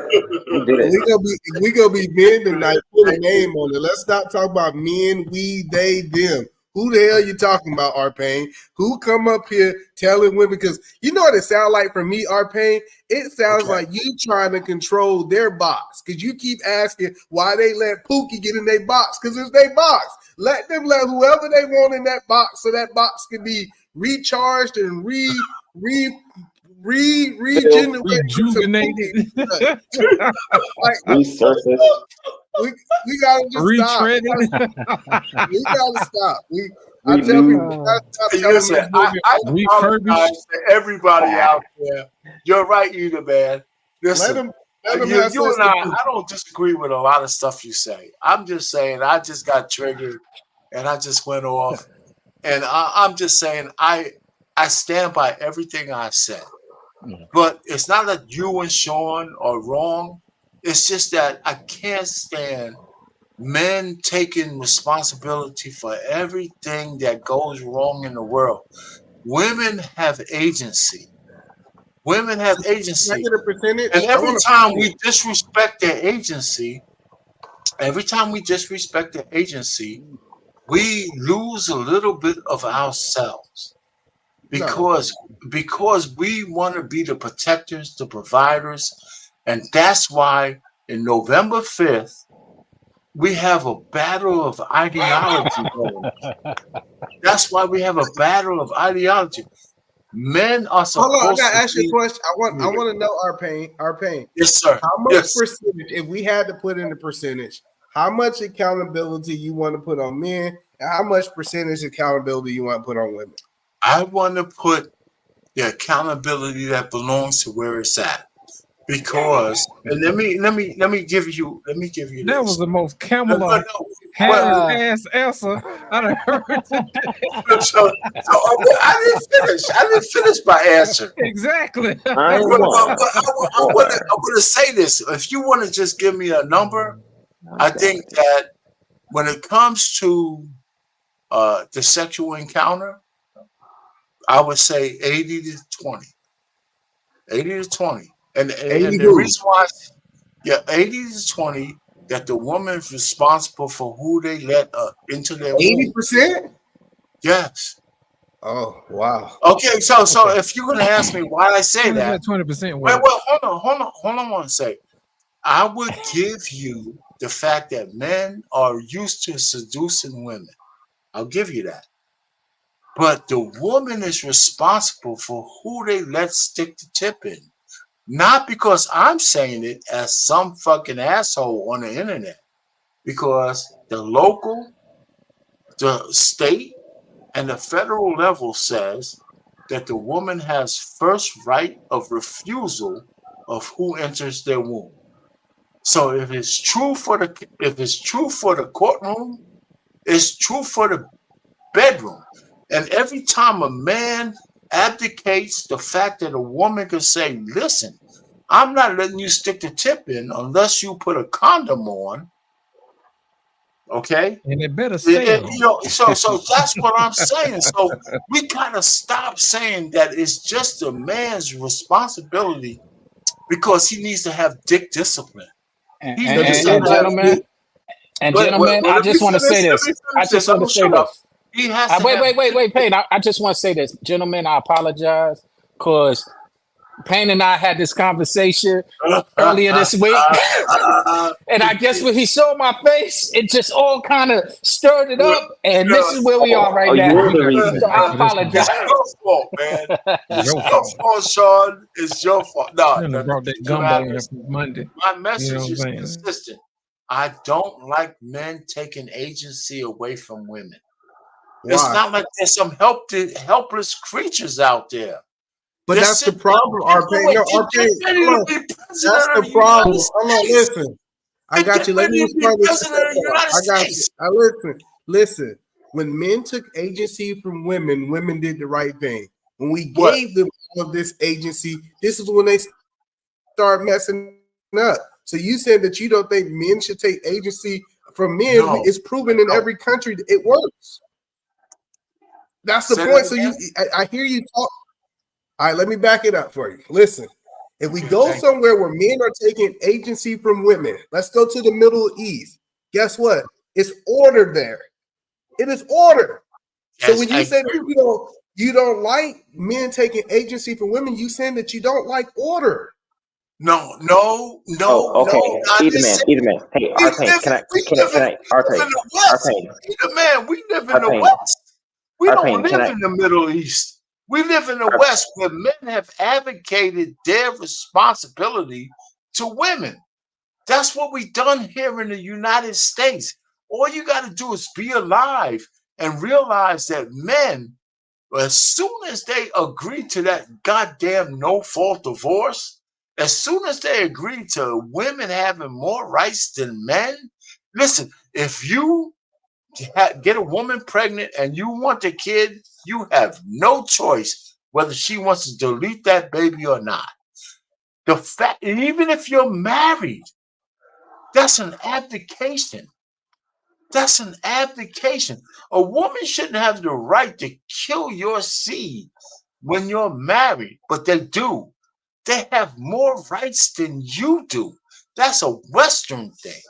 So let's not go outside of the West. Let's not go outside of the West. Let's talk about the United States of America. We've abdicated so much to women, and we discount the fact that women can walk around doing whatever the hell they want because of the grace of men. It's us that give them the rights to do whatever they want. You know, so all I'm just trying to say is this discount that I'm going on this rant. Just think about it for a second. Men have made life in the West a goddamn haven for women. We have. Yes, we have. We need to take credit for that. I wouldn't want to live in none of these other places. Like, Well, if you're talking about other places, I'm talking about the West. We need to take credit. We need to take credit. We need to take credit for the fact that we've done that. Let's get it clear. The point I'm trying to make, Either man. It's because of men. It's because of men, Either man, that women could do whatever the hell they want in the United States. I got you, RP. Listen, let's make this clear. I would not want to be in any other country in the world. The United States. Hold on, the United States is the best country in the world. So when you say women can do whatever they want, no, women have to follow laws just like we do. Women can't just go out here and do what they want to do. Like, we gotta man, all the consequences are the same. Yes. If she kills somebody, she's gonna go to jail just like everybody else. Are the consequences the same? If you say yes, you're lying. Every man who understands that when a woman has a baby and puts it on a man that is not the father, there's no consequence. But that asshole has to pay child support for the rest of his fucking life for paternity fraud. There's no and when a woman accuses a man of an illegal act, he's deemed guilty before any court of law, and his life is ruined So stop this bullshit that there's equality. Women have more rights in the United States because of men than men do. Who said So anything about stop. equality? Just stop it, man. You know, listen, Chris you Bird can ain't talking say like about all 2 the hours. bullshit you want. That women have, we got a woman Trey getting Bird ready. ain't talking 2 Listen, hours. we got a Ladies woman. and gentlemen, welcome to the R. Payne Show. Okay, so go ahead. Okay. Thank you, Sean. You know, I've been wanting to have a show for a long time. I'm sorry, Lynn. That's all right, man. I'm That's gonna all give right. it back to you. Let me shut up because That's all I'm right, wrong man. and these guys are right. That women don't exercise their opportunity to demasculate and emasculate men in order for their own benefit.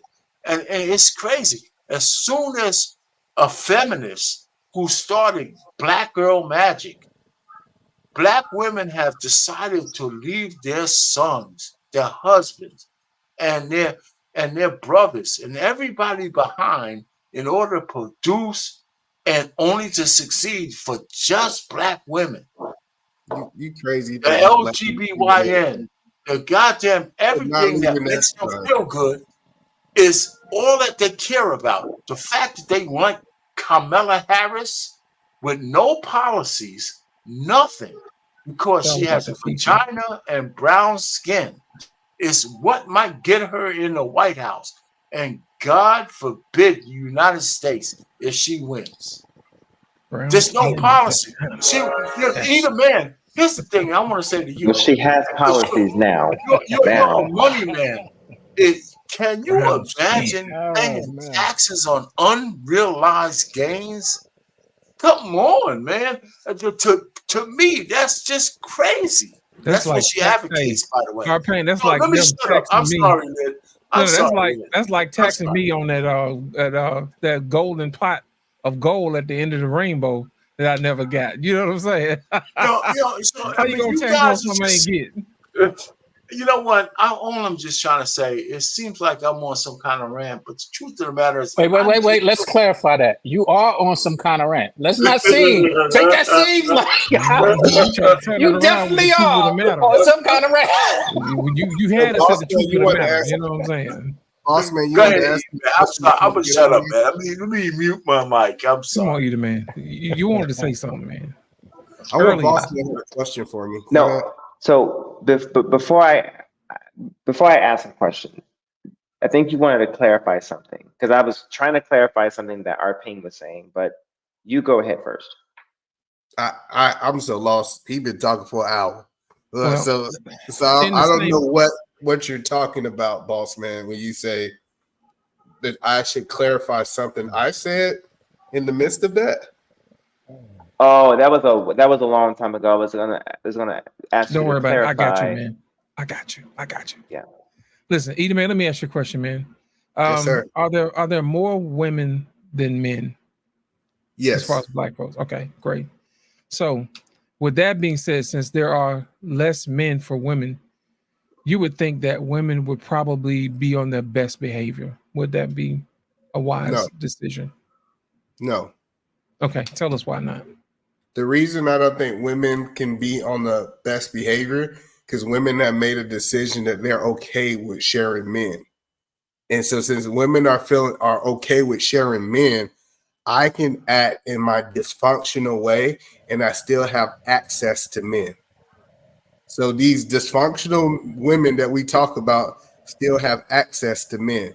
Now we can argue if it's the access that we think they have, but every crazy woman I know still have access to men. She usually have access to his wallet and she have access to his penis. And that is what they want, in my opinion.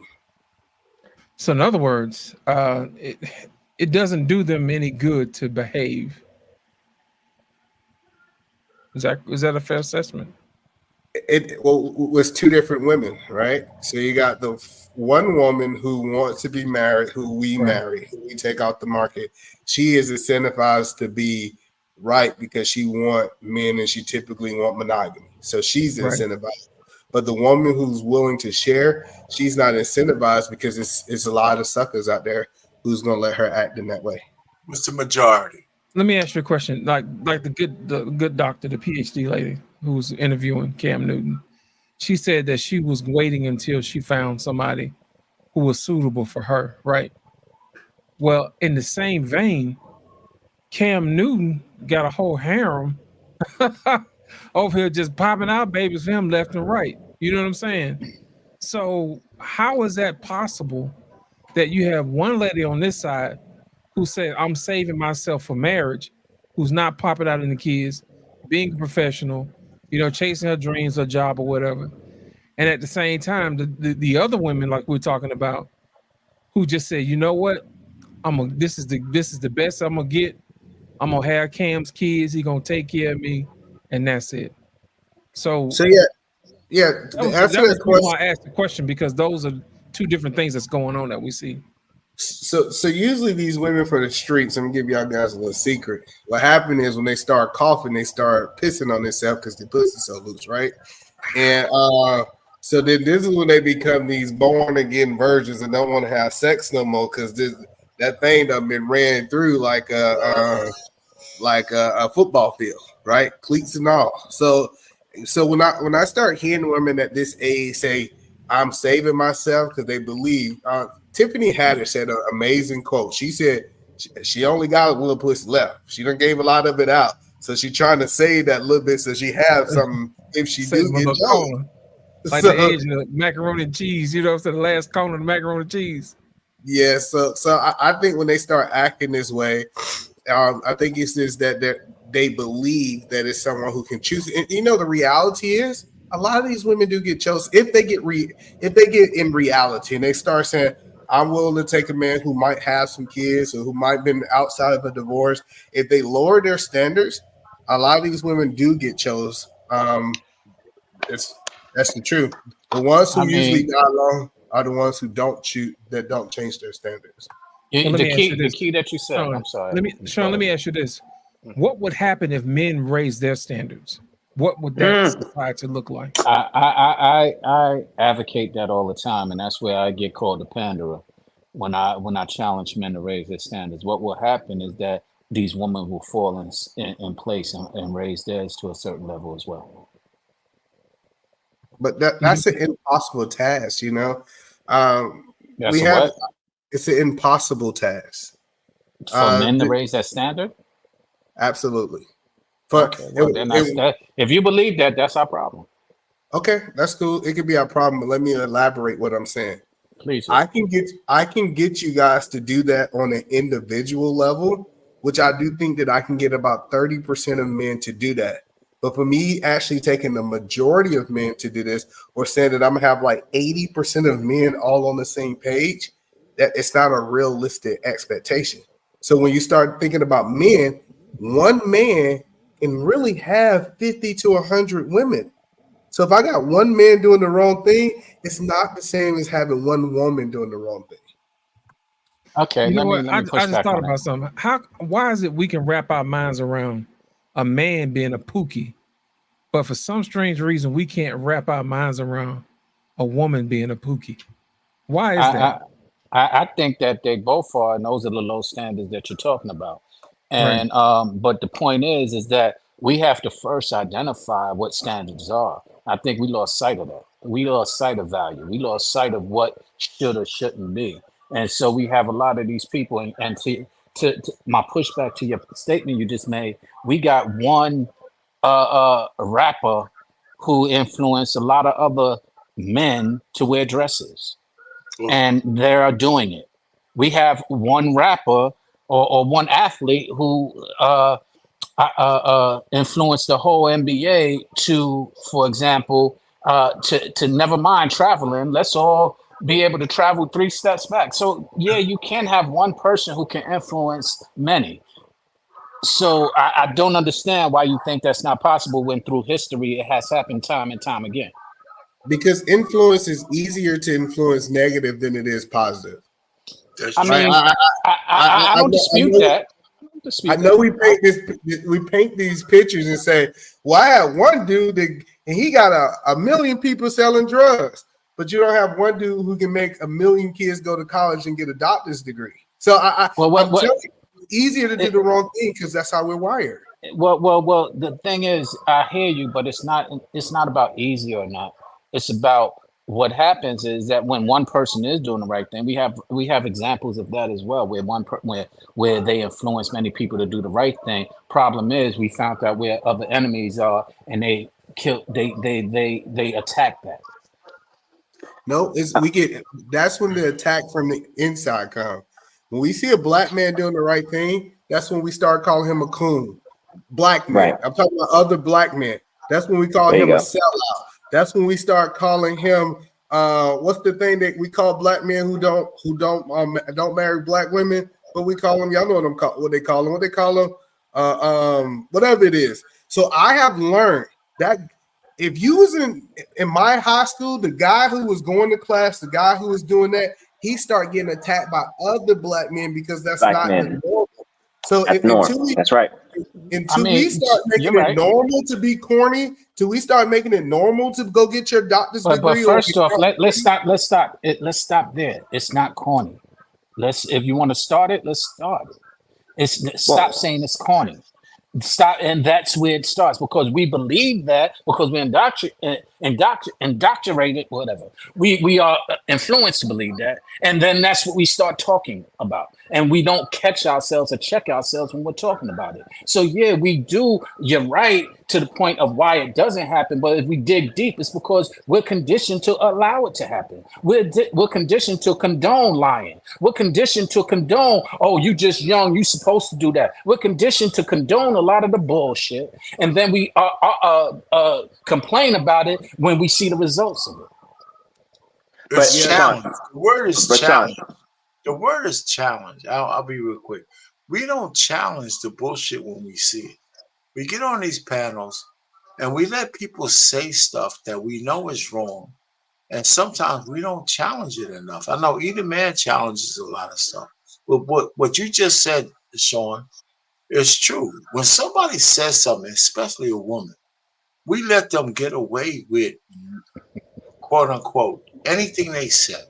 For example, listen, either man is married, I'm married, Trey Ferg is married. My wife will never call me her partner.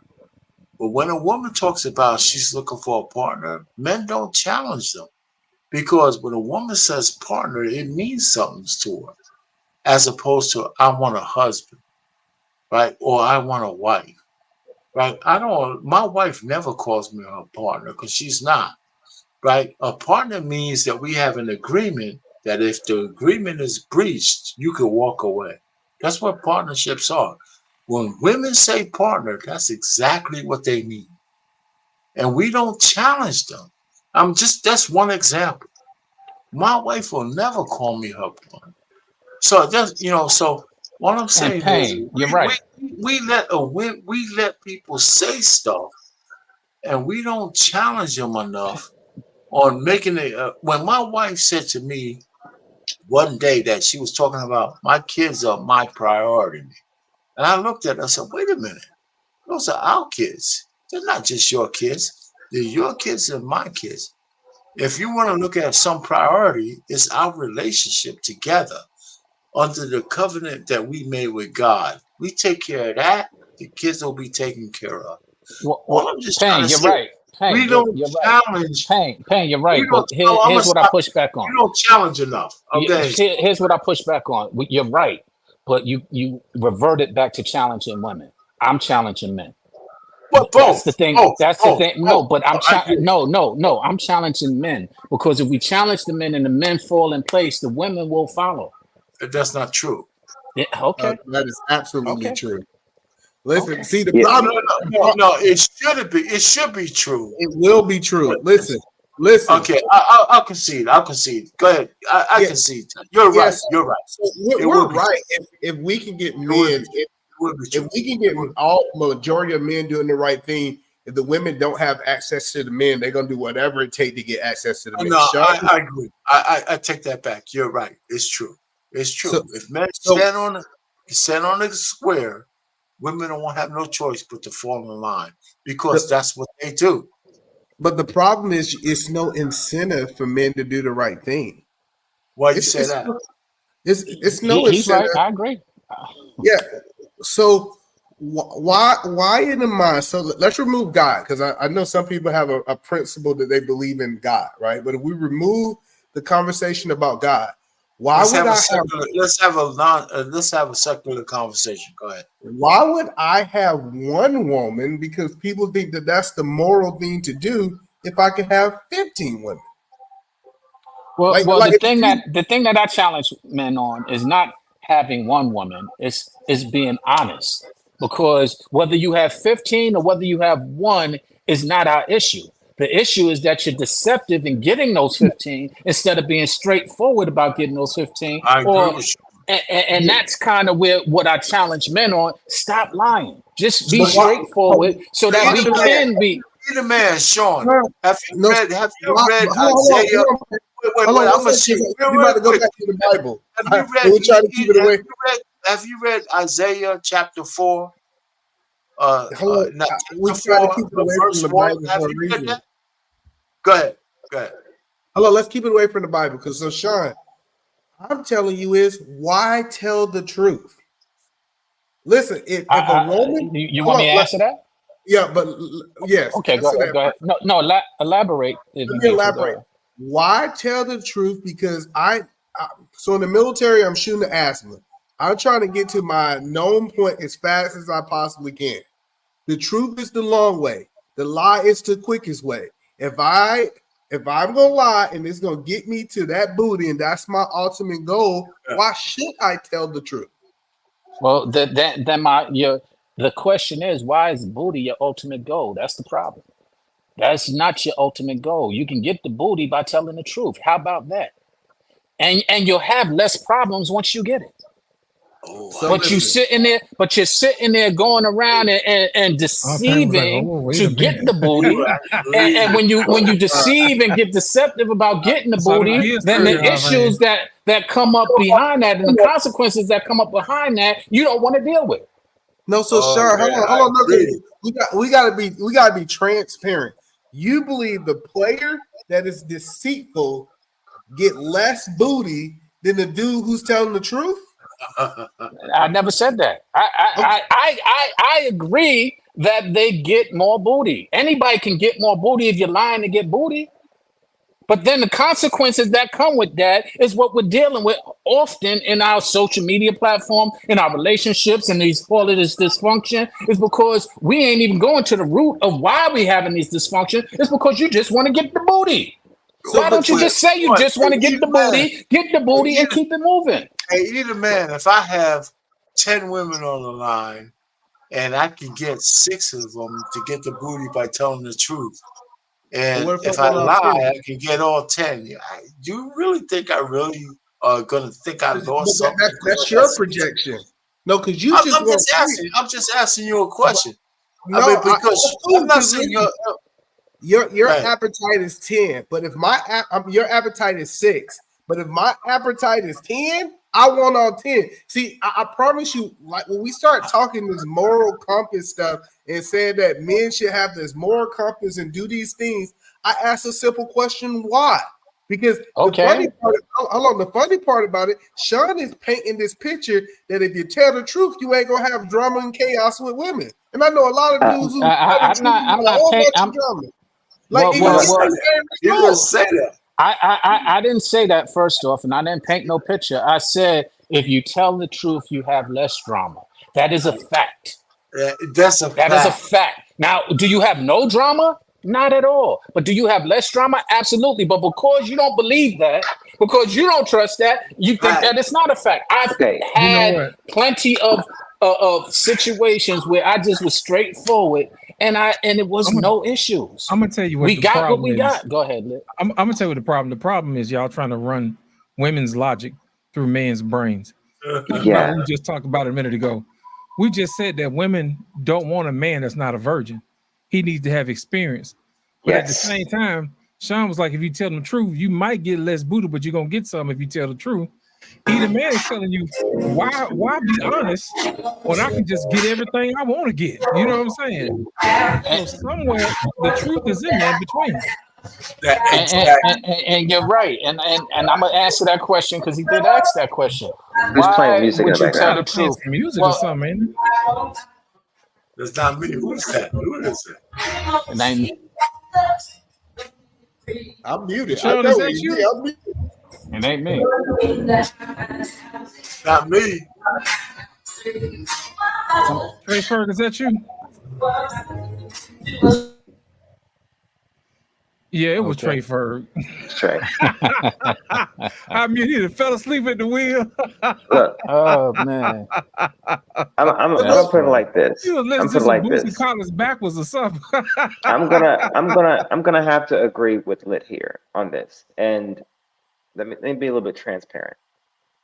Coming from the guy who was the nice guy, okay, and being the nice guy who always was very upfront, forthcoming, forthright, and transparent. Yeah, they didn't like that. I mean, and what I mean is in the dating scene, because we need to quantify and qualify what we're talking about here. Okay, being honest while you're in the relationship, that's different than when you are courting and trying to mess around and get to know someone and trying to shoot your shot. Two different things. So if we're talking about just going out there dating and prowling the scene here, being honest and being the good guy and being the decent guy and whatever, the culture says to what either man is saying, the culture says being the good guy, being chivalrous and talking proper and all the stuff that I basically emulate when you see me, okay, and that I did when I was in my 20s and teens and whatever. This is what I got.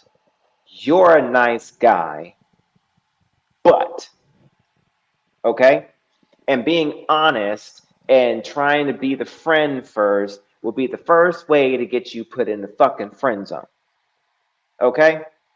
All right. They don't want the nice guy when you're in your 20s, okay? And when they're hot in the fucking ass. They don't want that shit. You're the nice guy, or you're too, I've heard this, you're too smart for me. You're the goody two shoes because you go to church. Because at that point in time, I was Christian. I was going to church a lot. But meanwhile, you have no idea what I would do to you outside of church. You better say it. Okay? I'm just well fucking mannered. But you have no idea. Okay? But they don't want that. Okay? What they want is a fucking asshole that's going to fucking lie to them when they're younger.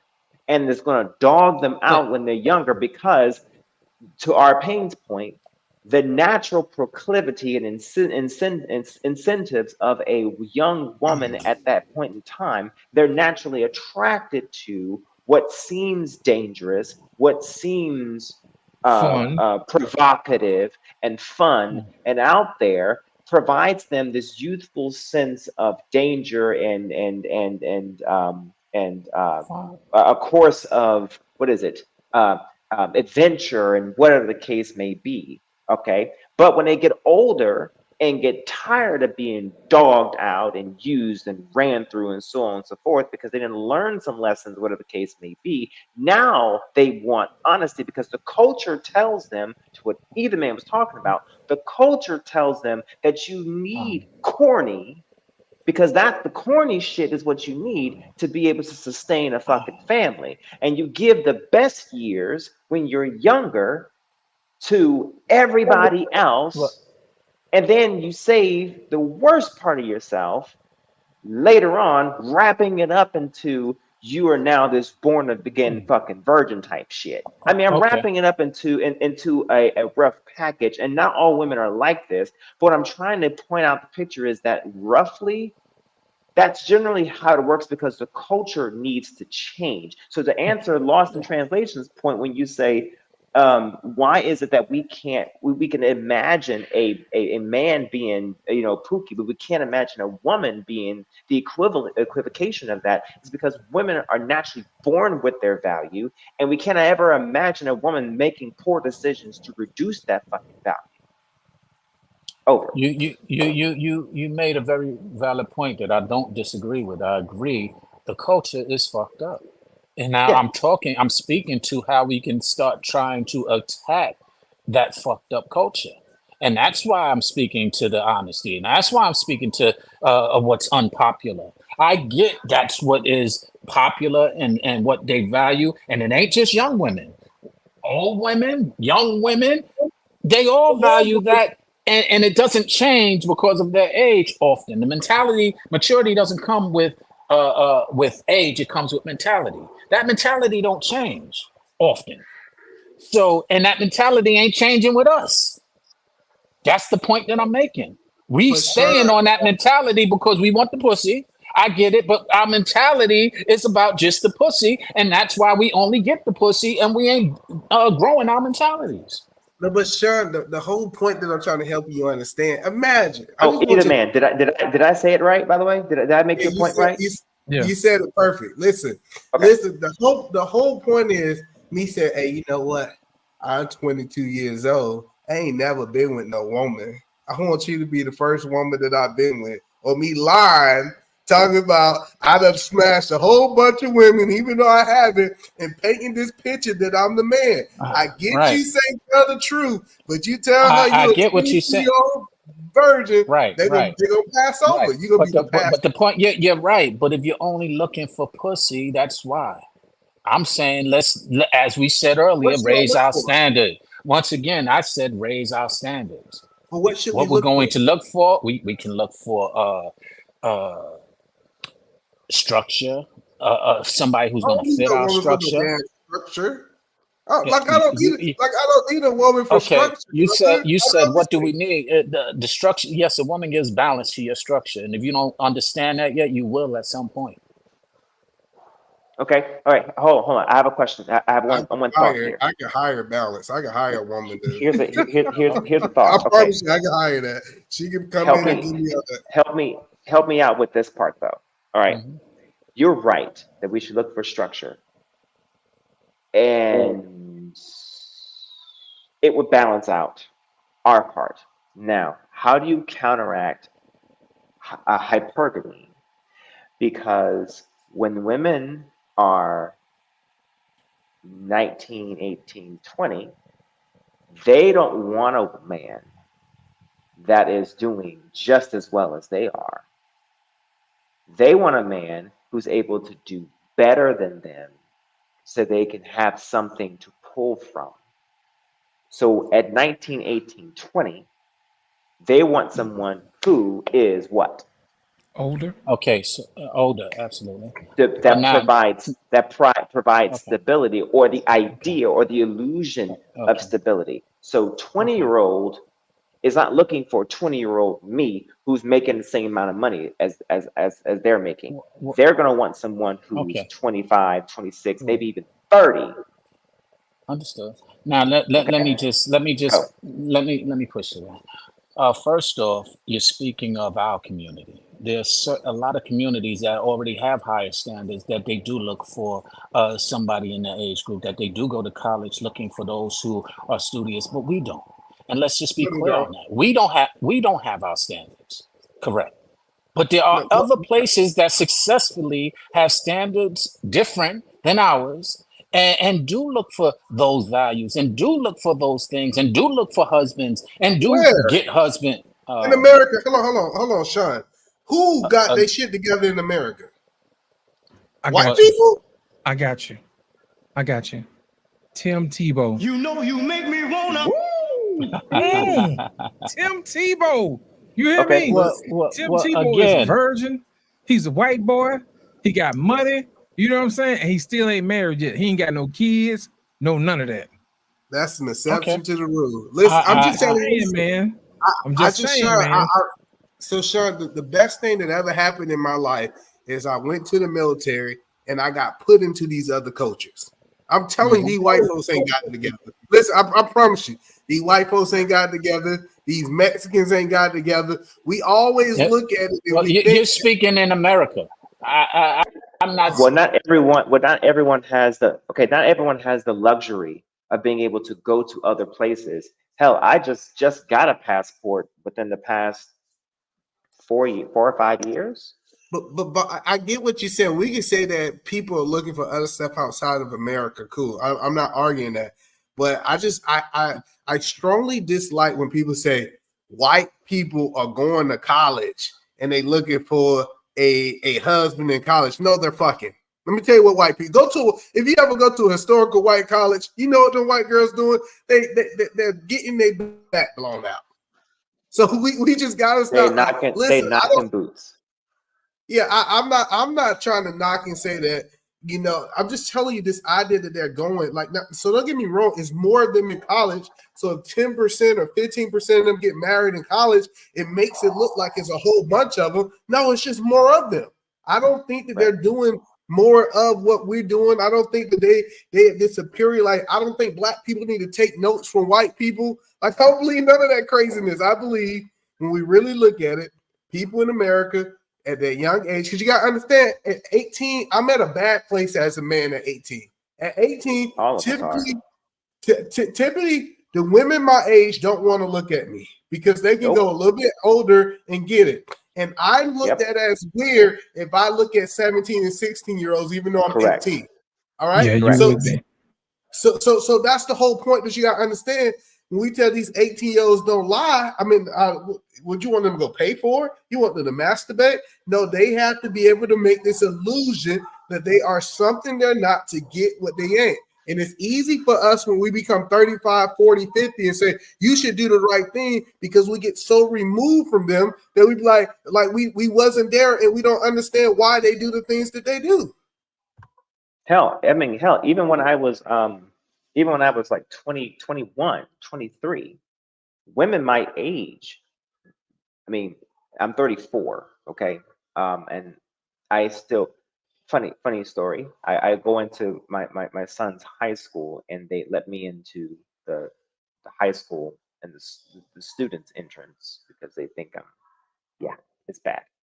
But I was 23, 24, 25, and women my age wouldn't look at me because the hypergamous nature of women, they want older still because to them, older signifies stability, okay? So it was either, for me, it was either younger women, okay, 21 or 18 to 21, 22, or it was really older women, okay? Older women, like let go of the dentures and velveteen rub, you know what I'm saying? That's what's funny. Hey, boss, you should have took them old women. Them old women put you on game, man. I took me a couple old women down there. I ain't gonna lie. Listen, I was so advanced with my age. Old women had put me on game so good. See, some people be knocking them dentures, but I be like, hey, take them dentures out. Show me what no teeth feel like. I'm just saying, that's me. Shame. You're told, man. Shame. No, I do agree though that the best lesson I got as a young man was from a chick that was older than me, and I need to hear that as a man coming out of a relationship, I was 19, 20 years old, and a woman told me we were having a conversation. She was still going to school. She had twins and all this other stuff, but she was still trying to get her education. So I gave her some deference because I wanted to hear what she had to say. Somehow we got on relationships.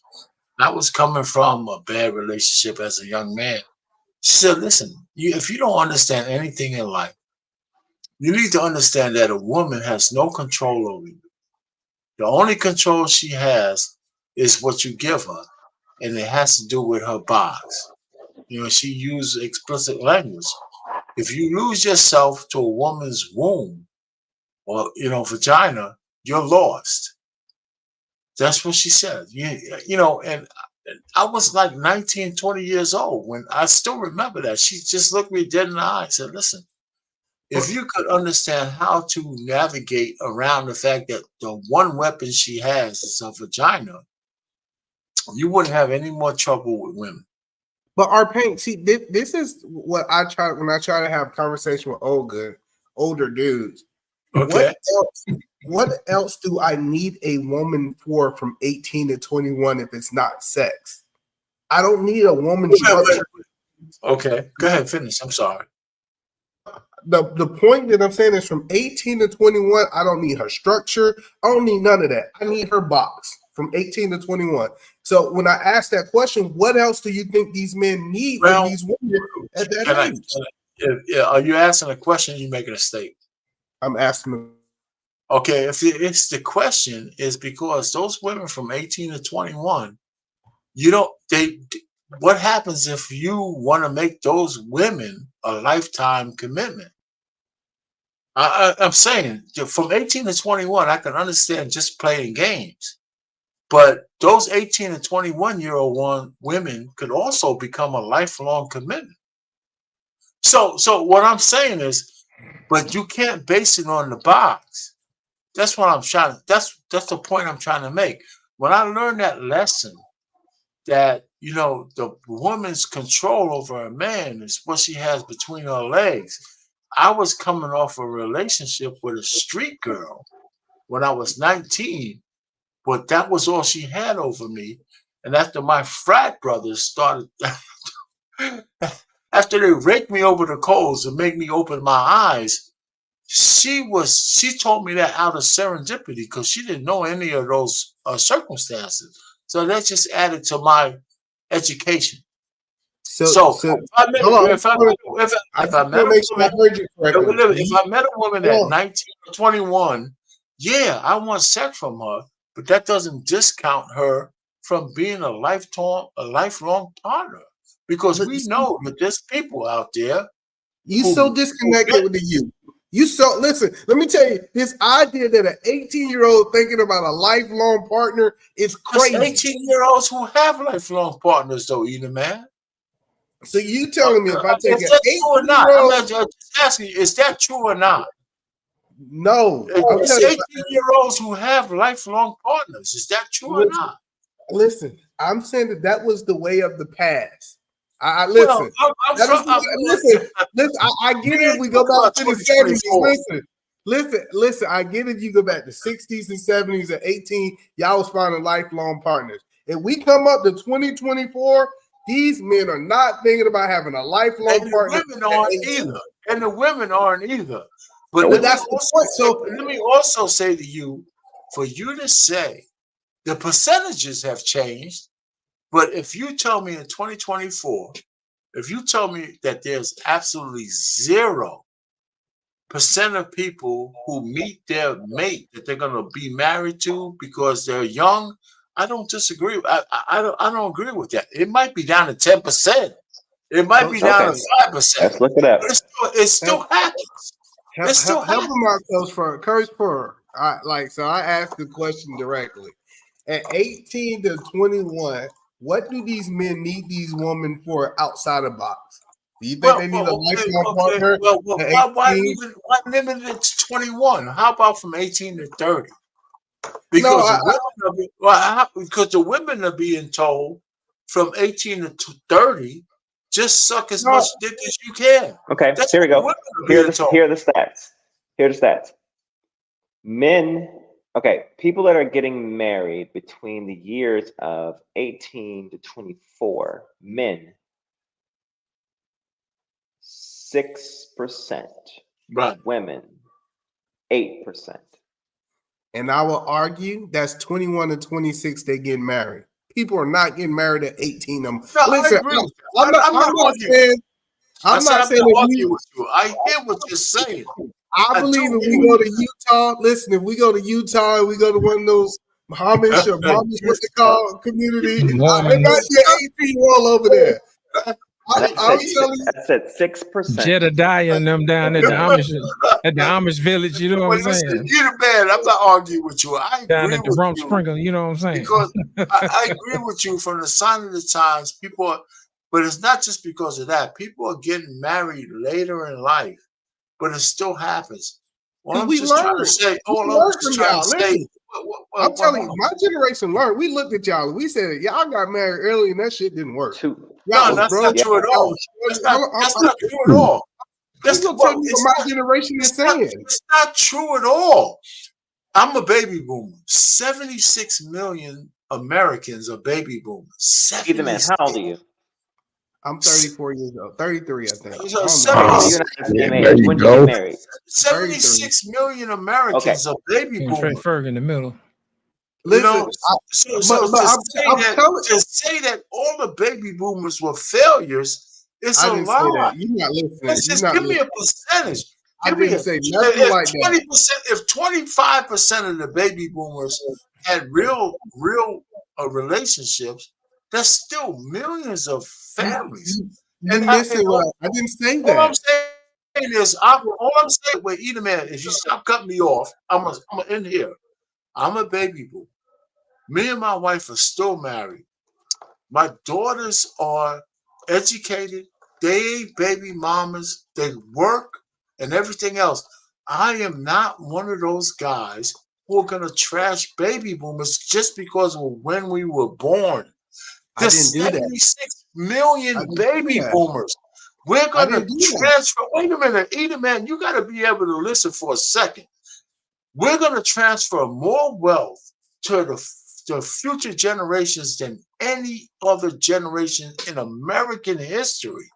And for you guys to keep telling us that we're all fucked up, I hate to hear that. 50%, 40%, 60%, we can discuss that. But I didn't say that. 76 million Americans are baby boomers. And for you motherfuckers to keep talking about all of us are fucked up, I can't stand it because it's not realistic. That's because the greatest generation busts many nuts. You know what I'm saying? That's what that is. The greatest generation laid it down. Why do you think that was a baby boom? Because the silent generation. The silent generation, they were booming babies, man. Shit. They were seeking back They were not give some more fucking pass. Those motherfuckers from the silent generation fucked their ass off after the pill was made in 1960. And you know what? Baby boomers were 14 years old. You know what they did? They created some of the greatest wealth this nation has ever seen. Yeah, I love it. Hold on 1 second.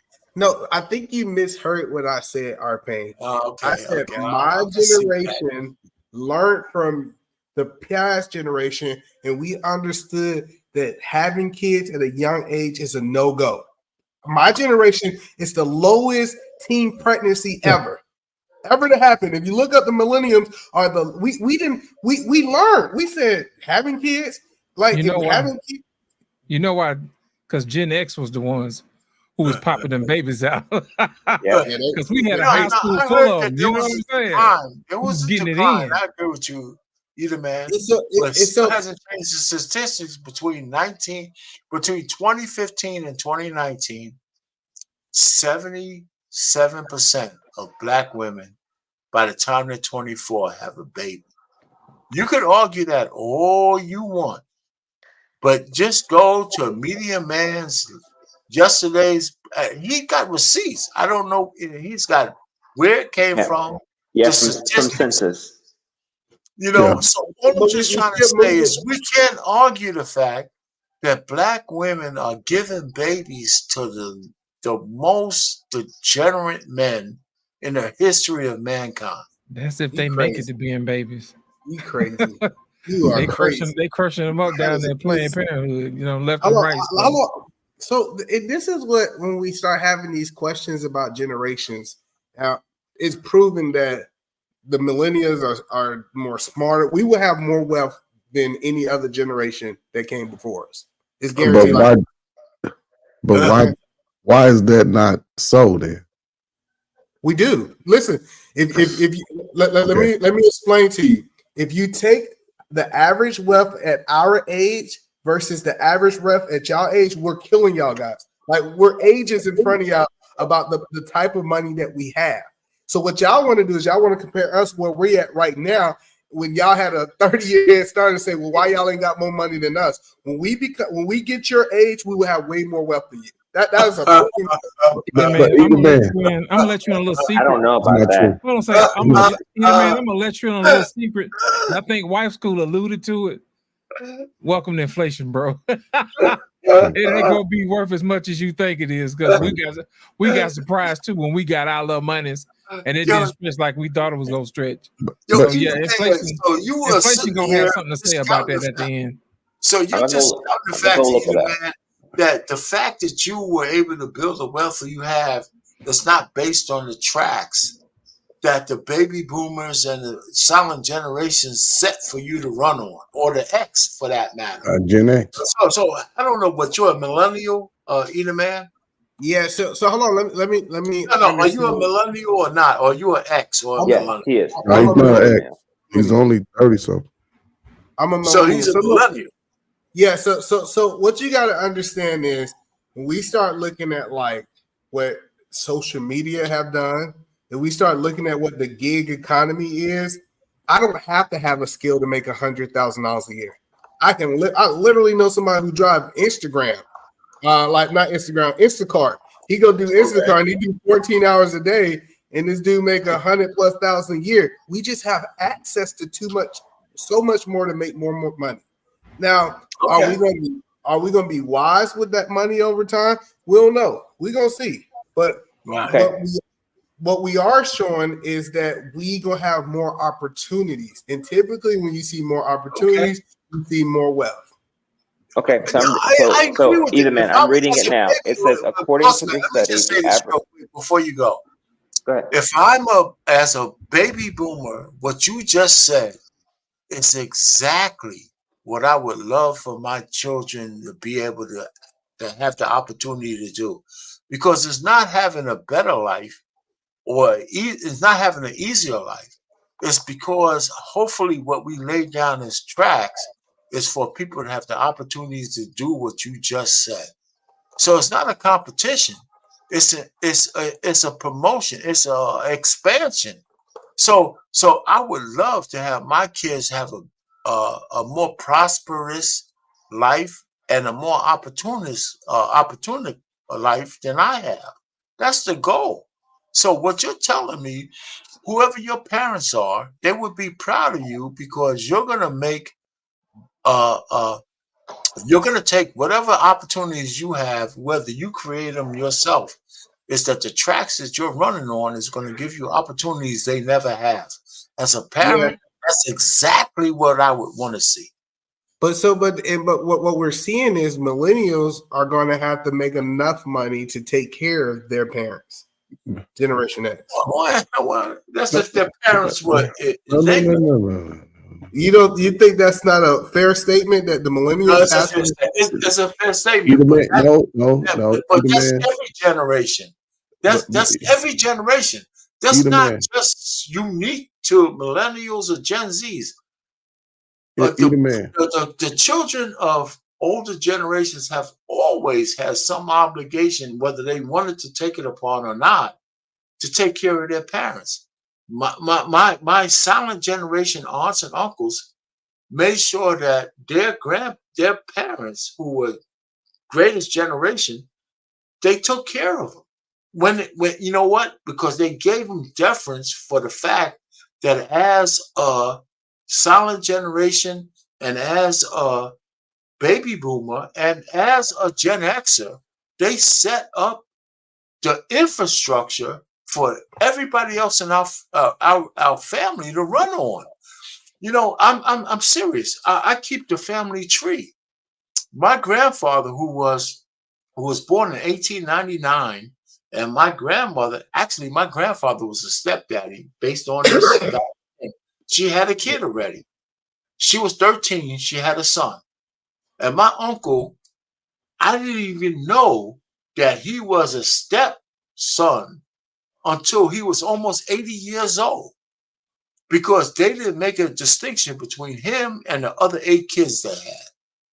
They didn't let us know that.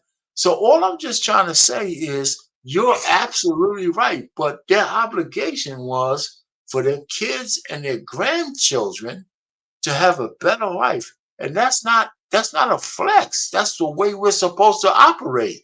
Your kids that you have, you're going to make sure they have a better life and more opportunities than you.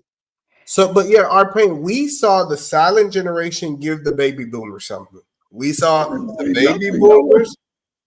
We seen the baby boomers give Generation X something. This is the first time in history that as a whole, Generation X ain't giving their kids shit. Because they don't want to. Well, you know, I hate, you know what, the Generation X hate baby boomers. We ain't got it yet, That's not man. That's You know not what I'm saying? entirely true. We got it to give. I'm telling We you, ain't got it that's yet, That's not entirely true, though. But that's not true, though. It's not entirely true. I see it firsthand.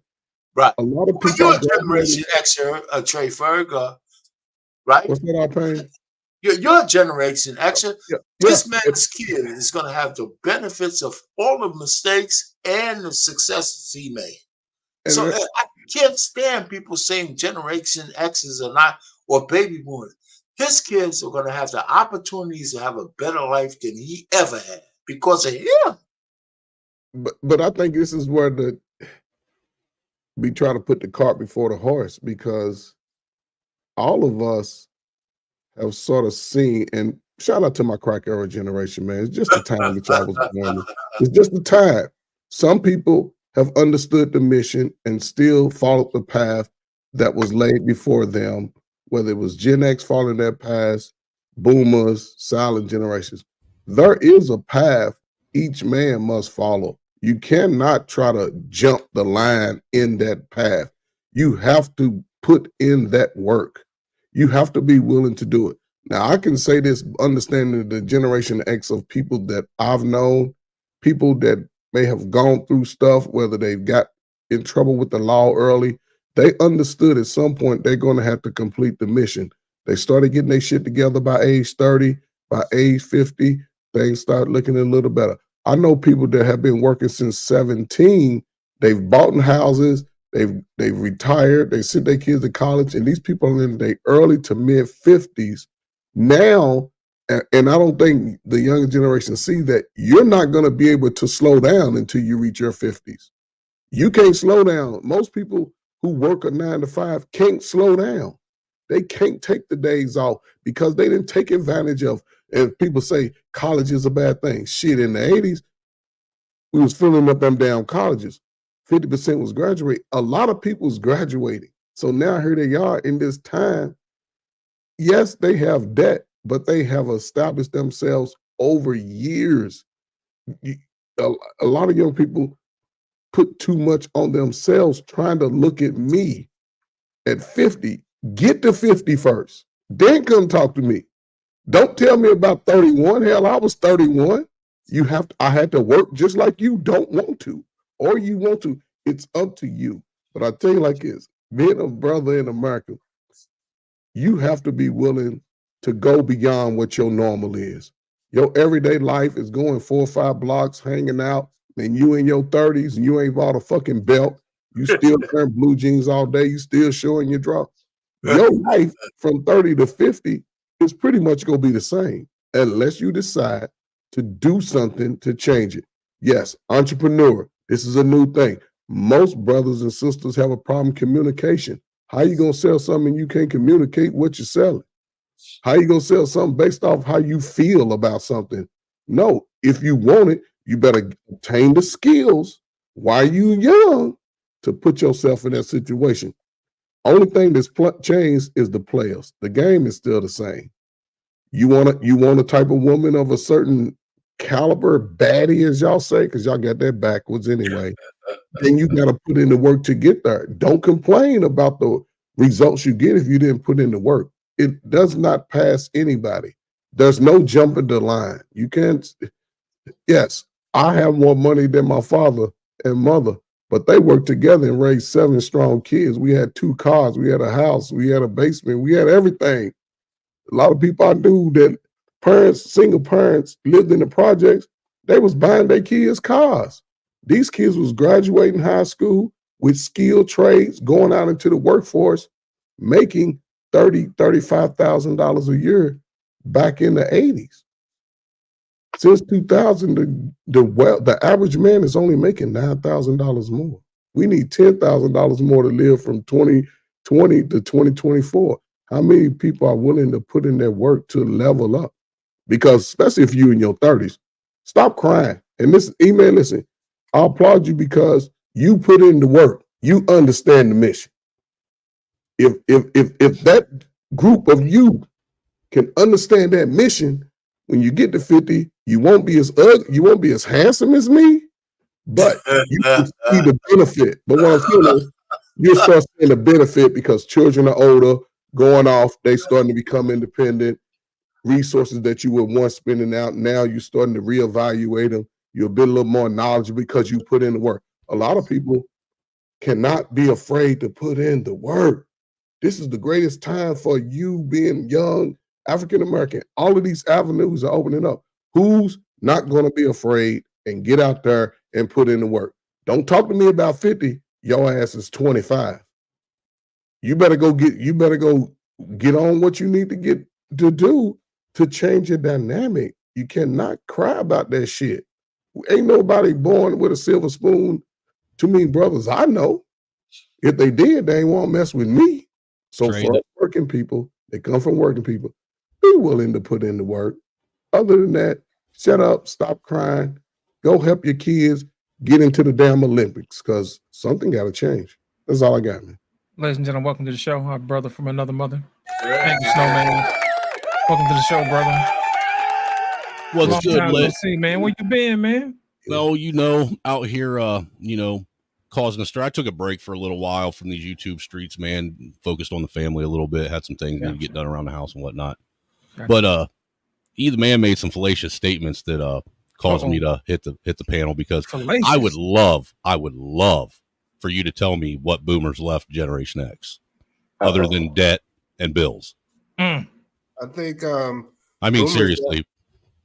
Boomers definitely left real estate and houses. The reason that really, I'm just going to tell you houses that had taxes that still were owed on them that in order for the kids to keep, they had to pay. Listen, so this is when we start talking about wealth, right? It is proven that the boomers that was gone, the reason Generation X actually own a whole bunch of houses is not because they went out and bought a whole bunch of houses. It's because they inherit houses from the baby boomers. Let's keep it.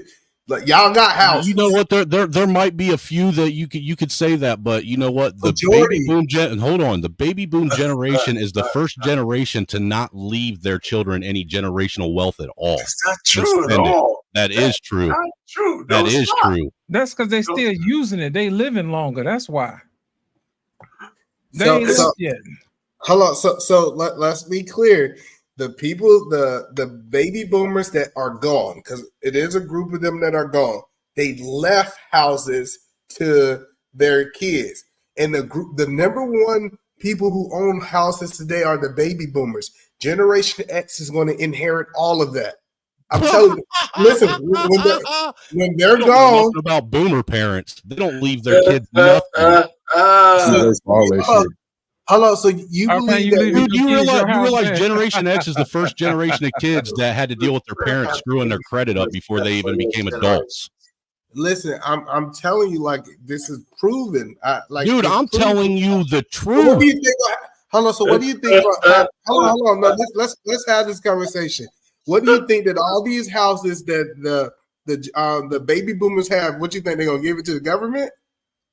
A lot of them, the people that I know of, that if they did inherit a house, they ended up having to sell it to pay for their fucking parents' funeral.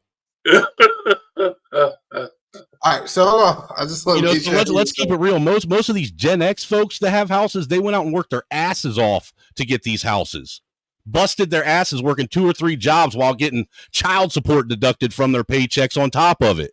And then on top of that, having their fucking baby boom parents setting up a bunch of laws to make it impossible for them to live the same way their parents lived. So I get that you might be speaking from what you experienced, but the facts and data says that Generation X have received. Have you ever been called by one of these pollsters that do these polls and get this data? Because I'm curious, all these data and talking points that people pull up, and I've never had anyone ever poll me ever once about anything. Have any of you? Yeah, but so now we want to challenge the data. What's interesting is you want to say the data is different than what every Gen X fucking kid experienced and his experience is telling you.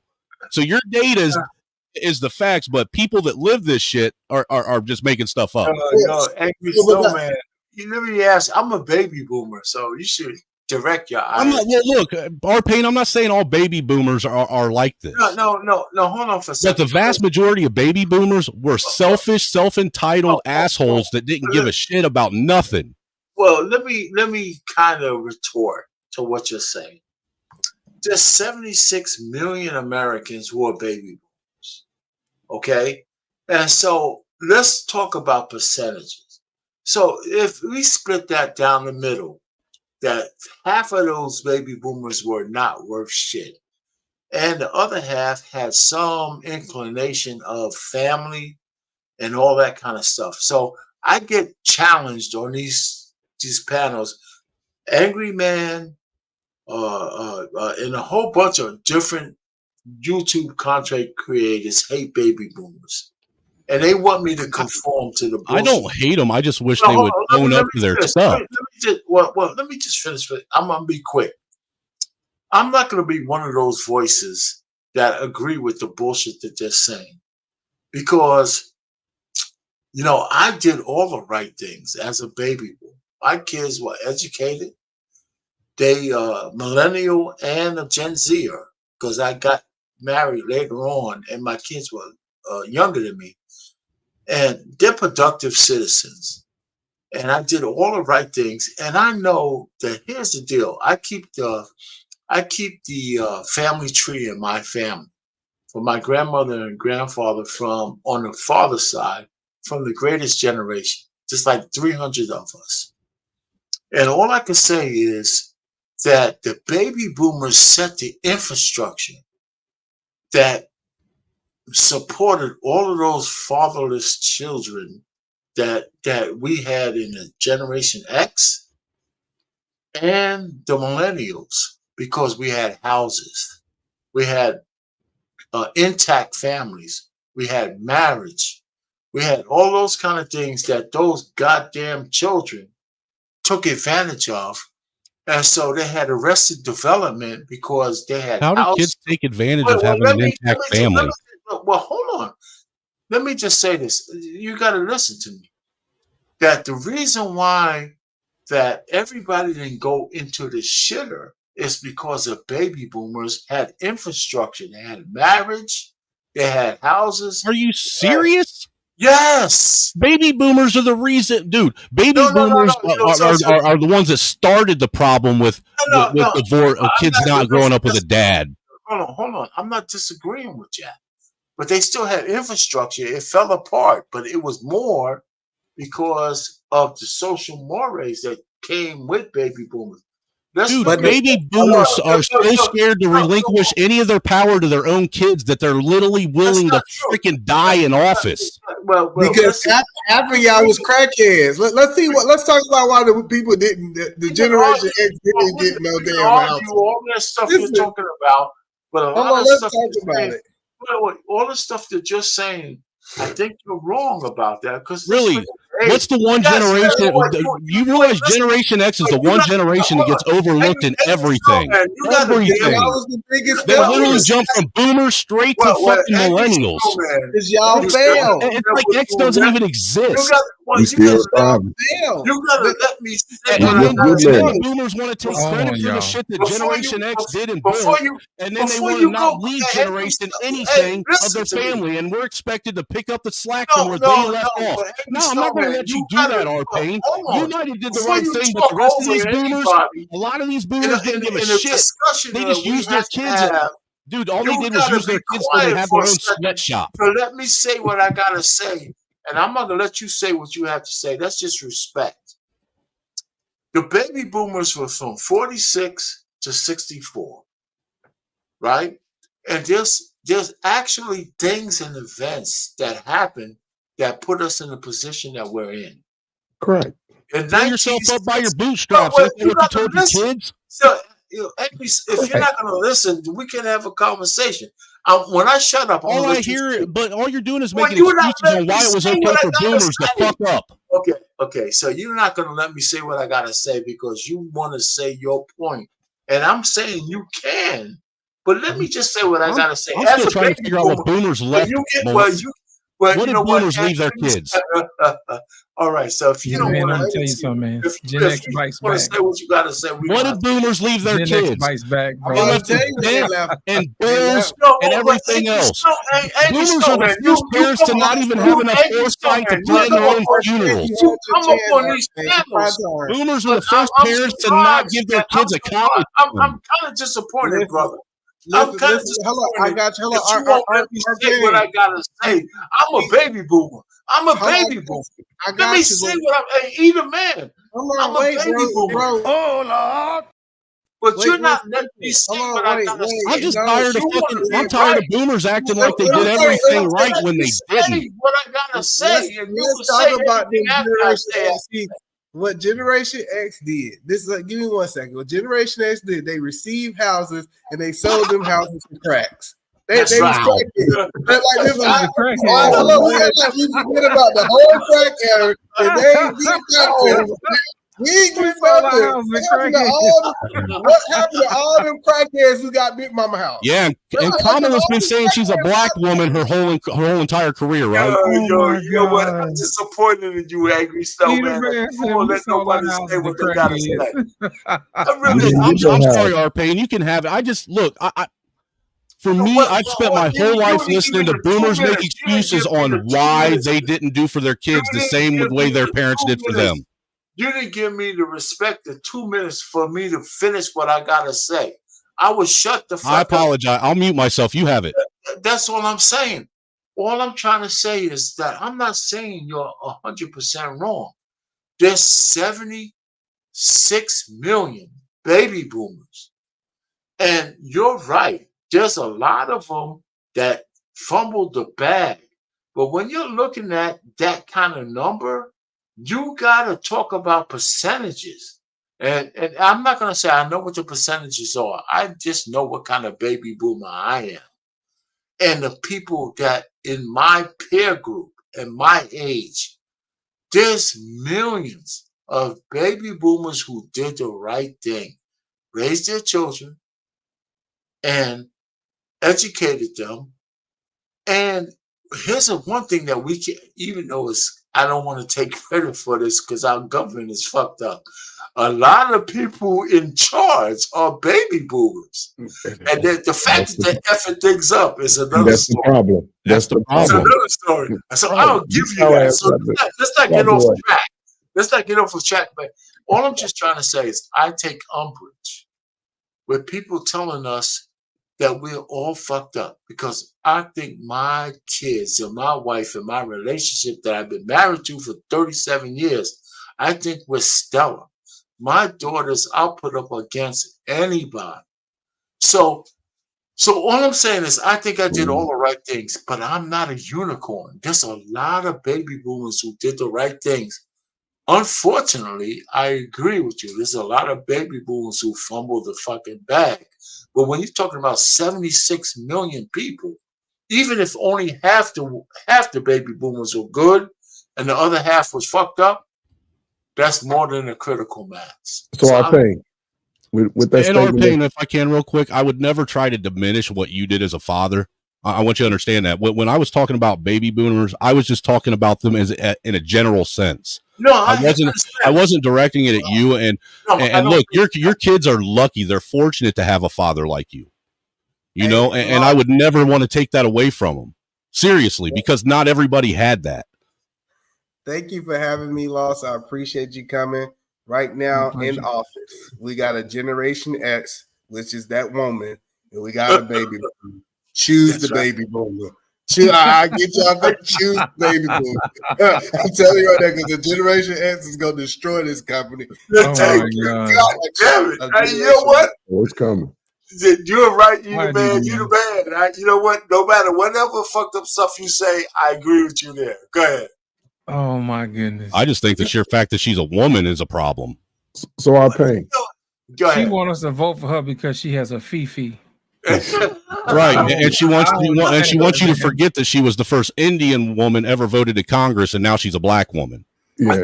Oh, yeah, listen, man. We have to go there. Well, I just want to ask a question to you, R-Pain, in regards to what we talked about. Well, I know you've been going for a good time today, man. Salute to you.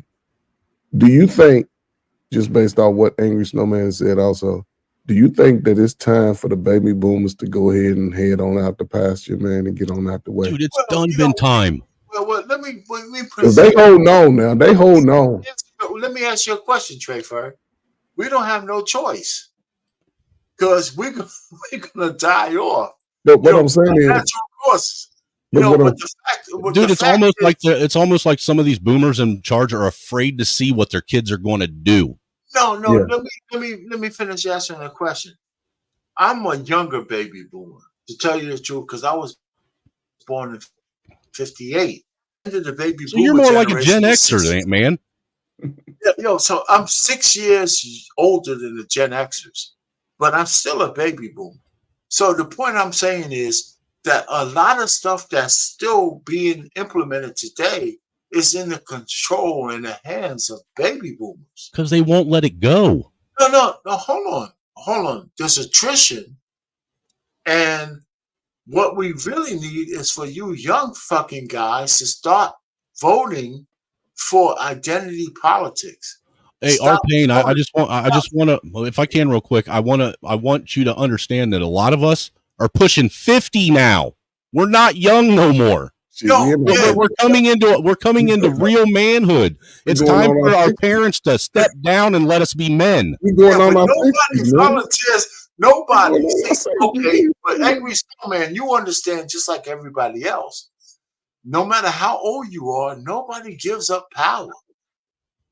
Nobody. R-Pain, here's the thing. This is what I want y'all to do. Racial has nothing to do. Nobody willingly gives away power. Go ahead. R-Pain, this is what we want you to do. Leave the key under the mat, like y'all always right. Right. We got it, man. We've been figuring it out since we were 5 anyhow, man. Why are you so scared to let us figure it out now? We'll let ourselves in, man. You know, we know what to do. I mean, Christ, you guys didn't care if we burnt the house down when we were cooking our breakfast in the morning. Why won't you give us the key to run the country now? I mean, we actually have life experience under our belt now, and you guys don't want to see what we can do with it. I would say vote for it. Vote for it. Stop listening to these old. Who's available to vote? To be voted for? Nobody who's 50 years old should vote for anybody over 75. I really, for me, the biggest thing that I heard was, I've never in my life heard anybody ever make a claim that boomers left Gen X kids some kind of generational wealth, when in reality, historically speaking, boomers were the only generation to not leave their kids generational wealth. And that's actually a fact. No, it's not. It's absolutely not true. The baby boomers are set to leave their progeny more wealth than ever in the history of mankind. The top 1%? No. Yeah. In general, baby boomers, the 76 million baby boomers, good, bad, and indifferent, are set to leave. Not everybody's not going to be able to capitalize off of it. Let's understand that. We're set to leave more generational wealth than any generation in the history of America. Really? How is that when the boomers are the ones who put us in more debt than any other generation? Don't take my word for it. By the time that happens, R-Pain will be retired by then. For real, dude.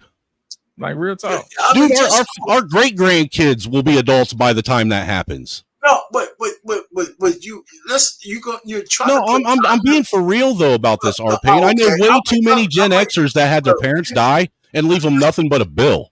Well, hold on for a second though, Angry Snowman. Okay, I'm 66 years old. I'm a young baby boomer. Fresh. Relatively And I'm a speaking. young Gen Xer. I'm only 45. Hold on. Relatively speaking, I have a child that's a millennial and a Gen Z. Okay, old millennial. And so all I'm just trying to say to you is that I know we have a lot of negativity against baby boomers. I'm not going to argue that because some of it is actually merited. But don't take my word for it. Just do a little research on the transfer of wealth in the next 10 to 20 years. Dude, I watched my own baby boomer family and aunts and uncles literally go through my grandparents' wealth in my lifetime. Oh man, you gotta let me finish. If you go and do any research on the baby boomers and the transfer of wealth in the next 10 to 20 years, you're gonna find out in the history of America, there's not gonna be any more example of the transfer of wealth from the baby boomers to the X and the millennials. Look, the reason why I find this hard to believe, R-Pain, is because of this. Take my word for it. R-Pain, the reason why I find this hard to believe is because, for one, Gen Xers are one of the first generations to actually have to fully fund their own college careers. Okay. Their parents didn't have a college fund for them, and if they did, they ended up spending it on some stupid vacation over in Rome or Italy rather than spending it on their kids. Let's keep it real. Okay. They're the first generation to literally break up homes and throw shit away like it's nothing. They're the first generation that we have watched go through our grandparents' wealth and look at their own kids and say, that's my money, not yours. And sold the property they have for pennies on a dollar. But let me say this to you, and you could argue if you do a genealogy, how are they transferring more wealth? And also, they're the first generation to screw their kids' credit before they got a chance to use it. Angry Snowman, you got to let me say something into your rebuttal. All I'm trying to say is the majority of Gen Xers, kids of the baby boomer generation or the silent generation? Say what now? What was that? The baby boom, the Gen Xers are a combination of the boomers and silent generation, baby boomers, and the younger silent generations. So to put it all, the reason why I want to put this in clarity for you, in 1960, when the pill came out, when the birth control pill came out, the baby boomers were only 14 to 16 years old. So the people who are having babies who are Gen Xers were the silent generation. The majority, the early Xers were kids of the silent generation. Don't take my word for it. Just do some basic research, because the baby boomers were teenagers. So when people started having indiscriminate sex and kids over the who taught the Gen X that? Who taught the Generation X those types of things? Who were the hippies? What generation was the hippie generation? The free love and let's smoke some weed and have sex with everybody generation. Well, there were a combination of baby boomers and silent generation people. I mean, look, like I said, I'm not saying all boomers are horrible people. Obviously, there's good boomers out there, and there's boomers that help build this country. But en masse, the majority of baby boomers were selfish and didn't give a shit about their kids. Let's grant that's true. All I'm trying to say is that you got to do a thorough analysis, because I don't believe in blaming the older generations on anything. I don't blame Gen Xers, millennials, or Zs. We're just a product of the environment that we are born into. I'm a product of the environment my parents created for me. All I'm trying to tell you, don't take my word for it. Just do some Google and whatever research you need to do not just based on some asshole on the internet. R-Pain, I lived this shit. I lived it. The biggest transfer of wealth is going to come in the next 20 years as baby boomers. You know what? If that happens, R-Pain, I am going to donate money in your family's name. For real. I swear to God, if that happens, I will donate money to whatever, nonprofit you want in your family's name. Because I find that hard to believe when the boomers were the first generation to do everything they can to take from their children just so they could have. All I'm saying to you, Angry Snowman, is just do the research, and you might not want to agree with it, but the numbers say that the baby boomer generation is going to transfer more wealth to their future generations, X's. Google now says that Kamala Harris also wasn't the border czar when she was, we can't trust the information on the internet. Forget about just that one search. I'm just telling you. R-Pain, all these searches are about 76 million people. 76 million people are classified as baby boomers. You gotta look more expand. Okay, just 350 million Americans right now, black, white, and different. Forget about race. 76 million is what? Wait, is that what? 20? That's almost 30% of Americans. Yep. So all I'm just trying to tell you is that forget about what you believe, forget about how you feel. Just do the numbers. The fact that baby boomers exist is because of the GI Bill, the fact that we had a few years of peace, and all of that other kind of shit that created a generation of people that amass any other generation in numbers. So boomers were given every opportunity in the world to get ahead, and they took all those opportunities away from their kids. What I'm saying is a lot of people get on these internet streets and they just want to kill baby boomers. But think about technology. Think about the advancement of mankind. Yeah, that's Gen X. Dude, all this digital age that we live is Gen X, bro. These are your kids that created the digital lifestyle you enjoy. That's bullshit.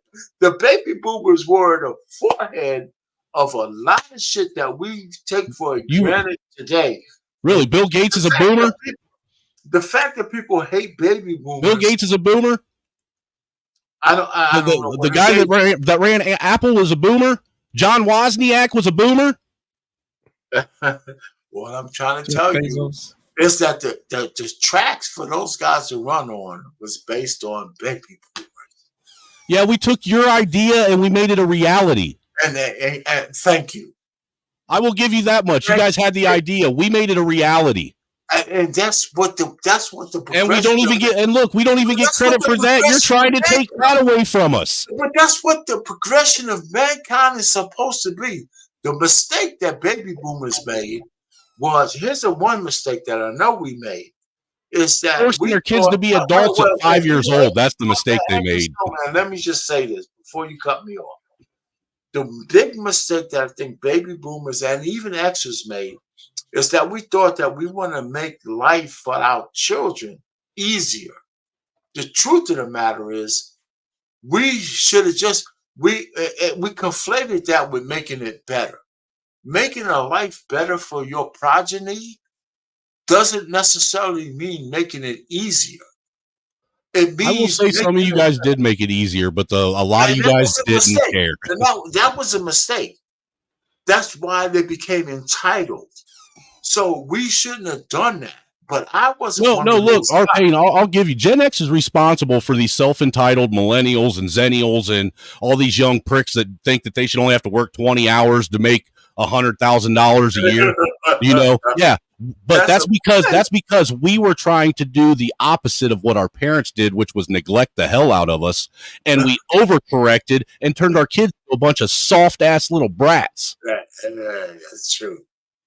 That's true.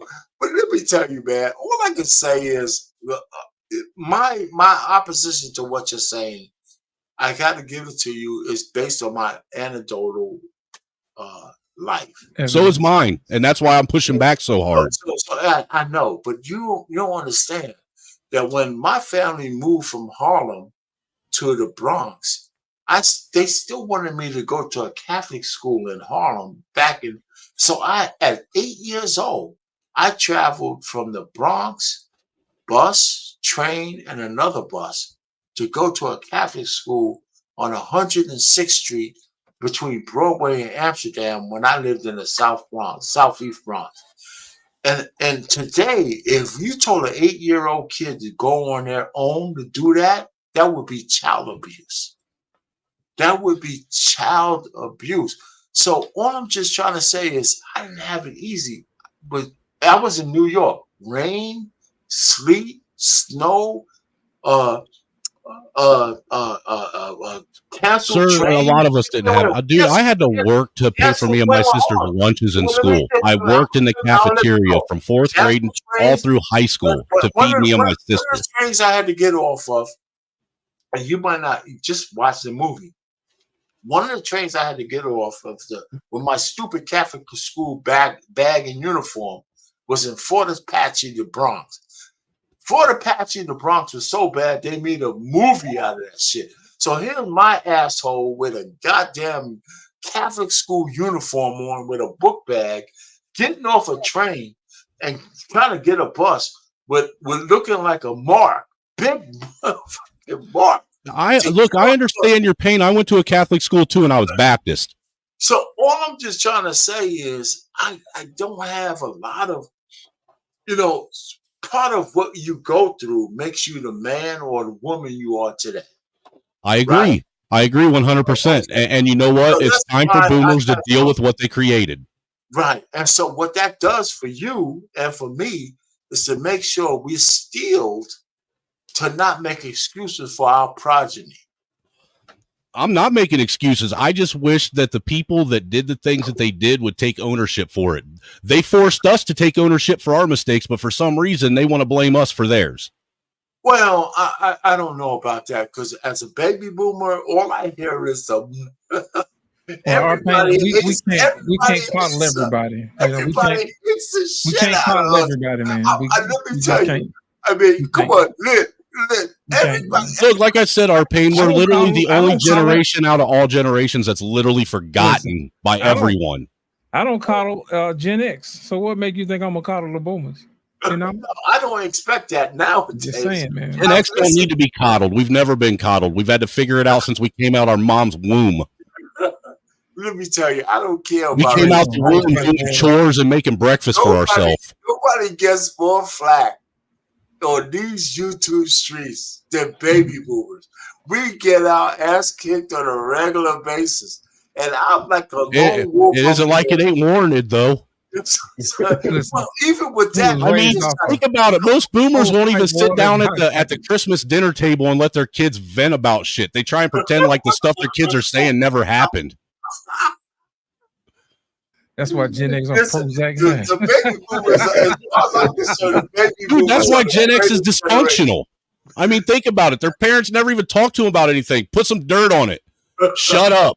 That's why we fight it, and we'll fight back. Stop crying, or I'm going to give you a reason to cry. You know what, man? It has been 5, almost 6 hours.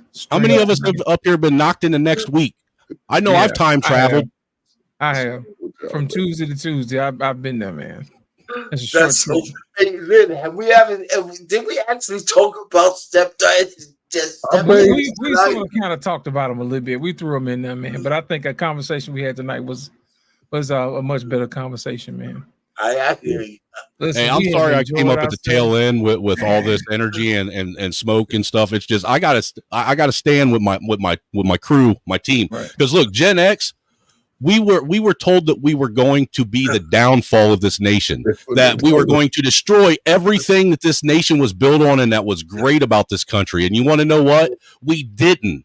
We did what we were told to do. We were quiet. We sat in the back. We didn't speak unless spoken to. We went out. We got jobs. We took care of our families, and then got told that we were left all kinds of shit and were given all kinds of opportunities and handouts from some magical fairy that never existed. The Never. DEI theory.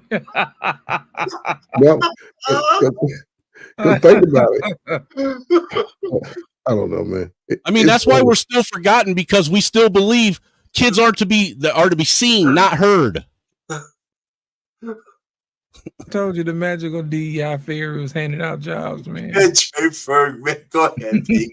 Hey, listen, man, listen. Shout out to Gen X, man. Listen, we gonna get it from the top, and they gonna take it. They gonna try to come down on us from at the top and the bottom. Listen, I can say this from what I've seen from coast to coast. You saw it if you was in that time. Everything increased when Gen X came to the market. Everything increased. We worked our ass off from ages 14 to shit. Never stopped. I mean, a lot of us had paper routes when we were in grade school. Now, we cut the grass. We still had painted, papers, you know. We climbed up on roofs. We shoveled snow in the winter, raked leaves in the fall. We did everything we could to make money because our parents said, I'm not made of money. Do you see a money tree growing outside? You have McDonald's money. Exactly. I mean, I could even get a Happy Meal. I was able to get a cheeseburger, but God forbid my parents pay that extra $1 for that cardboard box. That's so fucking coddled. No, we was not coddled, our baby. We had to work for it. What are you talking about, coddled? We were kicked out of the house as soon as the sun came up and told we couldn't come back until the sun went down. Yes. All I know is that I had to travel over 6-lane highways to get to the goddamn White Castle. Thank God your kids were there to keep them 6-lane highways, up and running so you could do that. All I can say is you guys are so spoiled. I don't know. Spoiled. Come on, our baby, man. Don't start, man. Don't start. We spoiled drinking at the hose pipe. Yeah, y'all got Dasani and bottled waters. We drinking out of hose pipes. You know what I'm saying? Right. Come on, man. I swear I think I spent more time raising my baby brother when he was born than my own mom did. You guys killing. Salute to Gen X, man. The hell with everybody else, man. You guys are so spoiled. Look, if Gen X was like boomers, if Gen X were like boomers, we would have packed up and moved to another country and said, "Fuck this." Hilarious. Listen, man, before we get out of here, man, I tell everybody. You know what? I could see that some of the Gen X, some of the millennials, some of the baby boomers failed you because you guys are softer than them. We aren't soft. We aren't soft, though. We soft, our baby, no. All of this belly aching. That's all I can say. Why do you think nobody comes to Gen X? Right. We're the only generation that actually trolled in real life. Gen X. There's a reason. We invented trolling. We did it in person. Yeah, in person. When you get popped that's in the mouth. so funny. Listen, you know what? Let's say it to my face great again. Right. Tell me about your mama. That's right. Oh my God! It's hilarious, man. You better say it. Listen, the baby boomers. No, I respect what you did, R-Pain. It sounds like you were a hell of a father, and your kids are lucky to. Honestly, and I mean it's lucky to have you, because a lot of Gen X, there's a reason why we just sit back and we just watch shit go by, because we were told to be quiet. We were told to be silent. We were told not to do anything.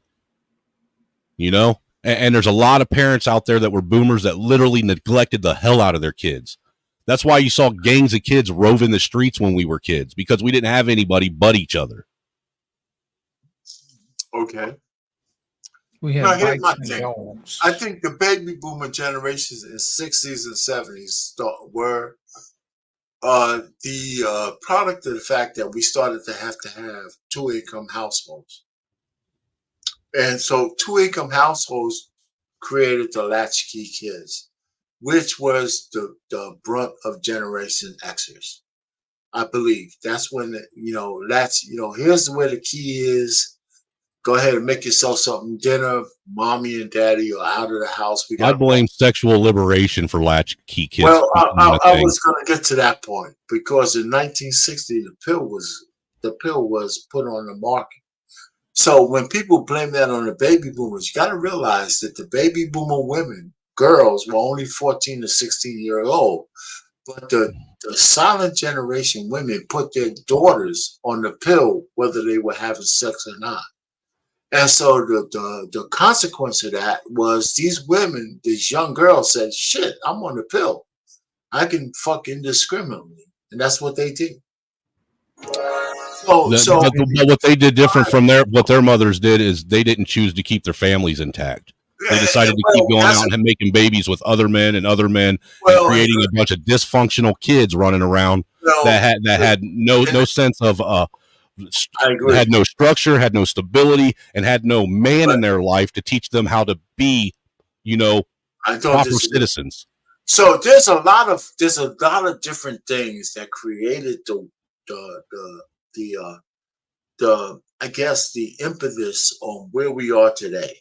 And to try to pinpoint anything, whether it's generational or not, without talking about the environment, the culture destruction. R-Pain, just eat the pill. It's selfishness. That's what created it. Selfishness. You can't save all the moments, man. We finna get up out of here, man. It's man, thanks for letting everybody go crazy. I appreciate it. I let us go, man, and do what we got. Yeah, no hard feelings, R-Pain. I still got mad respect for you, sir. I'm about to be here 24 hours, man. I enjoy the conversation. Don't worry about it. Cool. I'm glad you came up. Ain't no thing, man. Listen, y'all. Make sure that y'all hit the like button on your way out the door, and make sure you guys hit subscribe, fellas. I'm gonna tell y'all like this, man. I gotta go. You know what I'm saying? I'm gonna be gone for quite some time. I gotta get my health together, man. So I got some I'll things. be praying for you, sir. Yeah, yes, sir. It ain't as bad as you think it is, but I need a break. Hey, everybody can use prayers, man. Those are free. Yeah, so I'm gonna be gone for a while, but I'll be watching from the clouds, man. As always, it's been a pleasure, and I guess I'll see y'all when I see y'all. Peace. Salute to you, man. Be strong, brother. Later.